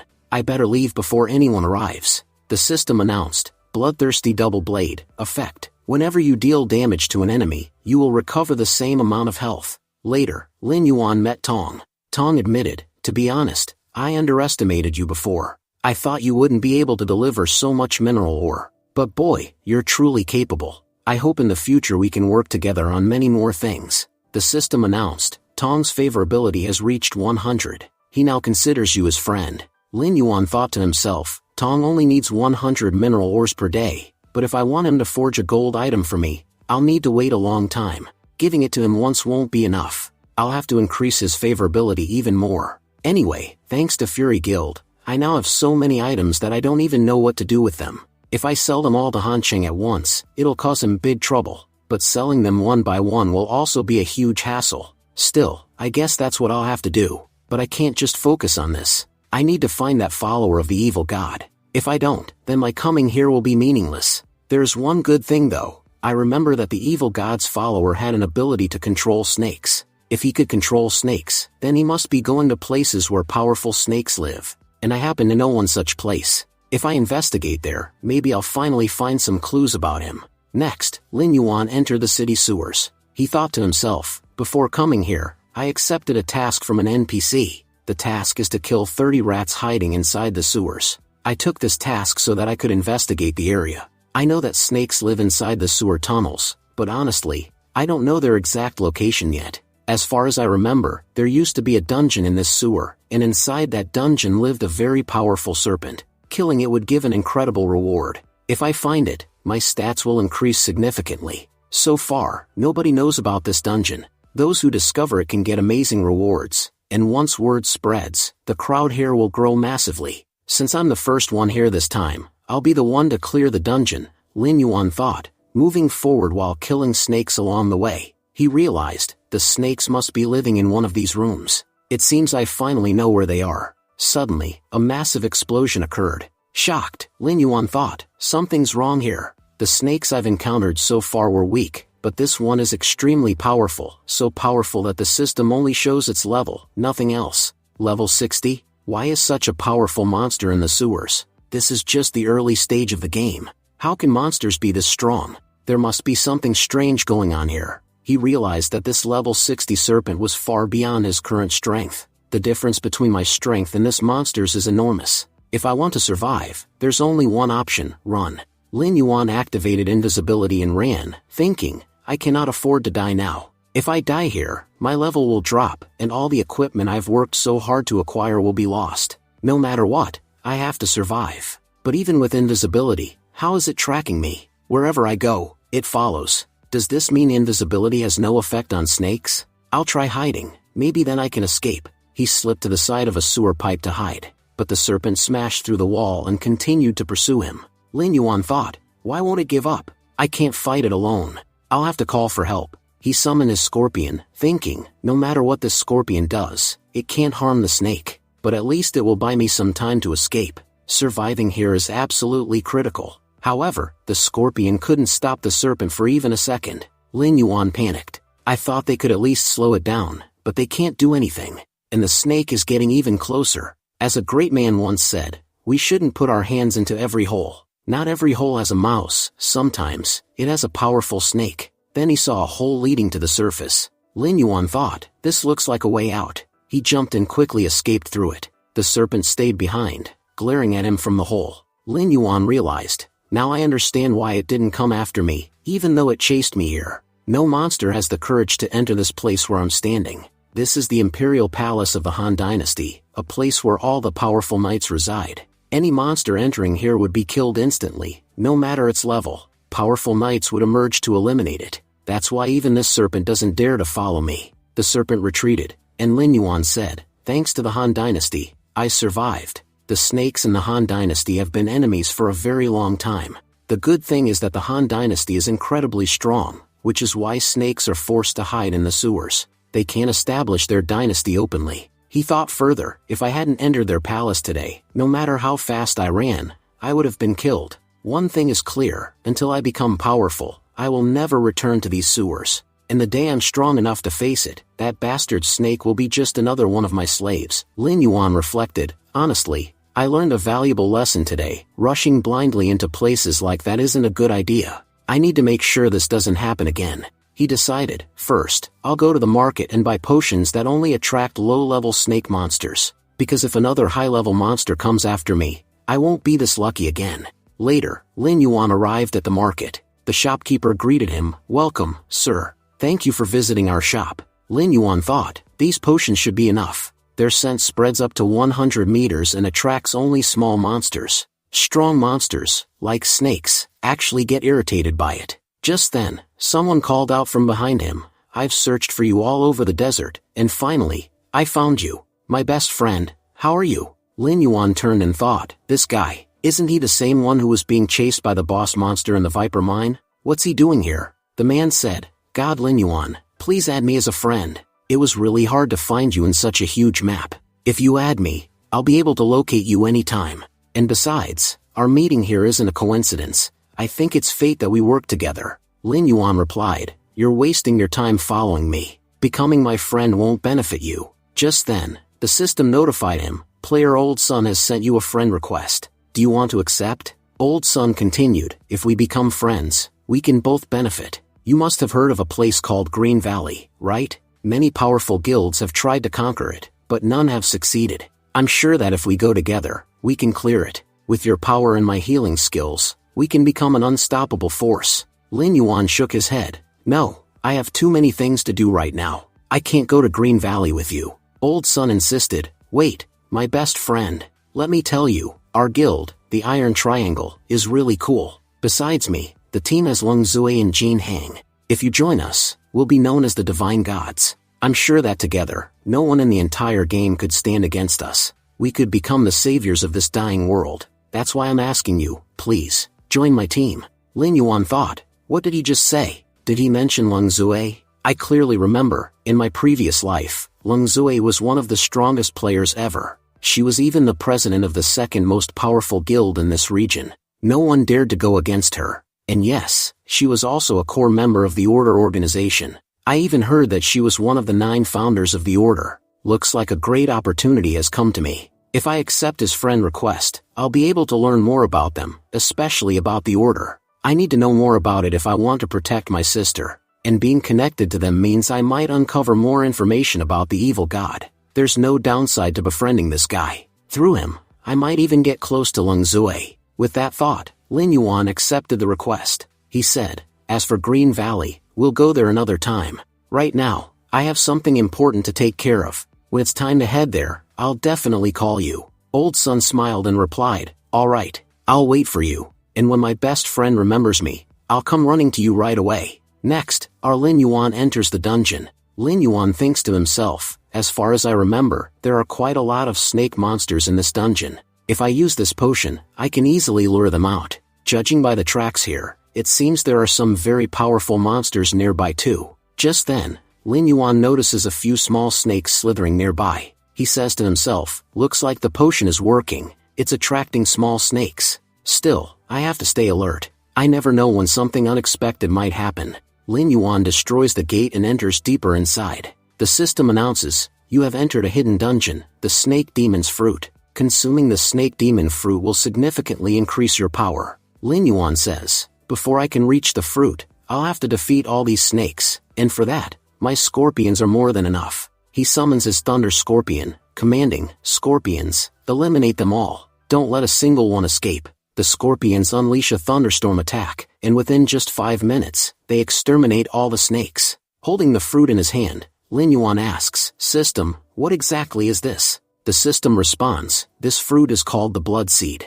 After consuming it, your endurance will permanently increase. If you eat 100 blood seeds, your endurance will level up permanently. Lin Yuan says, this blood seed is incredible. It can permanently enhance one of my attributes. He eats one fruit, his endurance increases by 1 point. He thinks, if I eat 100 of these, my endurance will skyrocket. There must be thousands of fruits here, and I only need 100 to level up. The rest, I can sell in the market. He smiles and continues, considering how powerful this fruit is, I'm sure each one could sell for at least 5 gold coins. Selling all of them will earn me a fortune.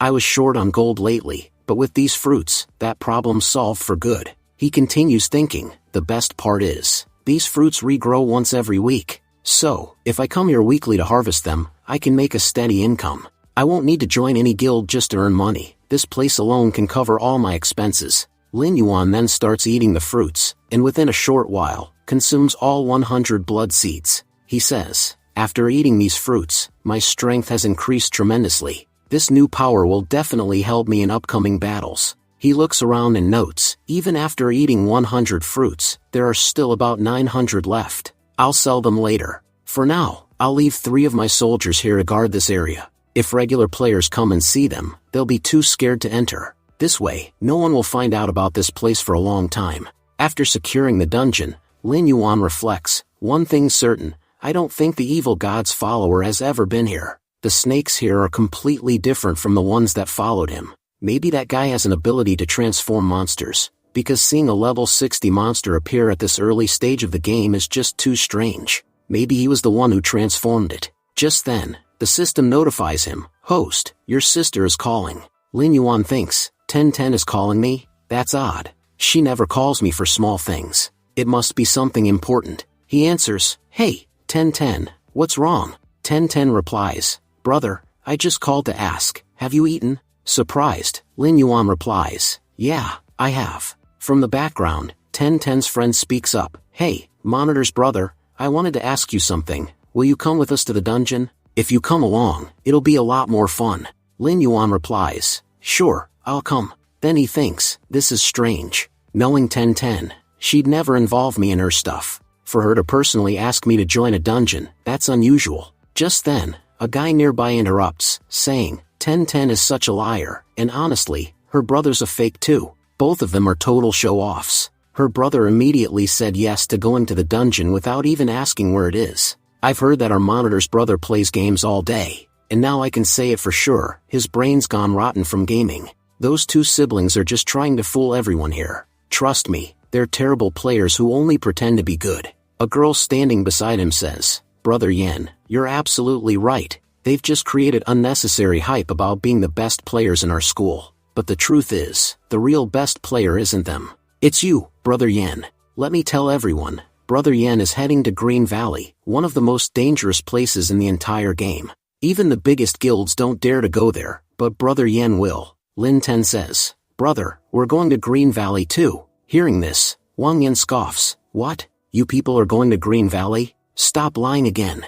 There's no way weak players like you could ever enter that place. You're just saying that to look cool in front of everyone. Honestly, your mom and dad must be such useless people. No wonder both their children turned out to be such liars. Clearly, your parents didn't teach you any manners. Annoyed, Lin Ten snaps, I won't let you get away with that. But Lin Yuan steps in, sis, don't waste your time arguing with that jerk. I'm heading to Green Valley myself, you come there too. That bastard's going as well. Then we'll see, once and for all, who actually has the skill to enter Green Valley and who doesn't. Later, we see Lin Ten log into the game. She thinks to herself, I know my brother earns a lot of money from this game, and he's really skilled. But even then, entering Green Valley is extremely dangerous. It's a place where the chances of dying are very high. I just hope my stubbornness doesn't cause trouble for him. How stupid of me. Just then, her teammate approaches. Lin Ten asks, did you say something? Her teammate replies, I just wanted to apologize for everything that happened earlier. It's all my fault. I was the one who told my desk mate about your new villa, and he went and bragged about it to everyone in class. He was telling everyone how amazing your new villa is. And that's when that jerk Wang Yan overheard it. You know how jealous he is. The moment he found out you bought a villa, he completely lost it. He started spreading lies, saying you didn't actually buy it, and began talking nonsense about your family. If I hadn't mentioned anything, none of this would have happened. But don't worry, now that your brother is coming, we'll teach Wang Yan a lesson he won't forget. He'll realize who he messed with. Smiling confidently, Lin Ten says, you're right. I have complete faith in my brother's abilities. Compared to that jerk Wang Yan, he's way more powerful. Wang Yan interrupts with a mocking laugh. You girls are so gullible. Lin Ten told you her family bought a villa, and you actually believed her? Working as servants in a villa doesn't mean it's yours. I'm sure her parents work there, and she's just pretending it belongs to her. I know their family well. They couldn't afford a villa even if they sold everything they owned. Furious, Lin Ten shouts, just wait until my brother gets here. Then you'll see exactly who's out of your league. I'll admit, Wang Yan, your family is rich, but that doesn't give you the right to insult others. You're not qualified to judge anyone. Jijin, her teammate, adds, Lin Ten, don't waste your time arguing with trash like him. Talking to such people is just a waste of time. Enraged, Wang Yan says, maybe in real life I'd let your nonsense slide, but in the game, you can't do anything to me here. Move forward and teach them a lesson. I'll pay you double for the job. His teammates grin and step up to attack. They mock, these girls look weak. What can they possibly do to us? They act all high and mighty at school. Let's finally put them in their place today. But before they can strike, Lin Yuan appears, and in an instant, he cuts through Wang Yan's entire team like paper. Furious, Lin Yuan says, how dare you dogs even think about touching my sister? Looks like you've got no love left for your own lives. He turns around and asks gently, Lin Ten, are you okay? She nods, yes, brother, I'm fine. Jijin stares in awe, wow, Lin Ten, your brother is amazing. He's not just powerful, he's incredibly handsome too. I've never seen such a cool guy before. Enraged and humiliated, Wang Yan shouts, how dare you kill my teammates? Do you have any idea how much I paid to hire them? You couldn't even imagine earning that much money in your life. I'll never forgive you for this. You're dead, kid. Before he can say another word, Lin Yuan rushes forward at lightning speed, stopping right in front of him.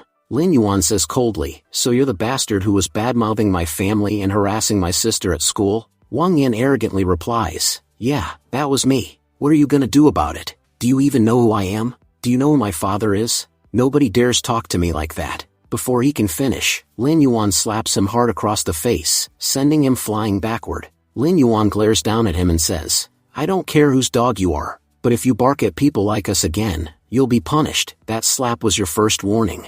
If you ever try something like this again, I swear, I'll make sure you regret ever logging into this game for the rest of your life. Yaoshe then pleaded, please forgive us. Look, to enter this dungeon, at least 6 people are required. If you kill us like the others, you won't be able to enter it either. So please, spare us. I promise we won't say anything bad about you again. Lin Yuan replied calmly, I don't feel like dirtying my hands. I'm not going to kill you, but if I wanted to, I could have done it any time.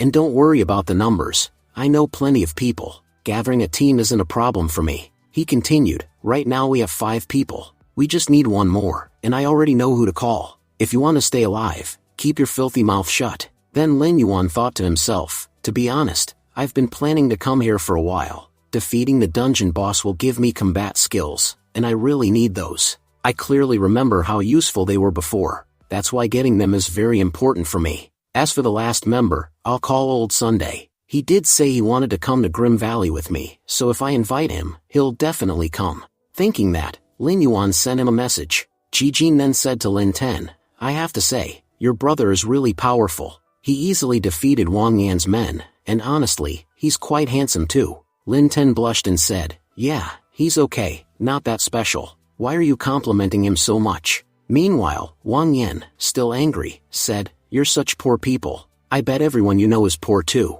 I can't believe you killed all the people I hired. They were supposed to help us clear the dungeon. How are we supposed to do that now? Yaoshi whispered, young master, please be quiet. If you say anything else, he might kill us. Just then, Old Sun appeared. Everyone was shocked. What? That's Old Sun, the main priest of the second most powerful guild. What is he doing here? Old Sun smiled and said, my friend called me, so I came running. How could I ignore my best friend's request? I'd cross 7 seas for him. Coming here is nothing.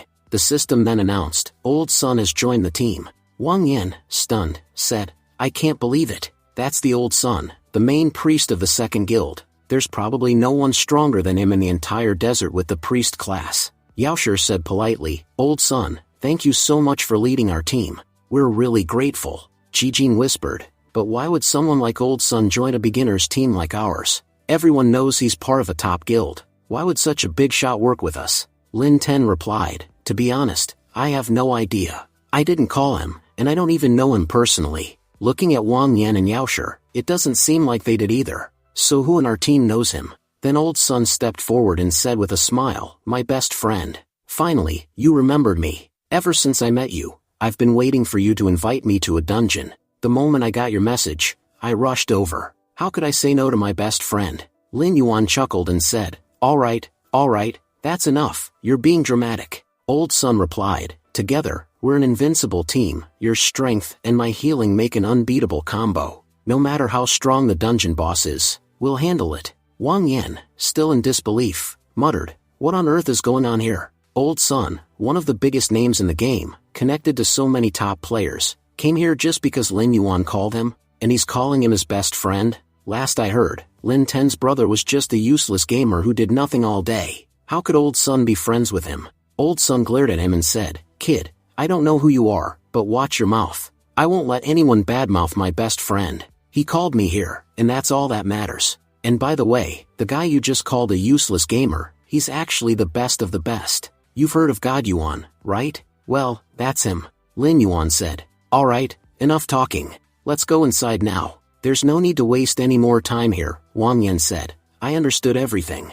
I now know what's really going on here. Lin Ten, your brother has hired a very powerful player, just like me. That's why this strong person is speaking on his behalf. But even if your team has one powerful player, it won't be enough. This place is the Grim Valley. You can't clear it depending on just one person. The entire Fury Guild once entered here, but even they couldn't do anything against these monsters. Many were killed, and others had to run for their lives. If the entire second guild were here, that would be a different story. But what can a single priest really do? Lin Yuan said, time will tell who can do what. For now, shut your mouth and follow me inside. Open your eyes and see how this game is really played. Saying that, everyone entered the Grim Valley. Inside, they saw a bunch of level 18 lizard monsters. Jijin said, so, these are the monsters that live inside this valley. Fighting them will actually be a lot of fun.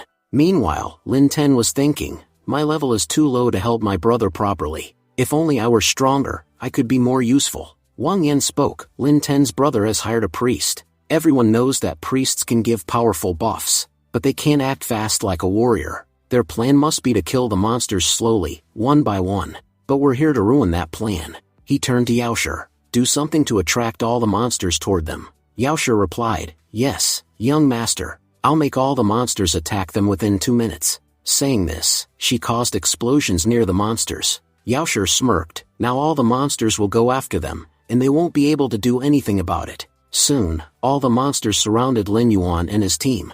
Shocked, Jijin said, what happened? Why are all the monsters coming after us? Lin Ten said, before coming here, we watched the Fury Guild's live stream. In that stream, the monsters were peaceful and didn't attack unless provoked. So why are they attacking us now? Wang Yan said, does it really matter how or why they came? If we don't have the strength to defeat them, we're doomed anyway. So stop talking and start fighting. Old Sun added, fighting monsters feels amazing. My friend, Today we'll defeat them all together. The more we kill, the stronger we become. I'm sure you're as excited as I am." Then, Lin Yuan summoned his Thunder Scorpion, attack with Thunderstrom. With just one strike, all the monsters were instantly killed. Old Sun was stunned. "What just happened? Where did all the monsters go?" Lin Yuan replied, "Take care of yourselves. I'll go clear the rest of the area." He then started slaying the remaining monsters. "You filthy creatures, how dare you attack my people? Looks like you're in a hurry to die." Suddenly, one monster attacked Lin Ten.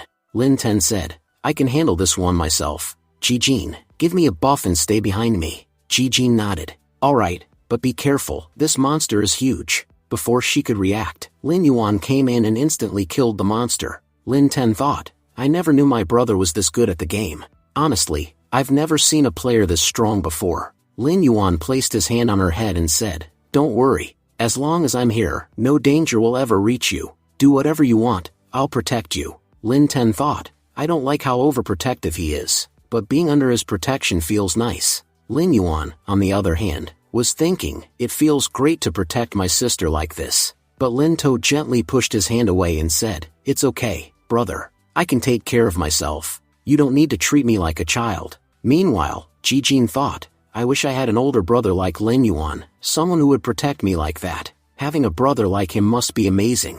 Wang Yan interrupted, saying, "I've seen enough of you all. None of you are skilled enough to clear the Grim Valley. Looks like I'll have to show you how a true warrior fights. With my silver rank equipment, I'll teach these monsters a lesson. Watch and learn." Yaoshe cheered, "Young master, you're truly incredible. No one else can even afford silver rank gear. Let's show them what it can do." Wang Yan said proudly, "You're right. Everyone here will now witness the true power of Wang Yan."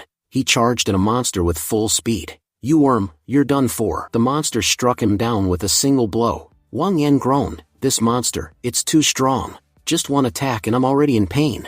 Watching him struggle, Lin Yuan muttered, "What an idiot. I don't know what kind of thrill he gets from getting beaten up by monsters." Then Lin Yuan thought to himself, "My sister barely has any decent artifacts. I wanted to give her gold-ranked equipment, but since I don't have any high-tier gear left, I'll at least give her silver-ranked ones. These should help her fight more easily." Saying this, he pulled several weapons from his inventory. Lin Yuan said, "Ten, these will be very useful to you. They'll help you a lot in battle, so take them quickly." Among the weapons, there was the Spirit Gauntlet, a silver-ranked item that increases punch power by 50%. There was also Fearless Armor, another silver-ranked item, that reduces incoming attack damage almost completely. Yaoshe said excitedly, "Wow, the Monitor's brother is amazing. He's not only handsome but also has such a kind heart. He's giving his sister silver-ranked artifacts. These aren't ordinary items. If sold in the market, they'd be worth millions. And he's giving them away so casually. I wish I had a brother like that."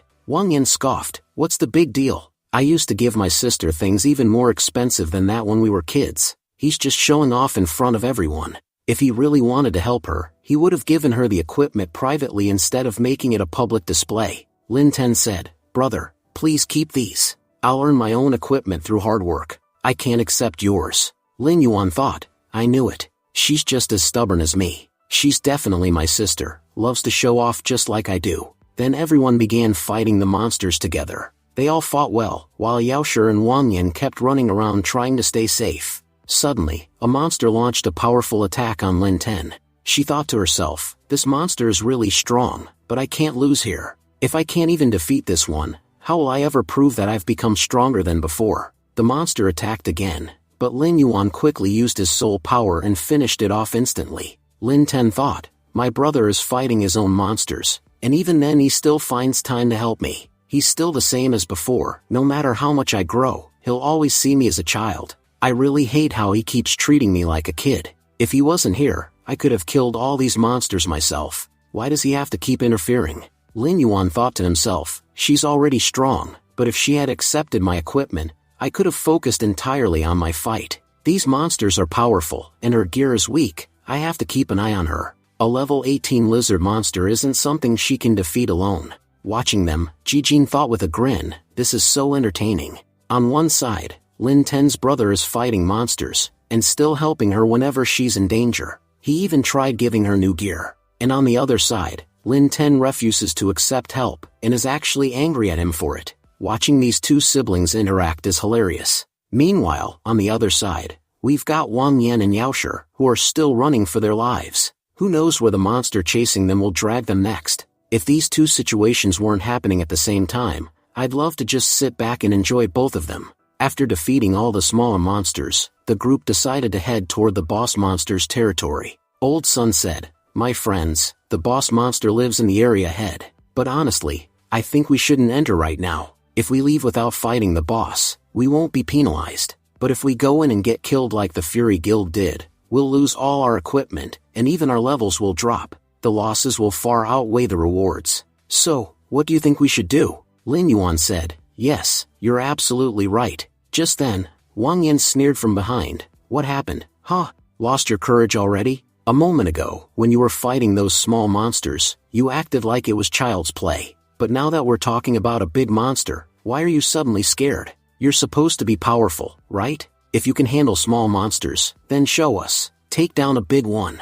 Jijin added, "I have to say, Lin Ten, your brother is truly amazing. If he weren't with us, no matter how hard we tried, we never would have made it this far." Lin Ten thought to herself, "She's right. Bringing my brother here has caused him nothing but trouble. From the start until now, we haven't been able to help him at all. We're just burdens he's been carrying the whole way. If only I were stronger, I could actually help him. But I'm so weak, I haven't been able to do anything for him." Lin Yuan said, "Old Sun is right. If we go inside and get killed, we'll face serious consequences. That's why none of you are going in.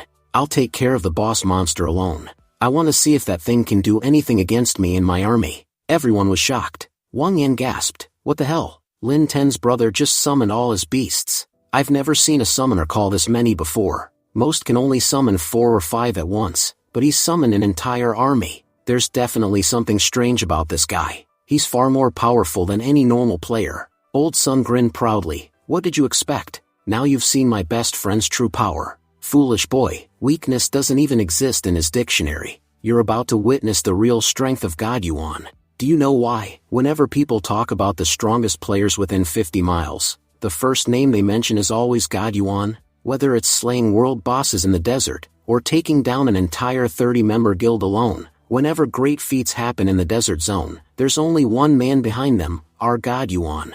There are many strong players in this game, some even call themselves the best, but our God Yuan isn't just the best, he's the greatest." Scene shifted. We see the boss monster, sleeping peacefully deep inside its territory. Suddenly, Lin Yuan attacked it using his soul flame. The enraged boss monster roared and lunged forward. The system announced, "Warning, level 21, Lizard King detected. Classified as a monster king." Jijin exclaimed, "This boss monster's attack power is 1,200. If it hits any of us even once, we're done for. We wouldn't stand a chance. One hit, and we're dead." Lin Ten thought, "All of this happened because of me. If I hadn't called my brother here, he never would have come.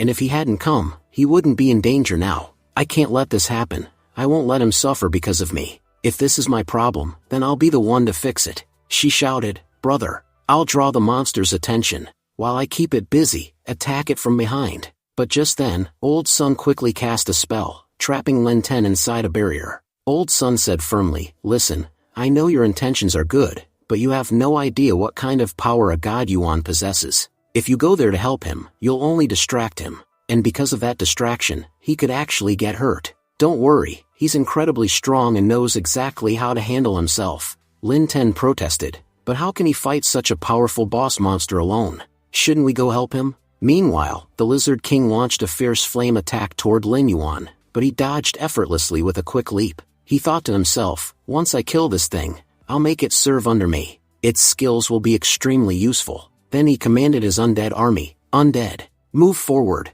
surround the boss monster and trap it completely. Keep it so busy it won't even realize what's happening." Lin Ten watched in awe, thinking, "My brother, he's truly incredible at fighting." Old Sun said with admiration, "I've never seen anyone fight like this. Our God Yuan isn't just battling, he's performing. Look at how perfectly he commands his monsters. It doesn't even feel like a fight, it's like watching a brilliant artist at work, an art no one else could ever master." Yaoshi added, "Seriously, Lin Ten's brother is amazing. I don't think there's anything in this entire game that he can't do. Once he finishes this battle and kills that boss monster, we'll finally be able to leave this place." Meanwhile, Wang Yan, clearly irritated, said, Yaoshe, shut your mouth. Do you even realize what you're saying? The way that bastard's fighting, he's definitely going to kill the boss monster soon. And if that happens, I'll be completely humiliated in front of the entire class. He clenched his fists in frustration. I told everyone that those siblings were nothing but frauds. But once people find out that her brother actually killed such a powerful monster, I'll lose all my respect. No one will take me seriously ever again. No, I can't let that happen. He smirked wickedly. I'll use my sneak attack. If I strike him now, he'll lose his balance, and the boss monster will kill him in a single hit. After that, no one will believe Lin Ten, even if she cries that her brother almost defeated the boss. Perfect. Meanwhile, Lin Yuan's relentless attacks had already brought the boss monster's health down significantly. He thought to himself, it takes this creature 8 seconds between attacks. That gives me a perfect opening window. If I time it right, I can finish it off with one powerful strike. Just as he was about to move in for the final blow, Wang Yan stepped forward arrogantly and shouted, What, you think you can kill this boss monster alone? Don't make me laugh. The one who will take down this beast isn't you, it's the great Wang Yan. Lin Yuan glared at him, thinking, he really thinks he's smart, huh? Does he take me for some kind of fool, who can't see through his pathetic little tricks? Fine, kid, today I'll show you why a noob should never mess with a pro. Then, stepping aside casually, Lin Yuan said aloud, Alright then.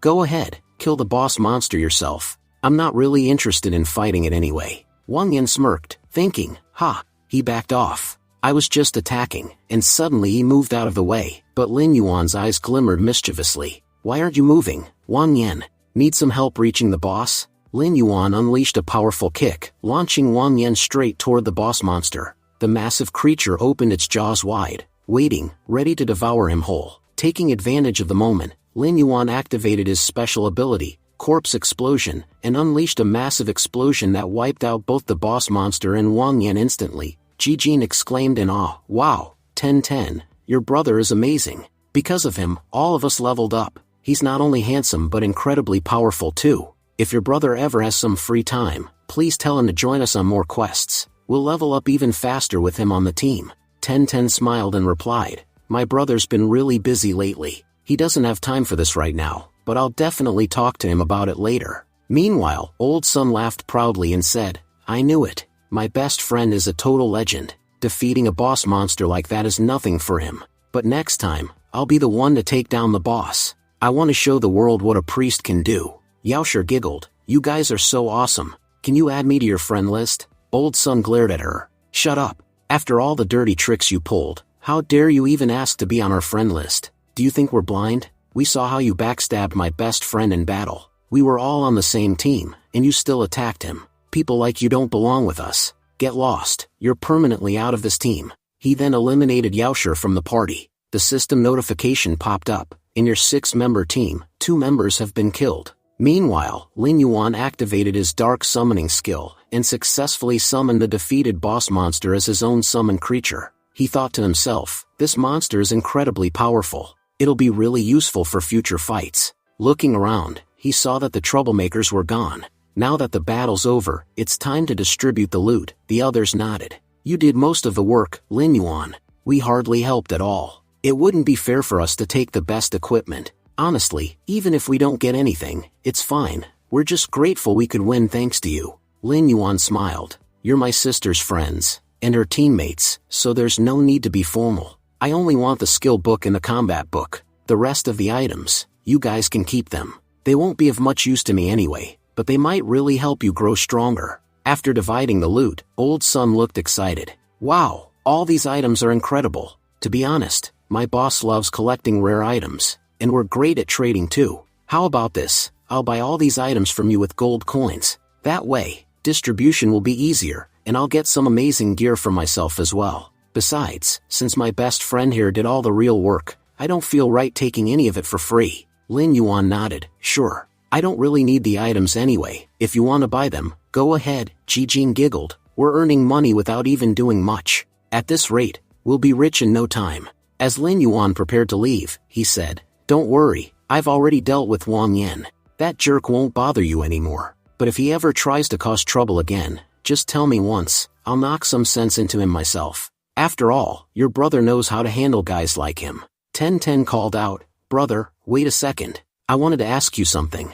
He turned back. Yeah? What is it? Do you want some equipment? I've got plenty. They'll really help you in future battles. 1010 thought quietly. Ever since my brother entered the dungeon, he's shown just how powerful he really is. Whether it's defeating monsters with raw strength, magical attacks, or commanding his army, he's unstoppable. I've watched countless pro players' streams, but none of them compare to his power. He must have a special class, way stronger than mine. She hesitated and asked, Brother, you've been playing for quite a while now, right? Has playing the game affected your body at all? Lin Yuan paused. Looks like she noticed. If she had asked me earlier, I might have told her the truth, but now that she's been meeting people from the order, I can't risk it. If she found out I'm actually a necromancer, it could put my entire family in danger. I'll have to lie. He smiled and said, Nope, I'm totally fine. The game hasn't affected me at all. Why? Has it affected you? 1010 shook her head. No, not really. I was just curious. Anyway, I've got some errands to run, so I'll see you later. Lin Yuan smiled softly as she left. I knew it. She'll never tell me what's really on her mind. Even though she's grown up now, her acting skills are still as terrible as when she was a kid. But at least she talked to me this time. Maybe she finally sees me as her brother again. At least she's not ignoring me anymore. Suddenly, Old Sun shouted from behind, Best friend. Thank goodness you're still here. I thought you'd left. My whole team has arrived, and we're about to enter Grim Valley. You should come with us. It'll be way more fun to fight together again. Lin Yuan smiled slightly, thinking to himself, honestly, I didn't expect to meet Len Zui this soon. Meeting her is important. I need to confirm whether the first follower of the evil god is in her guild or not. Lin Yuan said, Last time we entered Grim Valley, the difficulty was way too low. This time, let's increase the level. It'll be much more fun that way. Old Sun grinned. That's perfect. We were planning to increase the difficulty too. Since our goals align, let's team up and go in together. But before that, let me introduce you to my guild members. He pointed ahead and said proudly, This is Len Zui, captain of our Iron Triangle squad, and the leader of the second strongest guild. She's one of the most powerful and skilled warriors in the entire guild. When it comes to combat, there's no one like her. Len Zui smiled and said, So you're Lin Yuan, the player everyone's been talking about. I've heard a lot about you. Welcome to our team. I'm really looking forward to fighting alongside you. Old Sun continued, and this here is Jing Han, our strongest mage. His profession is extremely rare, and his spells are powerful enough to destroy even the toughest monsters. With him around, nobody dares to mess with us. Jing Han scoffed, Old Sun, that's exactly your problem. You trust people too easily. To be honest, I don't even consider this guy a teammate yet. Inviting a random outsider like him isn't being smart, it's being careless. You'd better stay cautious around him. We've chosen the dead difficulty level for Grim Valley, something that most players can't even survive. If he tags along, he'll just be a burden. Let's not take unnecessary risks. Old Sun frowned. Jing Han, what are you saying? Lin Yuan is my best friend. I wouldn't bring him here without a reason. You have no idea how much I requested Lin Yuan before he came here, and if you saw his power for yourself, you wouldn't be talking like this. Jing Han crossed his arms. I've met plenty of people like him, all talk, no action. Let me tell you something, kid, our team is full of skilled, powerful players. If someone weak like you joins, you'll just slow us down.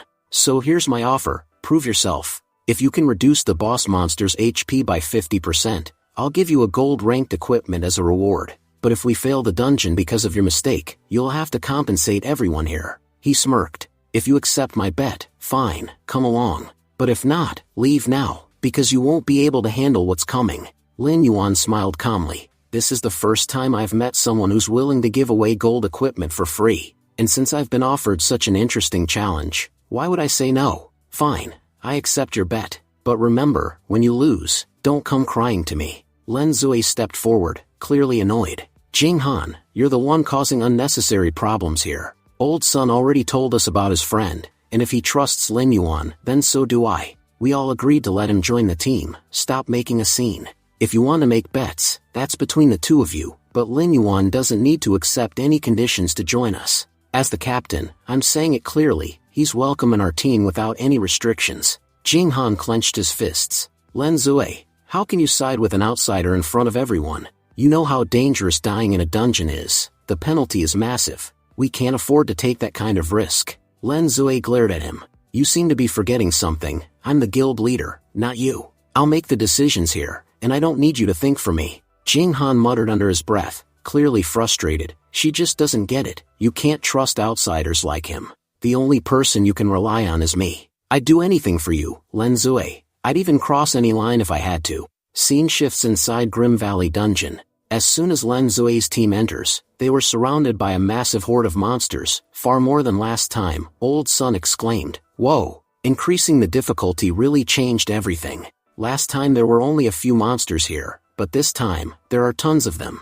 And they're way stronger too. We're surrounded already. This fight won't be easy. Lin Zui raised her sword and shouted, "Alright, everyone. There are too many of them. We'll need to use proper formation. I'll draw the monsters toward me. While I have their attention, you all strike from behind and take them out." Jing Han glanced toward Lin Yuan with irritation. "Just looking at that guy pisses me off. I swear, I feel like throwing lightning bolts straight at his head. What does Lin Zui even see in him? Why does she always favor him?" Just then, a monster lunged forward. Old Sun exclaimed, "Wait, how did it get this close?" Jing Han immediately bowed his head. "I'm sorry, it was my job to cover the rear. I must have slipped up." Lin Zui glared at him. "Jing Han, what are you even thinking? Old Sun is giving buffs to everyone.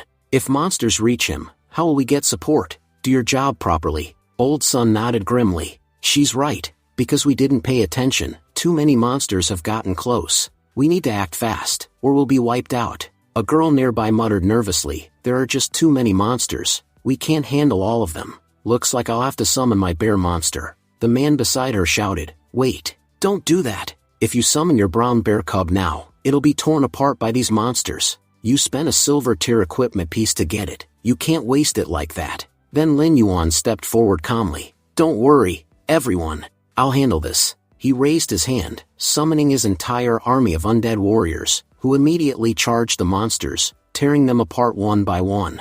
Everyone watched in awe. The red-haired girl exclaimed, "Brother, you're amazing. You defeated so many monsters all by yourself. Now I won't have to sacrifice my pet monster." But behind her, Jing Han was fuming. "This bastard's cursed luck. Because of him, Lin Zui scolded me. And now, he's become the hero who saved everyone. No matter what it takes, I'll make sure this guy doesn't leave here alive." He prepared his attack, but suddenly Lin Zui appeared beside him, blocking a blow that was heading his way. "Jing Han, where's your focus? We're in the middle of a life or death fight, not a walk in the park. Pay attention, or you'll get yourself killed for nothing." Then the system's voice echoed, "Warning, more monsters approaching. All players, prepare for combat." Lin Zui looked around and thought, everyone's panicking after seeing so many monsters, but not him. Lin Yuan hasn't flinched even once. Keeping a calm mind during a crisis, that's an incredible ability. "I must admit, Old Sun brought us quite an exceptional recruit." She smirked slightly. "When this battle is over, I'll definitely invite Lin Yuan to join our guild. Talents like him don't appear every day." Meanwhile, Jing Han was watching from the back, seething with jealousy. "Because of this bastard, my reputation is ruined. Lin Zui keeps looking at him like she's known him for years. Why has she never fought beside me like that?" He gritted his teeth. "I have to kill him, or my pride will never recover." Raising his hands, he gathered lightning energy. "Lin Yuan, get out of the way. My lightning ball might hit you by accident," he shouted with fake concern. Lin Yuan glanced back, thinking, this guy's just like Wang Yan, doing the same cheap tricks as that idiot. "I came here to build a good relationship with Lin Zui, so that in the future, when I need information, I won't have to struggle to get it. But this fool is doing his best to mess that up for me." As Jing Han unleashed his lightning strike, Lin Yuan dodged it effortlessly, but in the next moment, two giant monsters appeared in front of him. "Oh great, I was so busy dodging that idiot's attack, I didn't even notice these two." Just before the monsters could strike, Lin Zui appeared again, slashing one in half. "I'll handle the one on the right, you take the left." Lin Yuan smirked. "Sounds like a plan." Together, the two charged forward, cutting down monsters with flawless coordination. Lin Zui shouted between strikes, "This way, we don't need to worry about anyone behind us. As long as we've got each other's backs, nothing can touch us." Fighting side by side, the two moved in perfect sync, their attacks flowing like a deadly dance. Old Sun watched proudly. "Now this is what it looks like when two true warriors fight together." A girl nearby giggled. "You're right, look at our president and that handsome guy, they make such a perfect pair. Their chemistry is like a romantic couple from a fantasy novel." Lin Yuan grinned mid-fight. "I've got to say, your combat skills are incredible. Where did you learn to fight like this? Lin Zui replied, you could say I got lucky. I found a skill book once, it's helped me a lot. Lin Yuan nodded. I see. Your guild must have a lot of talented members. If any of them have special skill sets, I'd love to collaborate and exchange techniques sometime. Lin Zui smiled. How about this instead? Why don't you just join our guild? That way, you can meet and work directly with all of them. Lin Yuan chuckled. Not right now. I prefer to play solo. I'm not really a team type of guy. Lin Zui glanced at him thoughtfully. That smile, it's exactly like his. But how can two people be so alike? Meanwhile, from a distance, Jing Han clenched his fists in anger. What the hell is happening here? Why is Lin Zui talking to him like they've known each other forever? And the way she fights beside him, she's never fought like that with me. Just then, Old Sun walked up, holding a bag of loot. I've collected all the dropped equipment. Once the fight's over, I'll distribute it evenly. Jing Han stepped forward and said with a forced smile, Lin Yuan, I owe you an apology. Honestly, I underestimated you. But now, everyone has seen how amazing you truly are. Your strength is remarkable, and I'm sure with that kind of power, you can perform even better.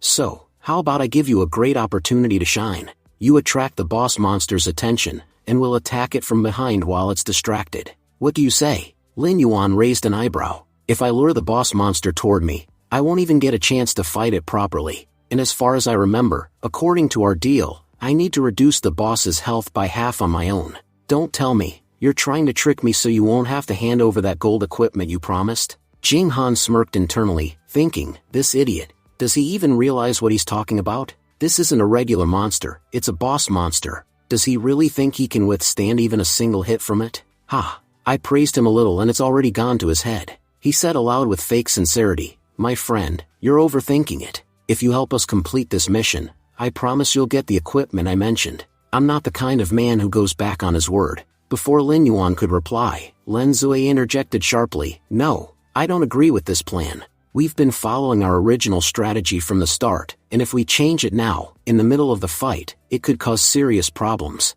Jing Han chuckled and replied slyly, Lin Zui, it's obvious you admire this guy a lot. But don't speak for him, he's smart enough to make his own decisions. Lin Yuan thought to himself, if I want to stay ahead of Lin Zui's plans, I'll have to deal with this idiot sooner or later. He clearly has a grudge against me, and if I don't shut him up today, he'll keep running his mouth every chance he gets. Finally, Lin Yuan nodded. Fine, I'll attract the boss monster's attention. Soon, they reached the boss monster's lair. Old Sun grinned. Best friend, show everyone what you can do. Jing Han smirked quietly. This guy's a total fool. He has no idea how dangerous this boss's attack skills are. If even one of its attacks connects, he's dead for sure. Even his summoned beasts won't be able to save him. He's about to die like an idiot. Meanwhile, Lin Yuan studied the massive creature in front of him. This boss is strong, even stronger than the last one I fought, at least 4 levels higher. If I had to fight it without preparation, I'd be in trouble. But luckily, I already know its attack patterns. That's why I'm confident I can take it down. He summoned his soul flames, launching a blazing attack that enraged the creature. The boss monster, a level 25 beast with an attack power of 1500, roared furiously, shaking the ground beneath them. One of the team members shouted, this boss is level 25. Most of us are only level 15. The gap is too big. This fight's going to be brutal. Lin Zui shouted, everyone, get ready. We have to support Lin Yuan, move in quickly. Jing Han smirked to himself, go on, play the hero. You'll regret this hero act soon enough. But to his shock, Lin Yuan dodged the boss's first massive strike perfectly. Lin Yuan said calmly, just as I expected, its first attack pattern is exactly the same as the last boss I fought. Lin Zui called out, everyone, take advantage of this opening, attack now. Jing Han scowled. Watching this fool fight the boss is oddly satisfying. It's like watching an ant try to take down an elephant. No matter how hard you try, boy, you're doomed. Suddenly, the boss's massive tail whipped around, smashing the ground. Lin Zui shouted, Jing Han, paralyze its tail, now. But Jing Han hesitated deliberately and said, it's too late for that. The boss's tail slammed into the ground, unleashing a shockwave that sent everyone flying backward. Lin Zui coughed, furious. Jing Han, are you out of your mind? The boss was about to attack us, and you didn't even use your lightning skill to paralyze it? Every mission, you're always responsible for immobilizing the monster. How could you forget that? Do you realize you just wasted a perfect opportunity? We may never get another one like that again. Jing Han bowed his head, pretending to be remorseful. I'm sorry, Lin Zui. I promise, it won't happen again. Old Sun groaned. We didn't even get to do anything, and our health bars are already down to half. It's going to take a long time to recover, and until then, my best friend will have to fight alone. If he fights solo, he doesn't stand a chance. Another player added, You're right. We've left Lin Yuan in a really bad spot. I don't know how he's going to survive this. Lin Zui clenched her fists. We have no other choice now. Either we all die here and take the penalty, or we quit the dungeon. Yes, we'll lose some progress if we quit, but that's still better than dying. But just then, one of the team members shouted, Leader, wait. Look, Lin Yuan's still fighting, and he's doing fine on his own. Meanwhile, Lin Yuan continued battling the monstrous beast, his movements sharp and precise. I knew Jing Han would try something, that's why I prepared myself for a solo fight from the start, and I know exactly where this monster's weak spot is. He dashed forward. If I attack right there, I can finish this fast. He raised his hand and commanded, Thunder Scorpion, begin your assault. A giant thunder scorpion appeared beside him, its tail crackling with electricity. With a roar, it unleashed a lightning storm, striking the boss directly and paralyzing it completely. The earth trembled as arcs of thunder danced across the battlefield, and the boss monster froze in place, unable to move. Lin Yuan shouted, It won't be able to move for a few seconds. Everyone, move in and attack now, Lin Zui said in amazement. This is the first time I've seen a summoned beast with lightning powers. Even though Lin Yuan is technically fighting alone, it doesn't look like that at all. It feels as if he's fighting as part of a powerful team.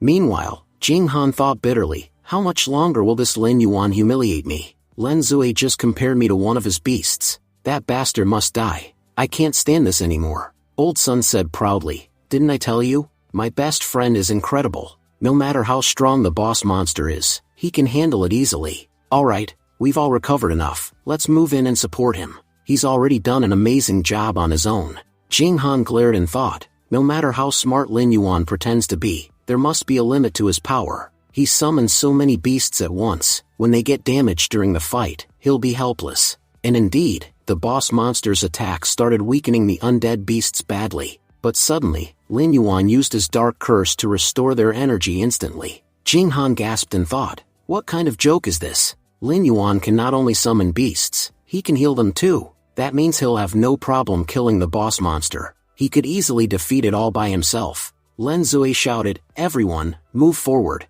Let's push ahead and help finish off the boss monster. The boss, enraged by Lin Yuan's continuous attacks, suddenly activated his ultimate skill. Lin Zui said urgently, Lin Yuan, be careful. That's the boss's strongest technique. If it hits you even once, you won't survive. Jing Han smirked and thought, the boss is using his final move. If Lin Yuan survives that, he'll definitely win.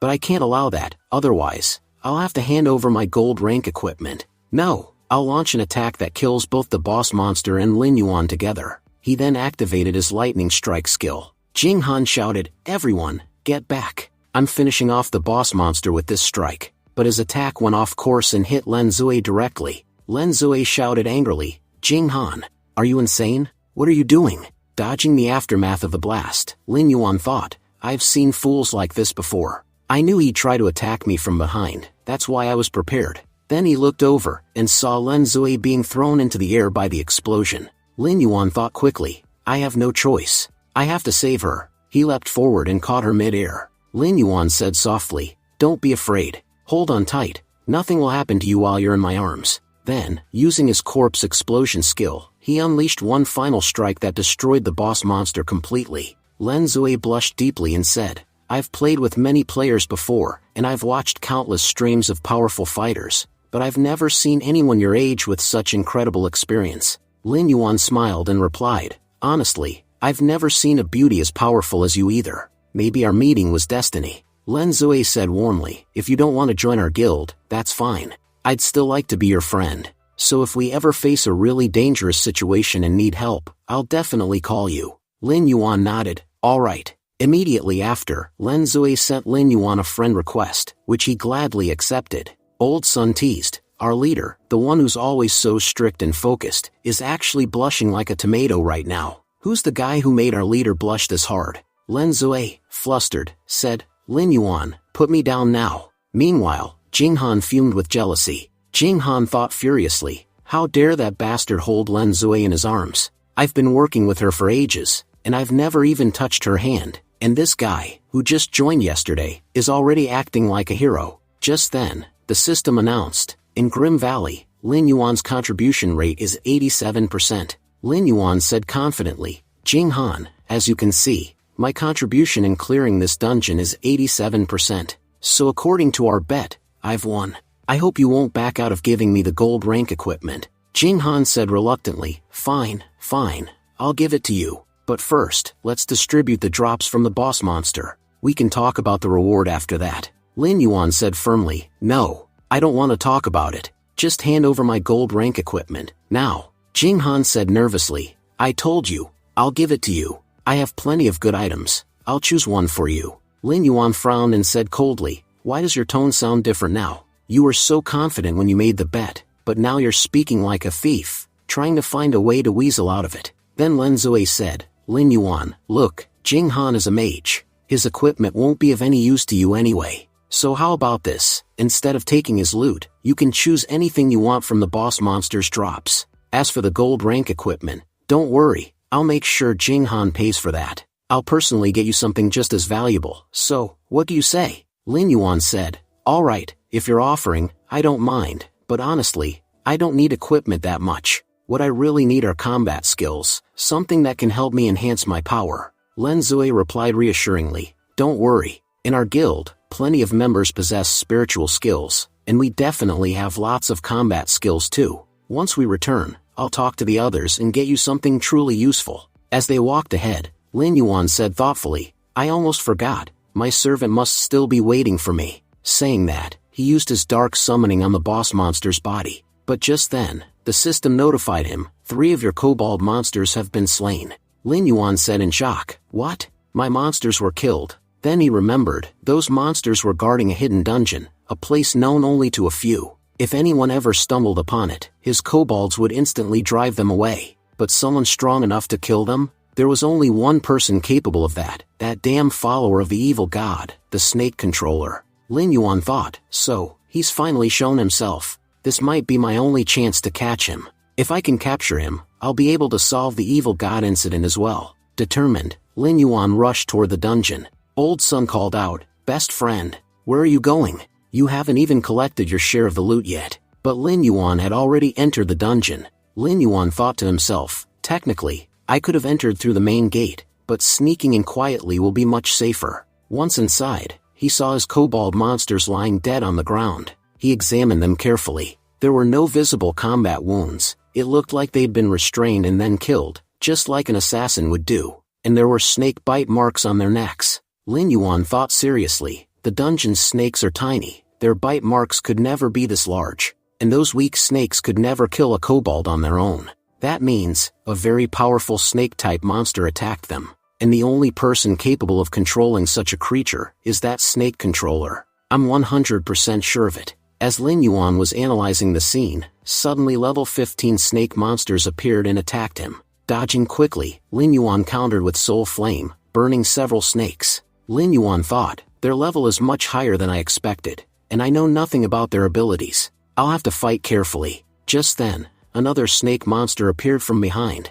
Lin Yuan thought sharply, so, that bastard brought an army with him. This won't end quickly. Blocking the attack, Lin Yuan summoned Giant Wolf beside him. Lin Yuan commanded, Giant Wolf, finish them off. Then he thought again, if I keep fighting like this, I'll never catch that snake controller. He must be nearby, hiding somewhere and controlling the snakes remotely. I need to find him, no matter what. At that moment, he noticed a faint light coming from inside a nearby sewer tunnel. Lin Yuan smirked, so that's where you're hiding. Activating his shadow contract, Lin Yuan charged forward to attack. But just before his full-powered punch connected, he suddenly stopped. Lin Yuan paused and thought, wait a second, what am I doing? I recognize this door, I've been here before. This is the same gate that seals away the level 60 snake monster. If I break it open, that creature will be unleashed. So this was his plan all along. He's trying to trap me. Lin Yuan said coldly, I'll admit, your strategy was brilliant, but let's see whose move wins this game of chess. He activated invisibility, vanishing completely from sight. The snakes hissed and slithered aimlessly, unable to find him. Nearby, the follower of the evil god muttered to himself, "That bastard's smarter than I thought. I really believed he'd fall for my trap and die here. But no, he managed to save himself at the last second. Still, how did he even find this place? These sewers are my territory, no one should know about them." Suddenly, he heard footsteps splashing in the water behind him. Preparing to attack, the snake controller shouted, "You think invisibility will save you? Today you'll die, and your body will be food for my snakes." He unleashed a massive, deadly strike in that direction. But from behind, a calm voice spoke. Lin Yuan said, "Hey idiot, where are you looking? The real hero is behind you." The snake controller turned in shock. "What? When did he get behind me?" Before he could react, Lin Yuan struck him hard, sending him flying backward. The snake controller roared, "You dare attack me? If you're so eager to fight, then face my army. Let's see how you survive against my serpent soldiers." Lin Yuan thought strategically, this guy's terrible at close combat, that's why he can't block my attacks properly. If I can somehow take control of his snakes, I'll be able to defeat him easily. Lin Yuan shouted, "You're not the only one with an army. Let's see whose forces triumph today, yours or mine." Shocked, the snake controller exclaimed, "What? These are undead. You can control the undead? Damn, my luck couldn't be worse today, to run into someone like you." As he attacked, Lin Yuan taunted him, "What's wrong? Is snake controlling all you can do? You're trembling without them, what happened to that confidence?" The snake controller growled, "Shut your mouth. You'll be dead soon anyway. Don't waste your energy talking." Lin Yuan smirked, "Oh, I'll die? Then tell me, who's going to kill me? Because I don't see any of your snakes around. Without them, you couldn't even take down a 5-year-old, let alone me." He took a step closer and added coldly, "First follower of the evil god, you're not getting out of here alive." The snake controller froze. "What? You know I serve the evil god? Then I've got no choice, now I'll enjoy killing you even more." He hissed something under his breath, summoning more snakes from the shadows. Laughing maniacally, the snake controller said, "What did you think, kid? That I sent all my snakes to fight already? I kept my most powerful ones hidden, just for the chance to trap a fool like you. And guess what? My plan worked perfectly."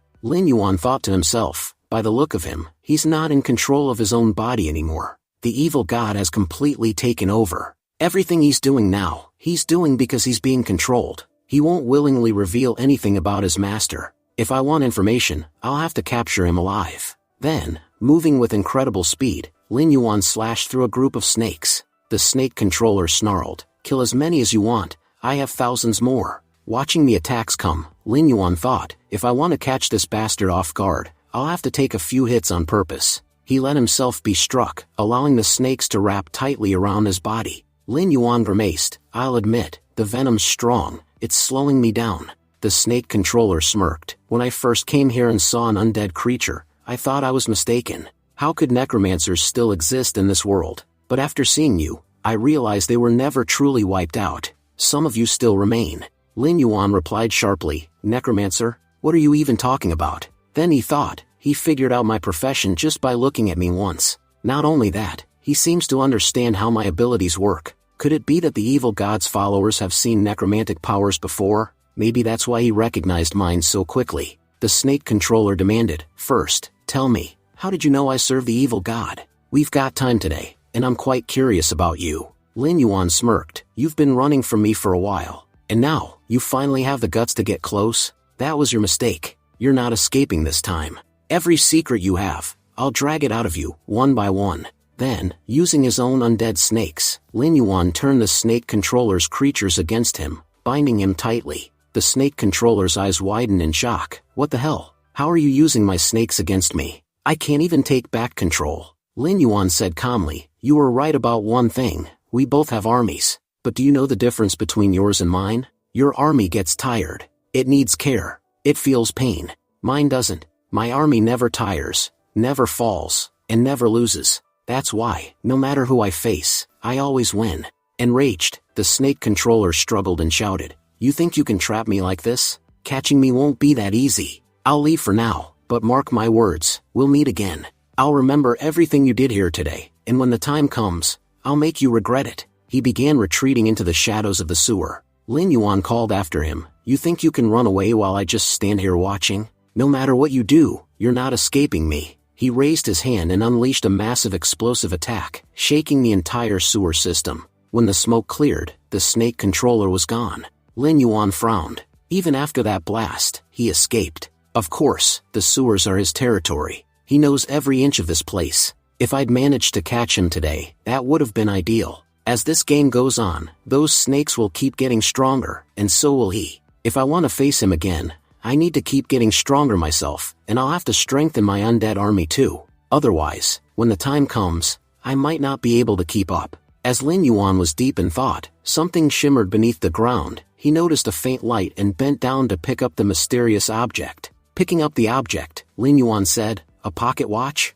What's this doing here? There's no energy coming from it at all. That means it's not an equipment item. Then what is it? A symbol of something, maybe? Like a guild token?" He thought for a moment and continued, "If this guy belonged to a secondary guild, I can get this verified through Len Zui. And if I find out where that bastard is hiding, I can destroy him before he causes more trouble." Right after that, Lin Yuan sent a message to Len Zui. "I need to talk to you tonight. Can you come to the nearby lodge?" Later that night, we see Len Zui arriving at the lodge. "Sorry for being late," she said, slightly out of breath. "I brought the equipment I promised you. Please check it, see if it suits you." The system notification appeared. Item acquired, Ring of Concentration, Gold rank. Increases mana capacity and boosts mana recovery speed by 30%. When mana is critically low during combat, recovery speed increases by 40%. Lin Yuan thought to himself, this ring can actually boost mana recovery? Perfect. My skill corpse explosion is powerful, but it drains my mana fast.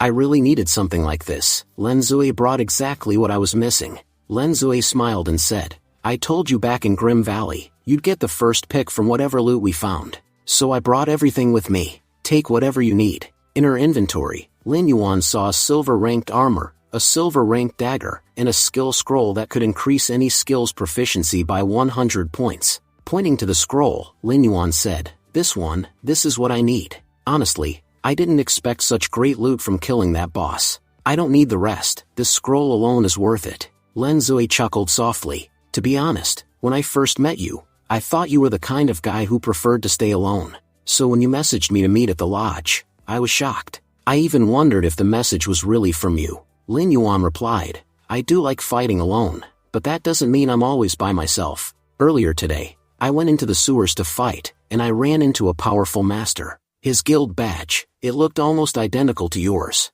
That's why I wanted to ask if you knew anything about his skills or his guild. I'm not sure if I can even use what I found, or if I should." Len Zui nodded. "So, you met someone in the sewers, huh? Alright, I'll ask around the guild about it. You said he dropped something?" Lin Yuan showed her the pocket watch. "Yeah, do you know who in your guild might carry something like this?" Len Zui examined it closely and said, "To be honest, I've never seen this watch before. It doesn't look like any equipment I've ever encountered. I think this might be the first time something like this has appeared in the game." Lin Yuan said firmly, "Alright, please ask around and let me know anything you find. This matter is more important than you might think." Len Zui reassured him, "Don't worry, I'll take care of it. You have my word." Lin Yuan asked curiously, "You brought me a gold-ranked item. Didn't anyone in your guild object to that? Giving such equipment to an outsider must have made a few people angry." Len Zui sighed lightly and replied, "Well, to be honest, only Jing Han had a problem with it. He was furious, but it was his own fault.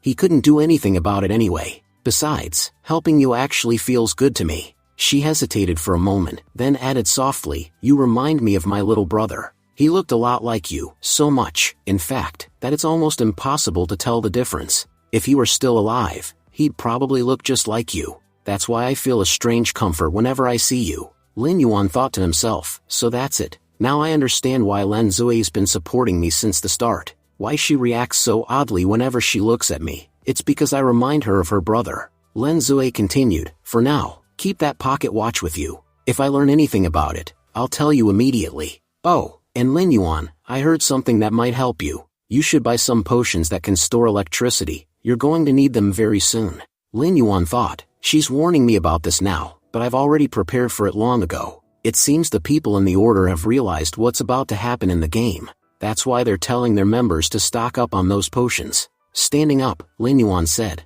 "Thanks for the tip. I'll make sure to buy them. Anyway, I should get going. I have some other things to do." Len Zui smiled and said, "How about we go together then?" The two of them walked out of the lodge side by side. Meanwhile, Jing Han, watching them from a distance, was fuming with jealousy. He clenched his fists and muttered angrily, "That bastard came here on a date with Lin Zue. If I get the chance, I'll smash his head in. I've been in this guild for ages, and even I couldn't get close to her. But this guy shows up for one day, and already wins her over?" Just then, Lin Zue walked up to Jing Han and asked, "Jing Han, what are you doing here? Did you come to the lodge to have dinner?" Jing Han replied calmly, "No, I was just passing by. Total coincidence that we met here. But Lin Zue, why are you hanging around with this worthless guy? He's trouble, you shouldn't be near him." Lin Yuan smiled faintly and said, "All right, let's say I am a worthless man. But you know what? Even being so worthless, at least I don't go around following people. I know some people who do that, and trust me, they're far more pathetic than I'll ever be." Jing Han's tone turned defensive. "I told you, I'm not following anyone.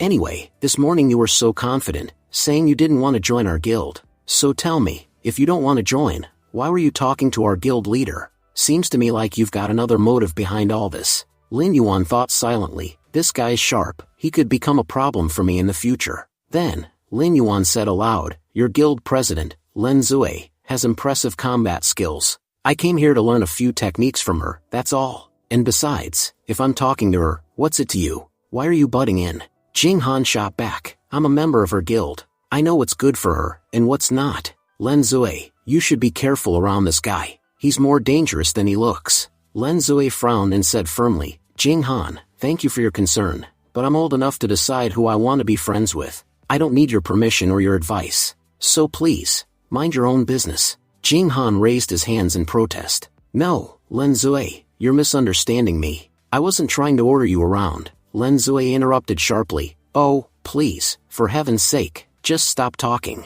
I came here to give Lin Yuan the equipment you lost, and this is how you repay me? I worked hard to bring it, and now you're testing my patience. Honestly, Jing Han, you've really disappointed me." Jing Han stammered, "Lin Zue, please, just listen, you've got it all wrong. This is all because of that guy, Lin Yuan." But Lin Zue ignored him completely and walked away with Lin Yuan. Fuming with anger, Jing Han muttered under his breath, "Lin Yuan, you'll regret this. I'll make sure of it." A little later, Jing Han met one of his shady contacts, an assassin. Jing Han said, "I knew you'd be here. I need your help, there's someone I want dead." The assassin grinned and replied casually, "What's the rush, my friend? Let me finish my drink first. Then tell me, who's the unlucky bastard that needs to be taken care of? Don't worry, you came to the right man. Your job will be done." Pointing at a picture of Lin Yuan, Jing Han growled, "Take a good look, this is the man I want dead. Because of him, my life has become a living hell. If you kill him exactly the way I tell you, I'll double your payment, personally. Make sure he dies horribly, the more painful the better. The more he suffers, the bigger your reward." The assassin smirked. "In that case, there's no problem. I'll take care of this bastard myself. Money's all I care about. For the right price, I could even kill myself." As he was leaving, Jing Han added coldly, "One more thing, kill Lin Yuan in a public place, make him run, make him beg, and let everyone watch as you beat him to death. Give him a death so gruesome that even the memory of it makes his soul tremble." The assassin stared at Lin Yuan's picture and muttered, "Why do I feel like I've seen this guy before? He looks strangely familiar." Scene shifts to Lin Yuan's location. He's examining a pocket watch, while Doug Wayne studies it carefully. Doug Wayne said, "To be honest, I've never seen anything like this before. This thing isn't emitting any kind of energy, so I'd say it's just an ordinary watch, certainly not an artifact." He frowned and added, "I don't know much about this, but maybe the Gold Knights could tell you something. They know everything about the ancient items found in the desert. The only issue is, getting this to them won't be easy. How do you plan to get inside their camp?" Lin Yuan thought deeply. What is this pocket watch, really? Even Doug Wayne, who's known for his vast knowledge, doesn't know anything about it. Doug Wayne sighed. "If I could, I'd go there myself. But the problem is, I'm retired. Without a valid reason, I can't just walk up to the captain. To meet him, you need an official purpose. And honestly, I can't think of any reason he'd want to see me now." Lin Yuan smiled politely. "It's okay, you've already helped me a lot by trying." Just then, a cheerful girl entered the room. "Uncle Doug Wayne, how are you? I brought you some delicious food. I'm sure you'll love it." Doug Wayne smiled widely. "Ah, Edith, my dear, even today, you still make time to visit this old man. You have no idea how happy it makes me to see you." Lin Yuan looked at her curiously. "Edith? Who is this girl?" Doug Wayne turned to him and said, "Lin Yuan, looks like your problem solved.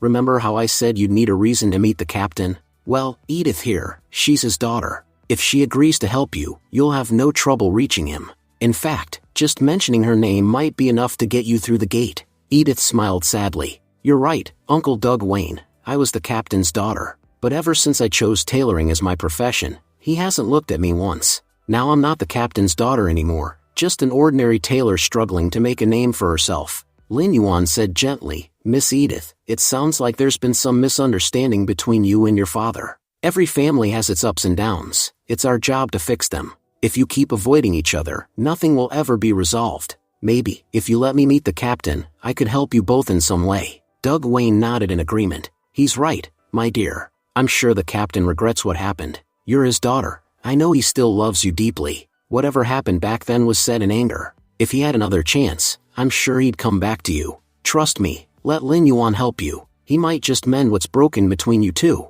Edith thought for a moment and then nodded. "All right. It's been 10 years since I last saw my father. That's a long time. Maybe his anger has faded by now. Mr. Lin Yuan, please come with me." A little later, Lin Yuan followed Edith to her home. She said softly, "To be honest, I once made a dress for my father. I always wanted to give it to him with my own hands, but I never got the chance. I guess I never had the courage. Maybe fate brought you to me for this reason. Please, could you deliver this dress to my father? Tell him I spent a whole year making it. It's the best work I've ever done, and it's my dream to see him wear something I created. Please, when you return, tell me, did he forgive me? Did he finally accept me as his daughter again?" Lin Yuan nodded sincerely. "Miss Edith, I promise I'll deliver this dress myself." Lin Yuan said reassuringly, "Miss Edith, please don't worry. I'm certain that once your father sees this dress, he'll be overjoyed, and all the misunderstandings between you two will fade away." System notification: you have accepted a hidden mission,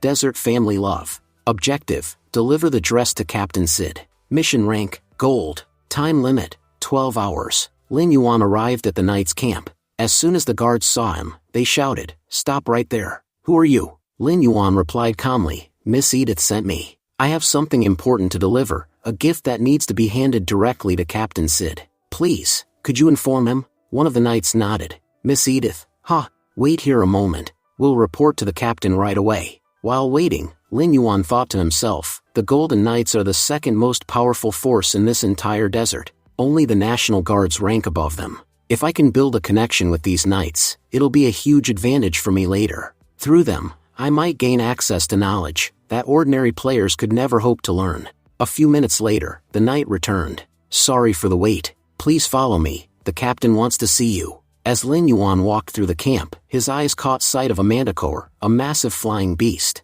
He thought, so this is what the knights use in aerial combat. But a normal player could never buy one of these. Even if I had enough gold, it wouldn't be enough. To purchase a manticore, I'd need a high reputation with the knights. Only those with their approval can own one. The knight pointed ahead.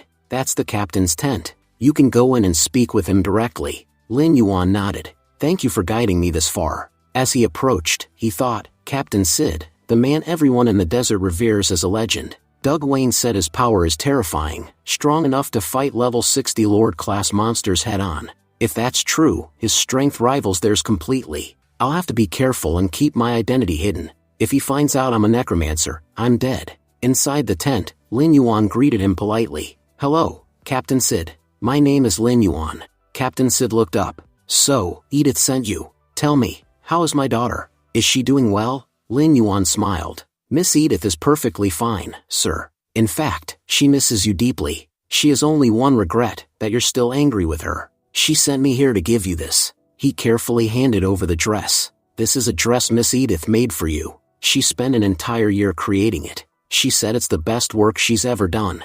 I hope you'll like it." Captain Sid's expression softened. "She spent a whole year making this, just for me?" He held the dress gently. "I always knew my daughter was capable of anything. But why didn't she come here herself? If she had, I could have seen her after all these years. 10 years ago, when she said she wanted to become a tailor, that she loved creating clothes, I thought she was joking. But now, after seeing her work, I realize how wrong I was." He sighed deeply. "I dismissed her dream as something small and meaningless. But her art, her passion, is extraordinary. I've never seen a dress so beautiful in my life. 10 years ago, in my anger and stubborn pride, I ignored everything she said. All I could think back then was that tailoring was beneath our family's name. I refused to accept that my daughter would choose such a humble path. But she's my daughter, as stubborn as I am. I wanted her to change, but she refused, choosing her own way. And so, we drifted apart. 10 years have passed since then. We haven't even seen each other once. And now, I regret it every single day. My pride, my foolishness, none of it matters anymore. But the 10 years that are gone, they'll never come back. Lin Yuan thought to himself, so this is Captain Sid, the man the world sees as an indestructible war hero. No one would ever guess he had such a gentle and caring side. He smiled slightly. This might be my chance to ask about the pocket watch. He spoke respectfully. Captain Sid, Miss Edith feels the same regret you do. She doesn't blame you for anything. She just wishes she could see you again, and make things right. Captain Sid nodded. Tell Edith, I don't care about pride or glory anymore. I just want my daughter to come home. She doesn't need to travel or struggle anymore. If she wants, she can continue her craft right here, safe at home.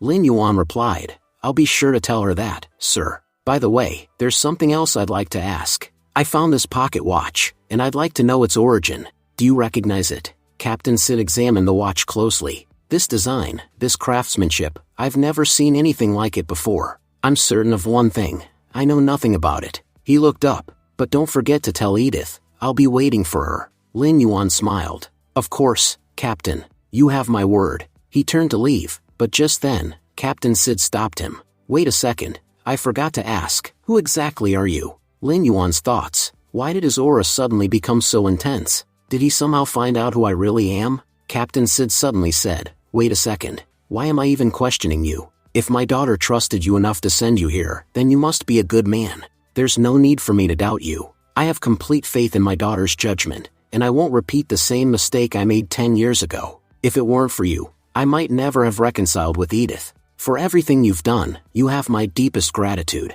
And listen, if anyone ever dares to harm my daughter, don't hesitate for even a moment. Eliminate them. Also, take this badge. It's proof that you are now recognized as one of the Golden Knights. As long as you hold it, no one in this dynasty will dare to lay a hand on you. Lin Yuan nodded. Understood, Captain. I promise, I'll protect Edith with my life, and ensure her safety no matter what. System notification. Host, you have received Captain Sid's approval. Your reputation points have increased by 1,000. Status. You are no longer just a friend of the Golden Knights, you are now an honorary member. Lin Yuan thought to himself, I never expected that such a small act would earn me Captain Sid's personal badge. No one else could have given me something this valuable. Thanks to Uncle Wayne, I've gained so much from this. Now, I don't need to worry about anything in this desert. I can move freely. My current reputation is 1,500 points, which means I've unlocked access to the night store, and I'm definitely not going to miss this opportunity.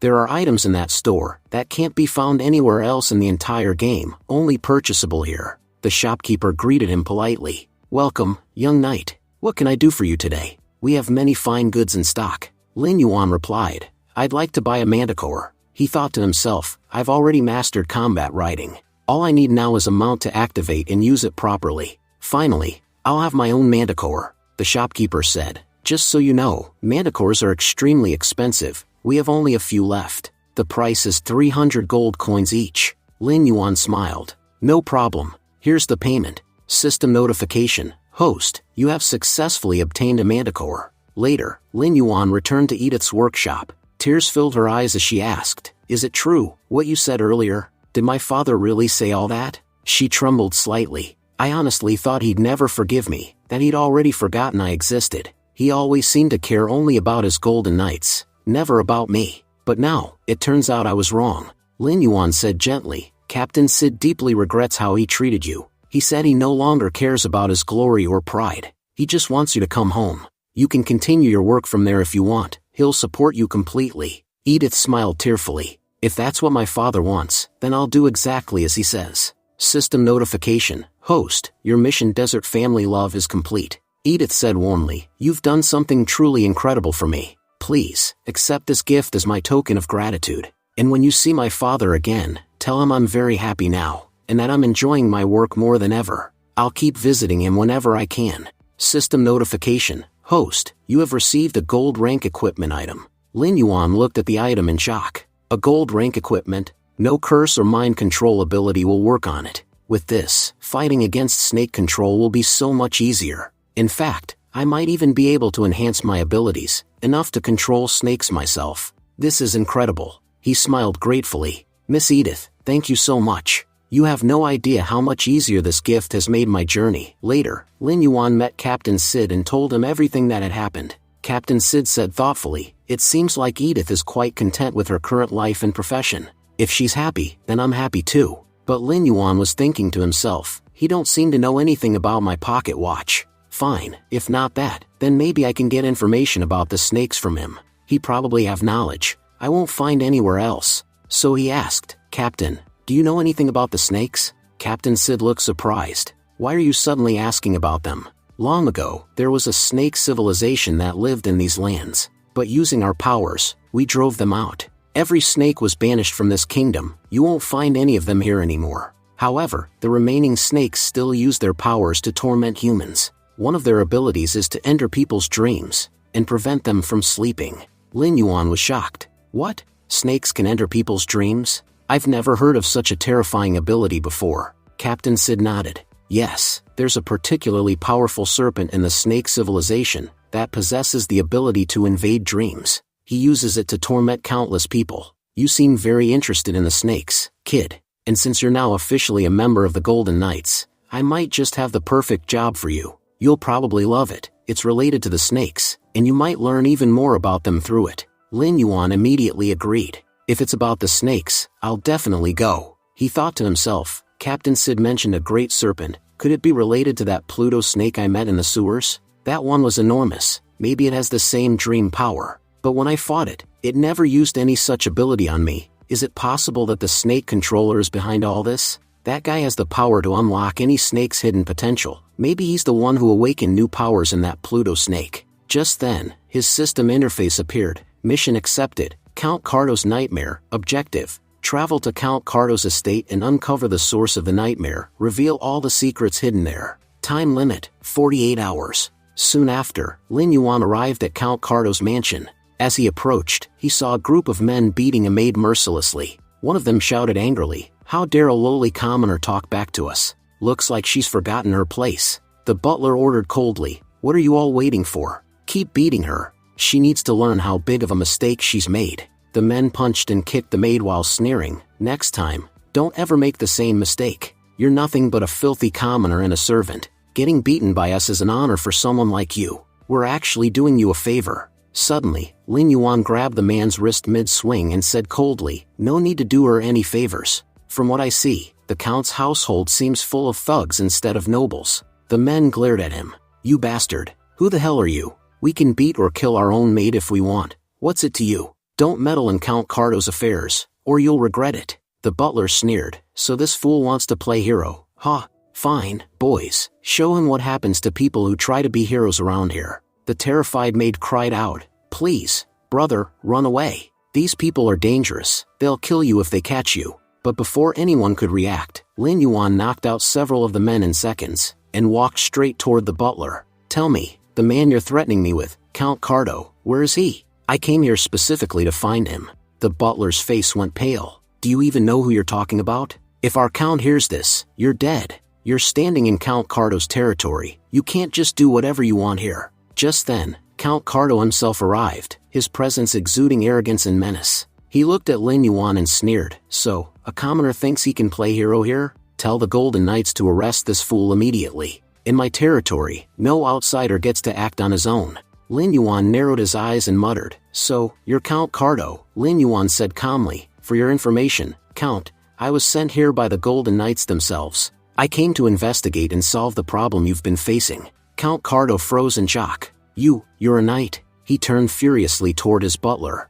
"You idiot! How dare you and your men attack a knight? Take these fools away, lock them up in the dungeon. No food or water for 3 days. How could you morons not recognize that he's not a commoner but a knight? Are you blind?" Then, turning back to Lin Yuan, the Count forced a polite smile. "Sir Knight, I've been waiting for you. If you can solve my problem, I'll personally tell Captain Sid to recommend you for a promotion." Lin Yuan nodded. "Don't worry, Count. I'll take care of your problem, permanently." A little later, Lin Yuan followed Count Cardo inside the mansion. The Count explained, every time I try to sleep, a huge snake appears in my dreams. It terrifies me and won't let me rest. I even called a powerful priest once, but even he couldn't help me. Despite being a Count, I've been living in constant torment. I sincerely hope you can put an end to this nightmare. He took out a sketch from his drawer. This is the snake I see in my dreams. I had an artist draw it for me. Can you help me get rid of it? Lin Yuan looked closely at the drawing and thought, just as I suspected, it's a Pluto snake.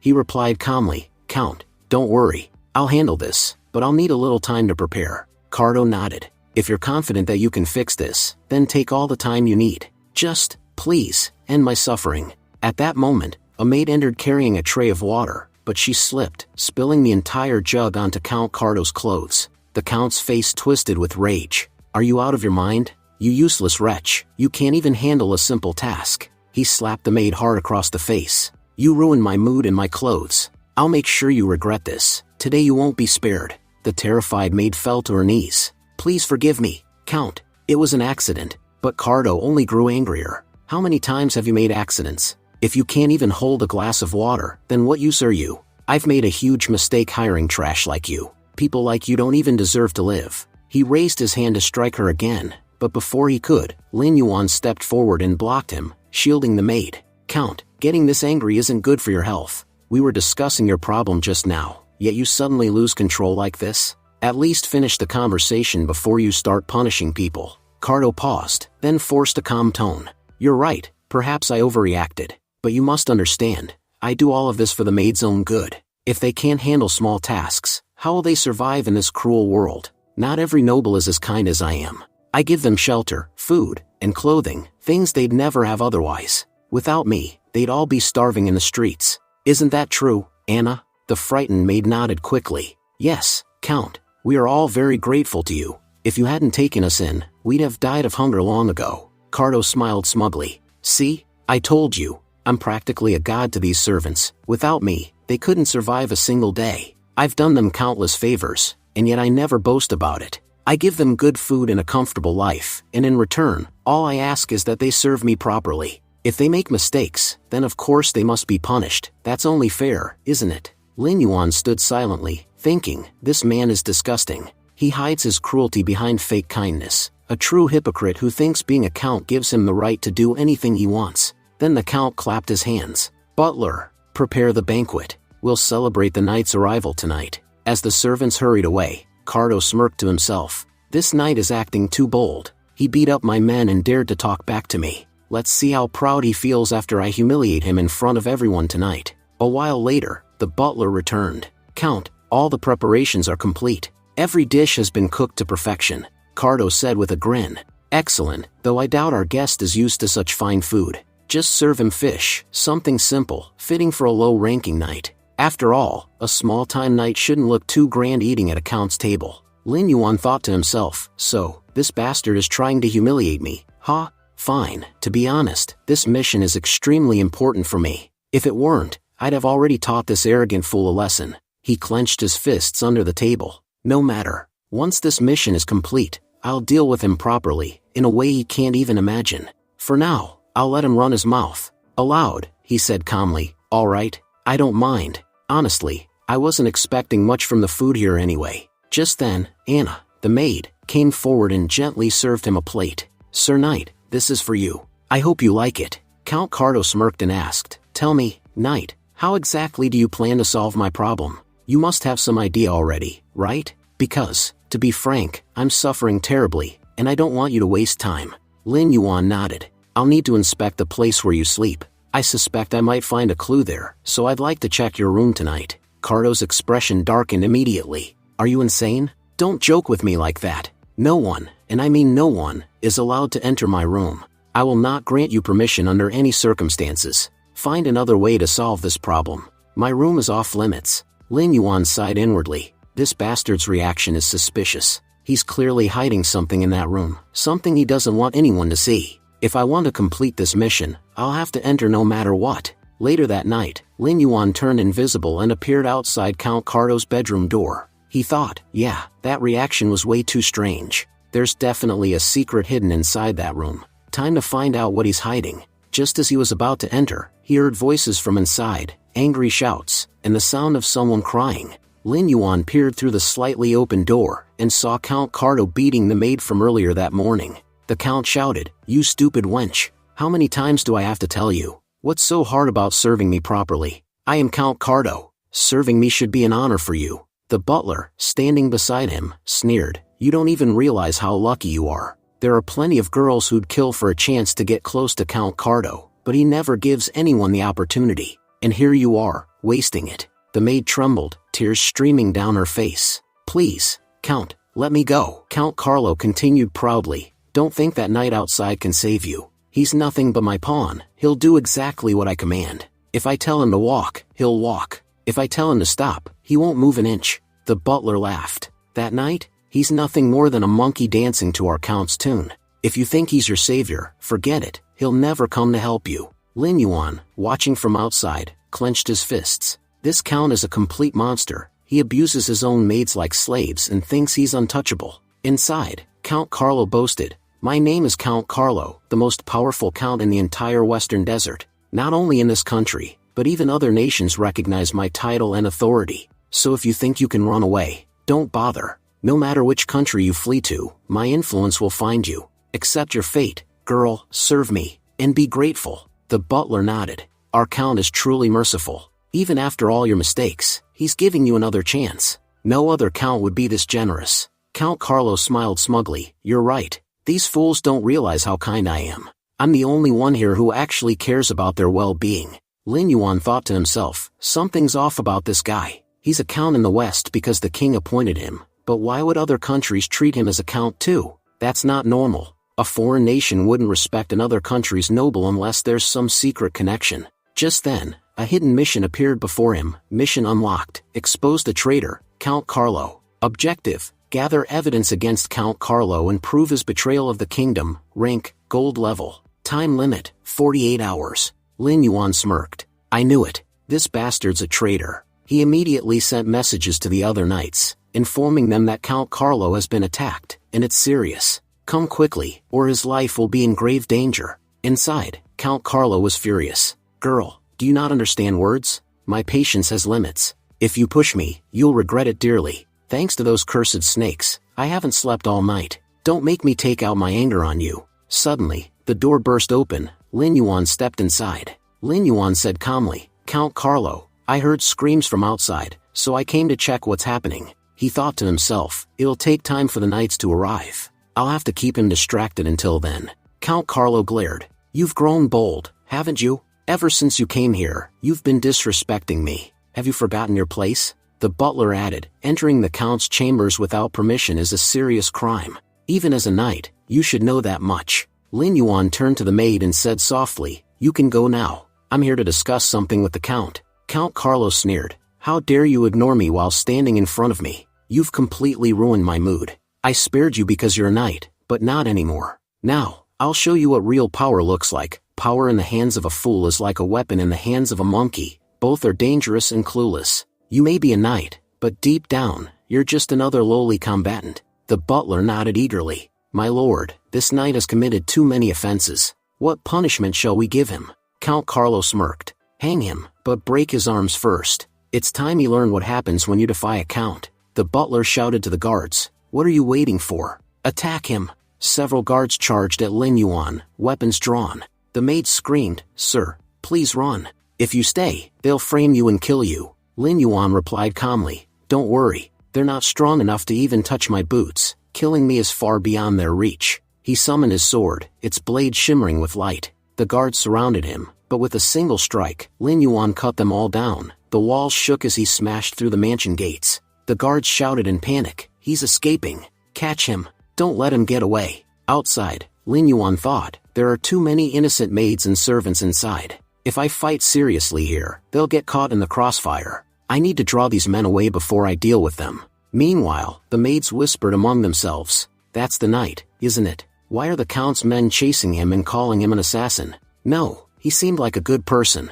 Maybe he discovered the truth about Count Carlo, that's why they're trying to silence him." As Lin Yuan fought his way through, he muttered, "All the extra guards are down. Now I just need to keep that bastard Count and his butler occupied until my team arrives." But just then, a metal chain wrapped tightly around his leg, stopping him mid-step. Shocked, Lin Yuan thought, "What is this? Someone's trying to control my body, using a control skill through their equipment." The system then notified him, "Due to the effects of your gold rank equipment, the control attempt has been nullified." The butler sneered, "That's the problem with you knights, you have power, but no brains. That's why you always lose." Count Carlos stepped forward arrogantly. "Did you really think you were powerful enough to take me down? Let me tell you, my butler is no ordinary servant. He's a powerful mage, strong enough that you could never defeat him." Outside, the maids whispered nervously, "That knight's doomed now. The butler's spirit weapon is deadly. Once it binds someone, there's no escape." Another maid added, "Count Carlo never told anyone, but his butler used to be a member of the Royal Mage Corps. Normal knights can't stand a chance against him." The butler raised his glowing staff and said coldly, "My dagger is extremely dangerous. Once I pierce your body with it, it will slowly drain your strength from the inside, until your body becomes too weak to stand, and you'll die where you stand." But before he could strike, Lin Yuan caught his hand mid-air. Lin Yuan smirked, "So this spell slowly kills the target, huh? Well, I don't feel like dying today. How about you die in my place?" He stabbed the butler with his own weapon. The butler gasped in disbelief. "How is this possible? I attacked you with my magic weapon. Why aren't you under my control?" Lin Yuan replied calmly, "That's the thing, you're finished. Now it's your master's turn." Count Carlo trembled. "You can't do this. You were sent here to protect me, not to harm me. If you touch me, I'll report you to the king." Lin Yuan stepped closer and said coldly, "Funny, because I was just about to report you to the king. Whatever crime I've committed here can't possibly compare to treason. And that's exactly what you're guilty of." Count Carlo's face went pale. "What? How do you know about that?" The butler, barely standing, muttered, "If you know our secret, then we can't let you live." But before he could move, Lin Yuan unleashed his soul flame, engulfing the butler in burning energy. Lin Yuan said, "You two are lucky. My mission is to capture you, not kill you. If it were a kill mission, you'd already be dead." The butler coughed, terrified. How does a knight have magical abilities?" Lin Yuan punched him so hard that he flew across the room and crashed into the wall. Count Carlo tried to flee, shouting, "If I escape, you won't survive either, you miserable knight. I'll make you regret ever being born." Lin Yuan appeared before him instantly. "What was that, fatso? I didn't quite hear you, my ears must be a little weak. Say it again." Count Carlo stammered nervously, "No, I was just saying, you're a great knight. I'll personally tell Sir Sid to promote you and give you a medal. Truly, knights like you are rare." Lin Yuan smirked, "You know, once I capture you, the king will reward me handsomely. Compared to that, your little reward sounds pretty pathetic." He blasted Carlo with soul flame, the count screaming as the attack burned through the room. Lin Yuan shouted, "You think I don't know what you've done? Did you ever stop to think about the innocent people you tormented? How they suffered for no reason? You never showed mercy to anyone, so why should I show any to you?" Count Carlo fell to his knees, crying, all right, I admit it, I was wrong. I'll release all the servants. Please, just forgive me." Lin Yuan grabbed him by the collar. "Too late for that, start confessing. What exactly have you done against this kingdom?" Count Carlo begged desperately. "I'll give you anything. Money, titles, power, whatever you want. Just let me live." Lin Yuan punched him across the face. "Once your crimes are revealed, you'll have nothing left to give. So tell me, what can you possibly offer me now?" He slammed Count Carlo into the ground, cracking the floor. Just then, Captain Sid and a group of knights entered. Captain Sid said, "I hope we're not too late. We got your message saying Count Carlo's life was in danger. Is he safe? Was he attacked?" Lin Yuan replied calmly, "I'm sorry, Captain. That message was a false alarm. Count Carlo's life was never in danger, he is the danger. I called you here to arrest him. You might not believe it, but this man has betrayed our kingdom." Captain Sid was stunned. "Treason? Lin Yuan, do you realize what you're saying? If you don't have proof, this could cost you your life. Attacking a count is punishable by death, and you've already beaten him badly." Count Carlo sneered, wiping blood from his lip. "So you do understand. Attacking a count is a crime punishable by death. Captain Sid, you sent this madman here, he assaulted me. You won't escape blame either. You must have ordered him." Captain Sid sighed. "Lin Yuan, we can't arrest him based on your words alone. Without evidence, our hands are tied." Just then, a maid stepped forward, trembling. "I have evidence. I know all about his crimes. While serving him, I discovered he made a pact with the Snake Clan. He even worships them. Beneath his palace, there's a secret chamber where he meets them in private. It's nearby. I can show you the way. Count Carlo screamed, furious. Lies. I have everything I could ever want. Why would I side with snakes? Don't listen to this lying wench. How dare you speak against me? I'll kill you. He lunged toward her, but Lin Yuan struck him again, knocking him unconscious. Lin Yuan turned to Captain Sid. Captain, take the Count to the capital. I'll go with her and find the evidence. Once I have it, I'll bring it straight to you. And if I fail, I'll take full responsibility for everything that's happened here. Captain Sid nodded seriously. I trust you, Lin Yuan. If you succeed, this will be a great victory for you. But if you fail, it could be the biggest mistake of your life. 2 knights are ordered to accompany Lin Yuan to help him search the location, while the rest escort Count Carlo away. Captain Sid says, we need to head to the military camp and report everything to the Emperor as well. Lin Yuan says, Anna, lead the way. You don't have to worry about anything. We're here to support you. Anna replies, when you first arrived, I could tell immediately, you're very different from the others. That's why I had the courage to trust you. They move into the mansion's underground sewers. Anna explains, this is the secret passage where the Count met the Serpent Tribe people. Lin Yuan thinks, so this place is also a sewer. These snakes really love sewers. They always hide here. But something feels off about Anna. None of the other maids knew anything about this place, yet she knows everything.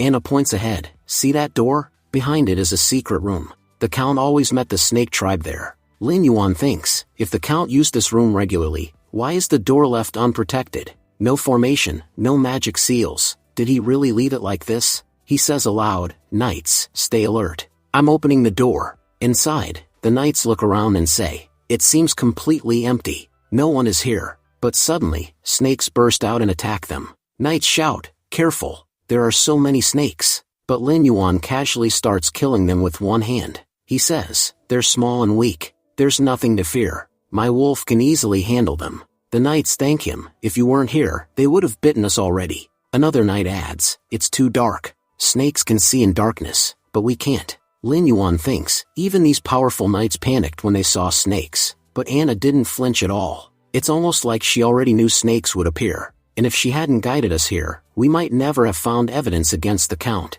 Could Anna also be a snake who changed her disguise? Maybe she was the one who communicated with Count Carlo. Perhaps she feared he would expose her after getting caught, so she came here herself to ensure he stays silent forever. He thinks, I'll use a snake detection potion. If she's one of them, it'll reveal her. If not, nothing will happen. Lin Yuan tells everyone, don't worry, the potion I just used will prevent any snakes from coming near. Anna acts surprised. There's something like that? I never knew such potions existed. Lin Yuan observes her. The potion had no effect on her. Maybe I'm overthinking this. Sometimes clues appear more easily than expected, like evidence. They move deeper into the room.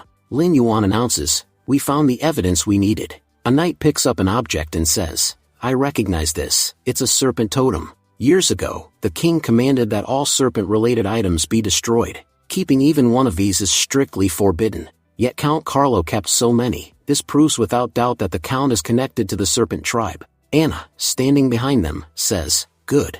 Now you all know what a vile man Count Carlo is. Please teach him a proper lesson. Don't hold back at all. Scene shifts to the prison. Count Carlo shouts angrily, it's been 12 hours. Where are your knights with the so-called evidence? You won't find anything because I've done nothing wrong. You ruined a Count's reputation for no reason. This is a huge mistake. Captain Sid enters and says, we found the evidence. Start the interrogation. Throw this bastard down. Count Carlo panics. You found evidence? Impossible. I have no ties to the serpent tribe. What exactly did you find? A knight yells, shut your mouth and confess your crimes. Captain Sid says, honestly, I always knew Carlo was a disgusting man, someone who never respected commoners. But betrayal against his own country? That is beyond anything I expected. Lin Yuan, if it weren't for you, we would have never uncovered his treason. You haven't even been a golden knight for 4 days, yet you've already accomplished something incredible. I'll report your work to the king, and request a proper reward for you. Lin Yuan says, thank you, Captain. I only did my duty. Count Carlo, gritting his teeth, shouts, Lin Yuan, you've made a huge mistake. I did nothing wrong. Where did you even get this so-called evidence against me? Captain Sid replies, he must have sold a lot of our country's information to the snakes. We've only done a surface-level investigation so far. I'll bring my men and conduct a deeper investigation soon. Who knows how many secrets are still hidden inside that mansion? Lin Yuan thinks, Captain Sid is right. There must be many more secrets hidden in that fat man's mansion. If I go there myself, I might uncover even more. Lin Yuan says, I'd like to personally investigate the mansion again.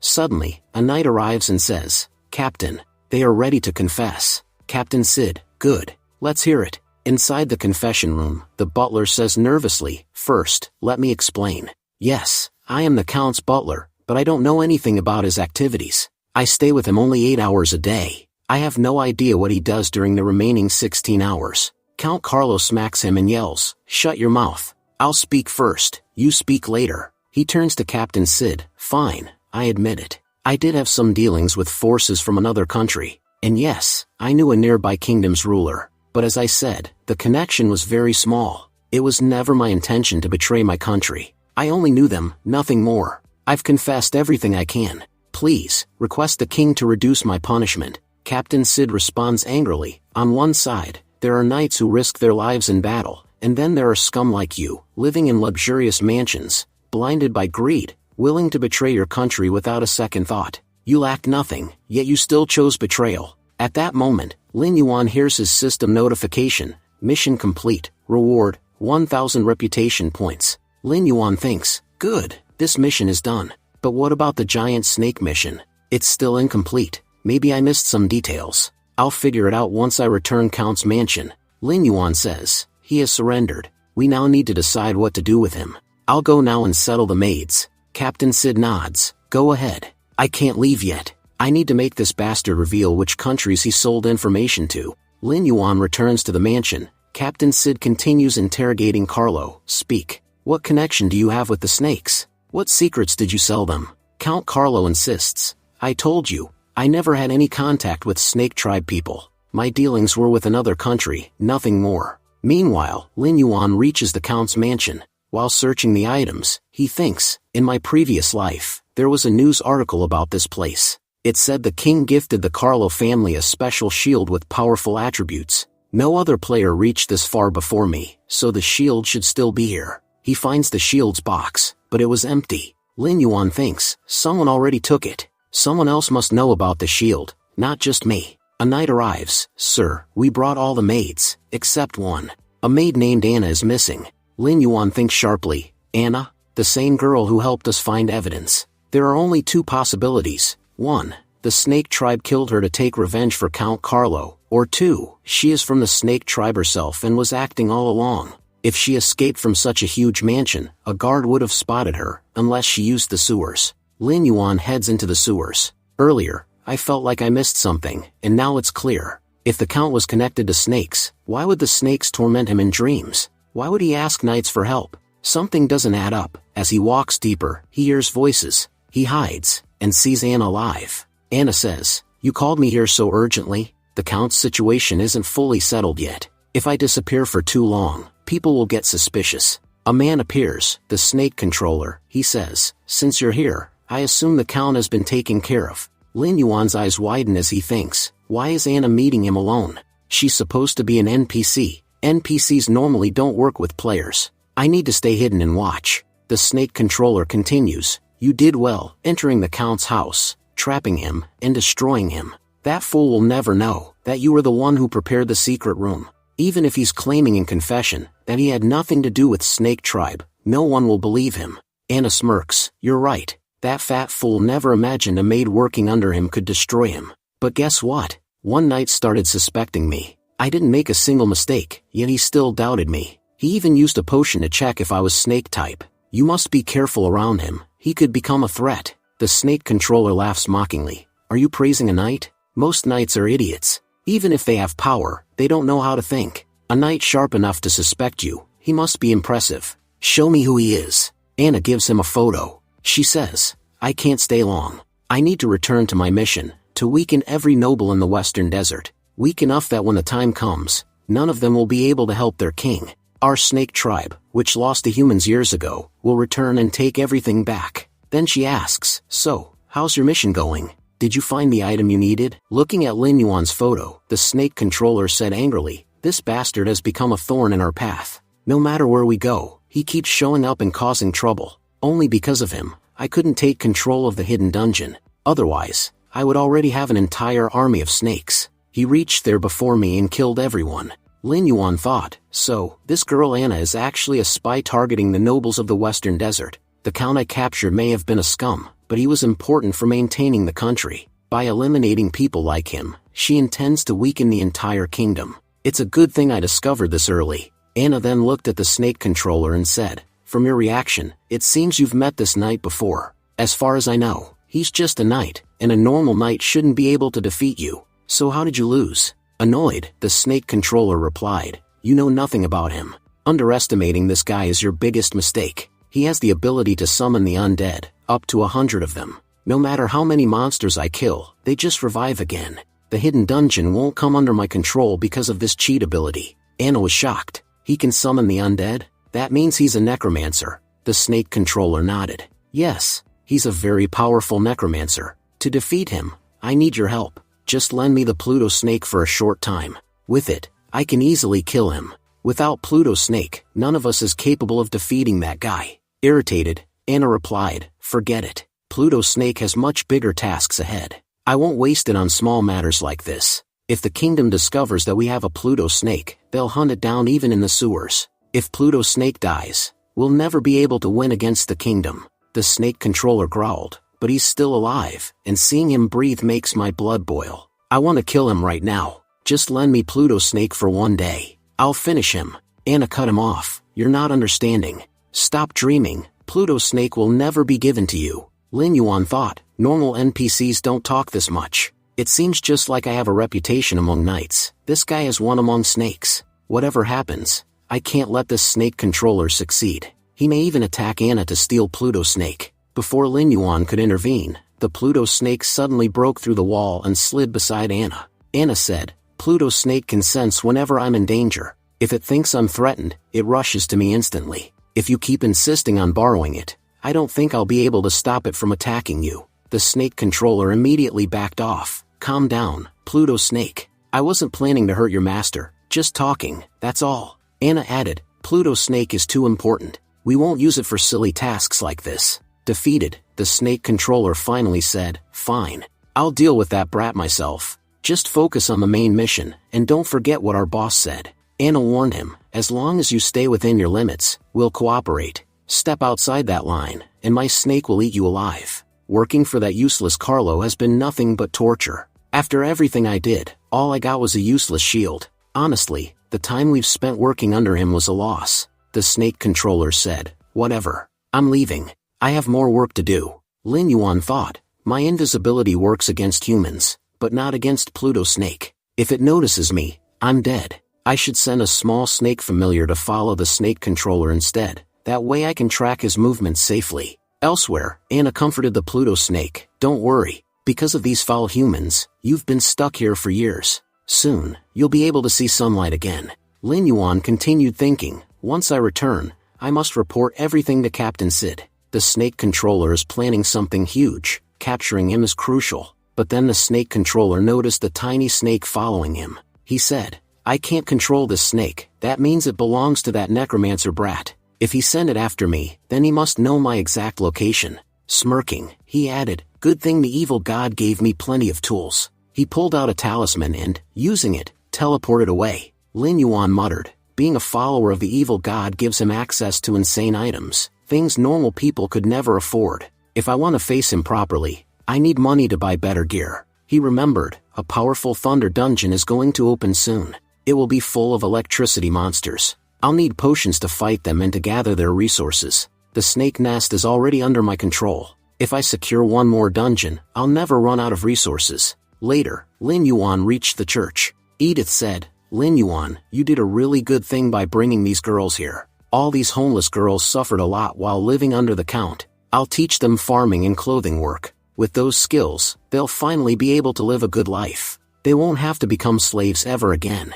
The girls said, Miss Edith, thank you so much for thinking about us. In this world, no one ever thinks about people like us. Lin Yuan replied, all right, Edith. I'll leave now. I hope you take good care of everyone here. Then he asked, by the way, has that Carlo confessed to his crimes? A knight answered, yes, he has. Captain Sid beat him for an entire 24 hours. Only then did that fat pig finally open his mouth. Carlo admitted that he had strong connections with the Nanguan Empire, and had sold many of our country's secrets to them. The Nanguan Empire is our biggest enemy. By helping them, Count Carlo betrayed us. Lin Yuan thought, so that's why my mission got completed. Count Carlo wasn't helping the Snake faction, he was helping the Nanguan Empire, an empire that is a major enemy of our kingdom. Well, even if by accident, I still ended up doing something great. As Lin Yuan walked away, a shady man watched him and whispered, "Go tell the boss that all the knights who were with Lin Yuan are gone. He's completely alone now. We can attack him anytime." Later, Lin Yuan arrived at the market. He thought, good thing I have a powerful formula that can handle electricity-type beasts easily. But to refine this formula, I need a high-level alchemist. The problem is, strong alchemists usually belong to a guild. If I give my formula to any of them even once, they can learn it and steal it. And if an alchemist betrays me, I won't be able to do anything about it. I need an alchemist who is not working under any guild, and is high level. If I can sign a contract with them, they won't be able to betray me. But where will I find someone like that? Let me put up a bounty posting. Maybe I'll find someone useful. While he was posting the bounty, he noticed another poster hidden underneath. He thought, this one is from Lu Qingyan. In my previous life, she was one of the top 10 alchemists in the desert. I remember well, her main profession was archer, but she wasn't very good at it. However, her alchemy skill was top tier. She never joined a guild and preferred working freely. She has posted a mission asking for someone who can help her kill 10 granite monsters. In return, she'll team up with that person and pay 3 gold coins. And honestly, I need her badly, so completing her mission won't be a problem. Lin Yuan accepted the mission. A system message appeared. The mission provider wants to chat with you. Lu Qingyan messaged, I must say, you're brave. Normally no one accepts my missions. I'm sure you noticed that the Flame Guild keeps covering my mission posters on purpose, because they don't want anyone to help me. Even after knowing all this, will you still accept my mission? Lin Yuan replied, once I take a task, I never abandon it, even if it kills me. So don't worry, whether it's the Flame Guild, or the Mad Guild, no one can stop me from completing your mission. Qingyan answered, you sound very confident. Alright then, I'm sending you the location. Come there. Lin Yuan thought, I have to say, luck is on my side. Running into a top alchemist like this is rare. I just hope she'll cooperate with me later. Soon, he reached the meeting spot. Lu Qingyan greeted him, hello, are you the one who accepted my mission? Did you come alone? You know granite monsters are elite beasts, right? Fighting them alone might be dangerous. Lin Yuan said, I'll be fine. And thought, this is the same drunk girl I saw in the tavern that day. I had a feeling she might be Lu Qingyan. Qingyan looked at him and said, you're really handsome, you know? After looking at your face, I can tell, you seem trustworthy. Come on, let's go. Don't worry about anything. If the monsters appear, I'll fight them. I won't let anything happen to you. Lin Yuan replied, just focus on your job. Leave the monsters to me. Inside, he thought, to be honest, she doesn't look reliable at all. If I had other options, I wouldn't pick her. But right now, she's the only choice. Qingyan said, granite monsters are tricky. They hide behind rocks and ambush people with sneak attacks. Lin Yuan noticed some rocks moving behind them. Qingyan asked, what's wrong? Are you nervous? Don't worry even if the mission fails. I won't blame you. You can consider me your friend. Suddenly, a level 15 monster attacked them. Both jumped back in shock. Qingyan said, watch how I protect you. She fired an arrow, but the monster was made of stone, so it had no effect. Crying in frustration, she said, why does this always happen to me? Honestly, compared to combat, alchemy is so much easier. No matter how much I try, I can't become strong. More monsters began to surround her. Lin Yuan said, go hide behind those rocks. I'll take care of the rest. What happens next will be revealed in the next episode. Thank you for watching and stay tuned.